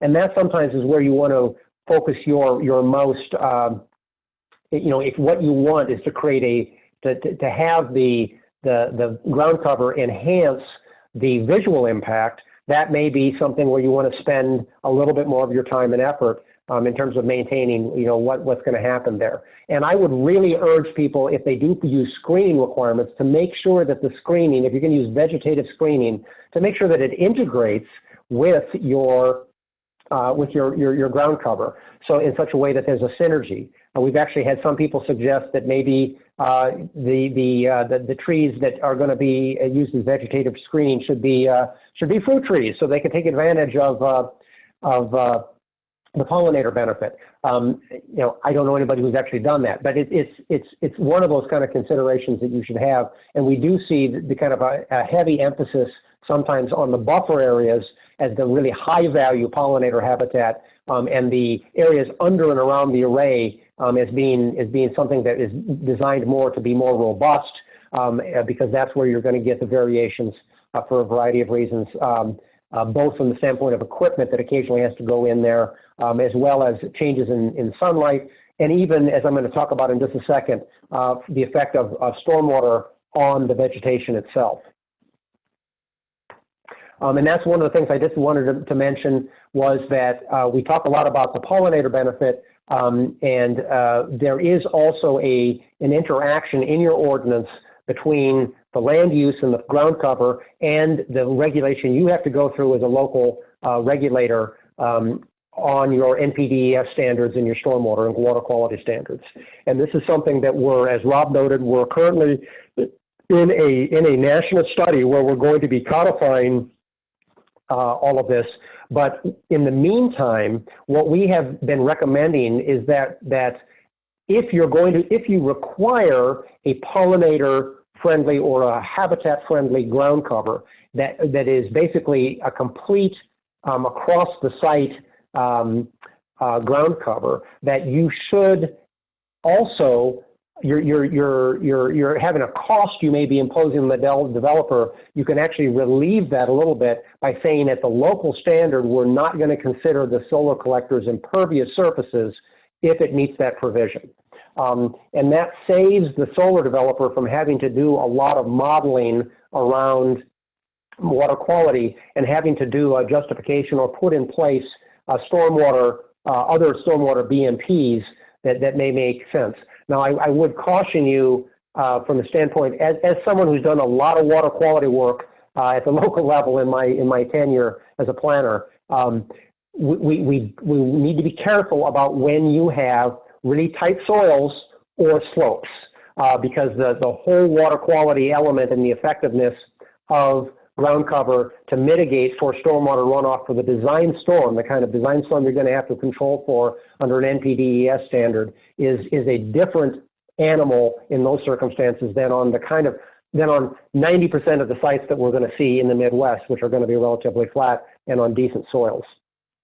Ross, could you restate that just one more time? Because I know a lot of Northern Indiana in particular, where we have the two MVP, upgraded MVP MISO substations. We have a lot of solar that's going to go into the northern half of the state, and it's, that's the flattest portion of the state. And so what's the potential opportunity for the developer? Is cost relief in terms of the impervious surface? Yeah, well, basically you're providing a compliance strategy for the regulation so that they don't have to justify it, is that you are saying in advance, if you do all of the ground cover work, you don't have to worry about us looking at your solar array as an impervious surface and regulating it, and requiring lots of stormwater ponding and or other kinds of BMPs. And again, this is something to look at, kind of, in northern Indiana, when you have a lot of flat areas, a lot of really good soils, you don't have a lot of really tight soils, that you're going to be able to do this. Maybe in the southern part of the state, where if you start seeing a solar array on a 10% slope, be a little more careful there. We will, at the end of our study, which I know Rob has already presented this, but the PV Smart study, at the end of that, we're going to have runoff coefficients for including tight soils and slopes. And so you will be able to refer to the lookup tables as a regulator and say, does this meet the best practice or does it not? And we don't have that data yet, but we do know that there is a substantial benefit to having the ground cover even in those circumstances. Now, whether or not it completely mitigates for the design storm under the NPDES standard or under your 404 or 401 equivalent standards, if you have those for post-construction, we're not pretending that we have the science-based answers for those yet, but it is something that I think you should consider exempting on the NPDES, local NPDES enforcement on impervious surfaces in your ordinance. So, and I guess I will, on this note for the PV Smart project, I will note that Great Plains Institute is working directly with state regulators on water quality, as well as some local regulators, and we would like to engage even, for instance, watershed district or drainage districts or land trusts on the water quality issue as it relates to this research. And we, Great Plains Institute, actually have some funding that we can provide some direct workshops or some discussion of this as the project evolves forward, so that we can actually prepare your regulators and water quality advocates for looking at solar perhaps as a water quality amenity rather than a water quality risk, if it's done correctly. So I just want to note that as another opportunity a service that we may be able to provide. So kind of again, I'm over time now, but I wanted to just note the other elements that we have about large-scale solar that are in the model code include other kinds of code compliance that needs to meet, the kind of site plan requirements that need which are submittal requirements that need to be submitted by the developer to to the local planners so that they can actually make good decision making. Things like aviation protection. Another very important one in Indiana, as in the Midwest, is agricultural protection and how that's integrated into the ordinance, and opportunities for co-location of agriculture, and of course decommissioning standards.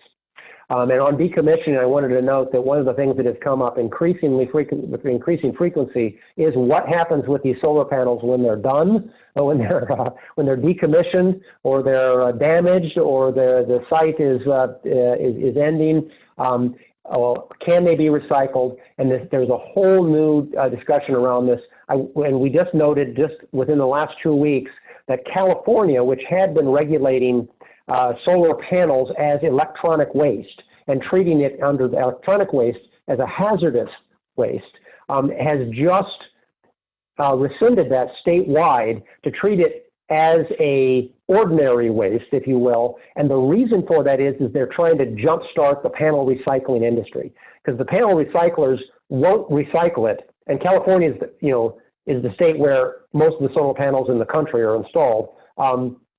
The solar panel recyclers won't recycle it if it's going to be treated as a hazardous waste, because there's so many regulations and standards that they couldn't do it cost effectively. If it's treated as ordinary waste, that opens up the whole market window. And California specifically did this to jumpstart the recycling industry. We don't know for sure what's going to happen with that, but we do anticipate that there's going to be opportunities to do recycling of solar panels that are evolving as we kind of move down this pathway.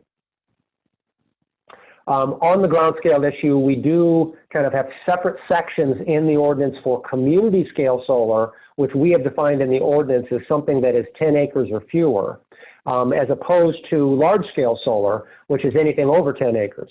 Now, what is considered to be community scale and what is considered to be large scale is going to vary community by community.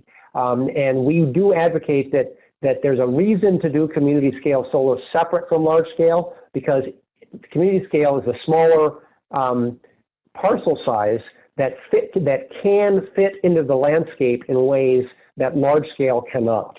And so if you actually enable community scale and recognize it, you could allow it by right in certain districts rather than through a conditional use permit. And then you could allow it as a conditional use permit, a conditional use in other districts where you might not want to allow large scale at all. Large scale is, of course, where you start talking about really things that get to be utility scale. And we would recommend that in most cases these be permitted through a conditional use process. I do believe there's a couple of counties in Indiana that have actually allowed large scale solar as a permitted use, which is fine, provided you know you're going into it with your eyes wide open. We would encourage communities to say where they actually want to see solar occur, not just where you would allow it if it shows up, but actually as an economic development initiative where you might want to allow it to occur. And then some of the advanced zoning tools that we do want to talk about, and some of these relate to small scale and some of the large scale that we do talk about in the ordinance, include how do you integrate, for instance, solar into things like PUD standards or other kinds of flexible zoning standards.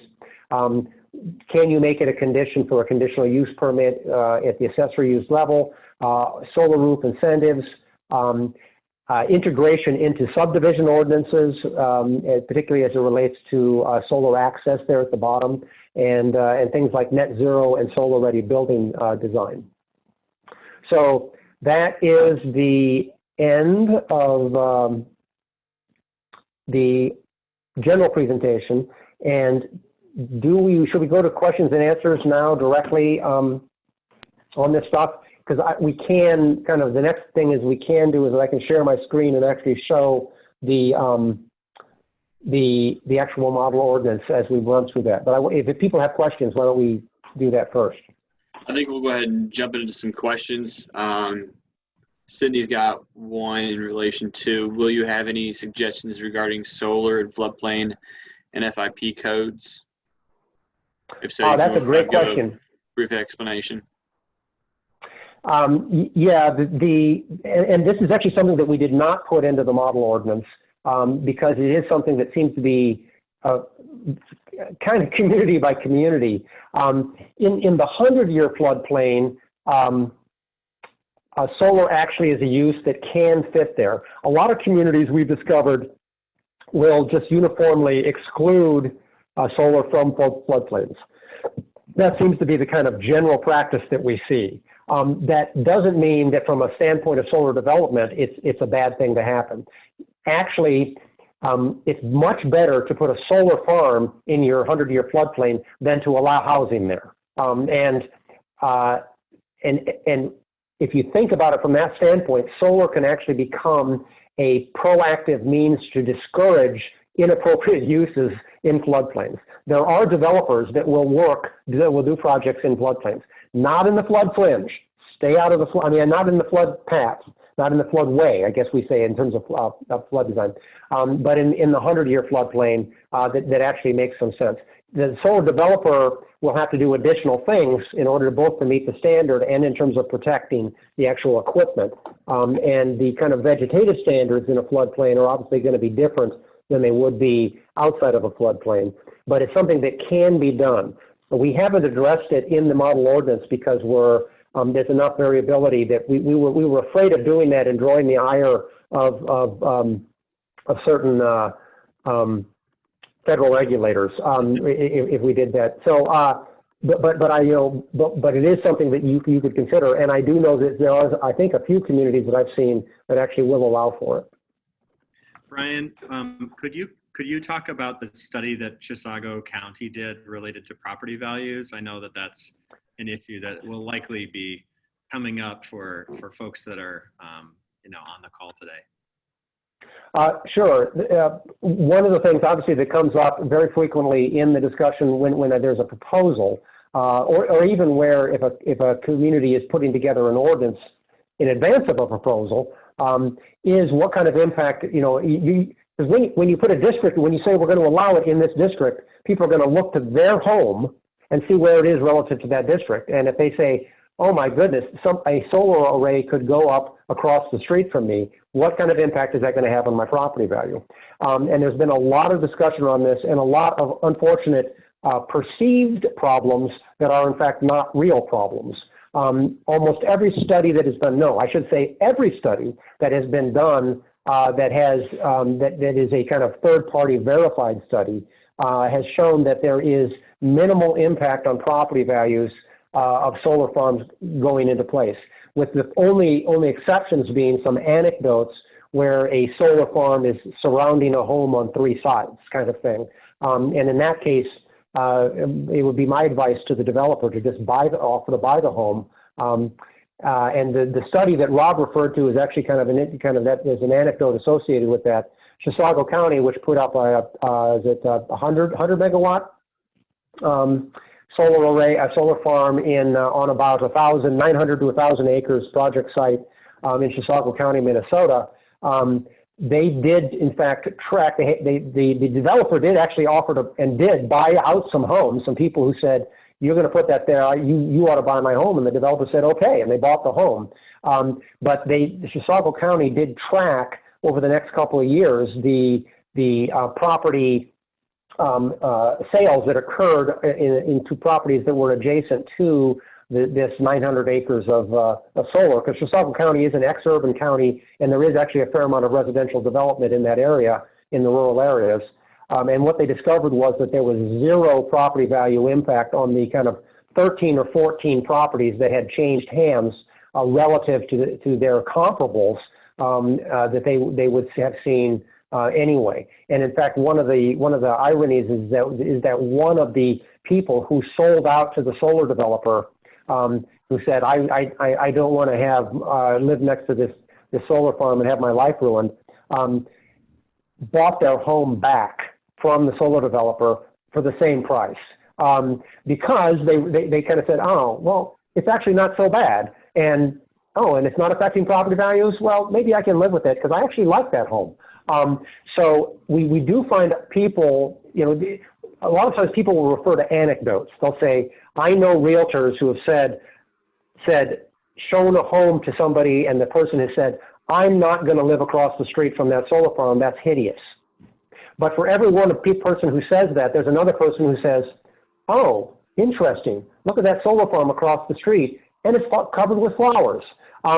So, you know, that's the way the market works. There are people who like certain things, and there's people who don't like certain things. And in order to really assess property values, you need to do a statistical analysis. And the statistical analysis that have been done have all shown that there really is no property value impact. I don't know, did I go on too long about that? Brian, this is Janet. Those stories are great. We've all heard these sorts of things. I just wanted to get in before people start having to leave at 2 o'clock to, first of all, express how grateful I am that Brian showed up on our doorstep with all his expertise and was willing to help Indiana with this work. We would love to have any comments that you'd like to give us on the document itself, which you should have. If you didn't get it, let one of us know and we'll make sure to get it to you. If you could get us comments by August 14th, which is 2 weeks, that would be super helpful. You can return them to Andrea Webster or to me at ERI. We'll coordinate them. And I'm gonna, I just sent Andrea's email address to everybody through the chat, and I'll send mine as well. One of the questions that came through was, when was this going to be ready? Our goal is to have it ready in September, if we possibly can. We will certainly do webinars and other sorts of things to get the word out about it, and would love the help of the Indiana APA or any organization that you're part of, or any agency that you think this fits within the kinds of things, resources that you want to provide to your stakeholders, that we can do presentations like this. If there's if a presentation in your community would be helpful, we're prepared to do that as well. So hopefully we will get so many requests to do that we'll start having to say no. We should be so lucky. But it looks like we've got at least one person asking for the model ordinance. So Ty, can and you one help us person with that, or from, should we? it's not just any old person, Janet. It's somebody from the melon growing portion of the state. Oh, well, we want to get it to the melon growing portion of the state. That's right. Do you want us to do that, Ty, or can you just make sure that everybody who's registered gets it? Yep, we'll make sure we send it out again to everybody that was registered. John, I'm pretty sure you were registered as well, so we'll make sure you get it. I didn't mean to cut off questions, but I wanted to get that in before people started to have to leave. Absolutely. Yeah, and I will also note that we're working with Janet and the Environmental Resilience Institute on a planning guide for local governments, where rather than talking about the ordinance side, we're saying what is the long-term perspective you need to take for planning for renewable energy development, and it's both solar and wind energy in your counties. Understanding what the future market is, where things are going, what the impacts are, and kind of the property tax implications that was mentioned earlier. We do try to cover those kinds of things as well. So we have a guide that we've developed for about 5 different states on that as well. It's a fairly simple and straightforward guide to kind of just set the stage, and we will be having something for Indiana as well on that. So if you're doing a comprehensive plan, something to look at. Wonderful. Is there anything else from the panelists that they'd like to say before we wrap up here in just the next couple minutes? I'm good. Thank you so much. We've been recording this session, so it will be available, as well as all the materials that each of the panelists has mentioned. So we'll compile that all and get it out to everyone, and probably next week. Excellent. Any final questions from anybody in attendance in the meeting today? One other thing, and key request, we would really love your feedback. So, Absolutely. So the email that you got with the registration link, please, just send a note to Ty and myself or any of the folks that were organizing the event. Send us your feedback. It's so helpful to hear from you. Thank you. We tweeted about it from ERI during that conference, and I want to say again how incredible the materials are. I just think they're excellent. So people may have great use for those.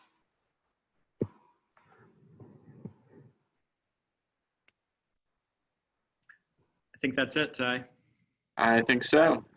Everyone, thank you so much for tuning in today for all your latest credit maintenance and everything like that. To the panelists, we greatly appreciate all the time and opportunity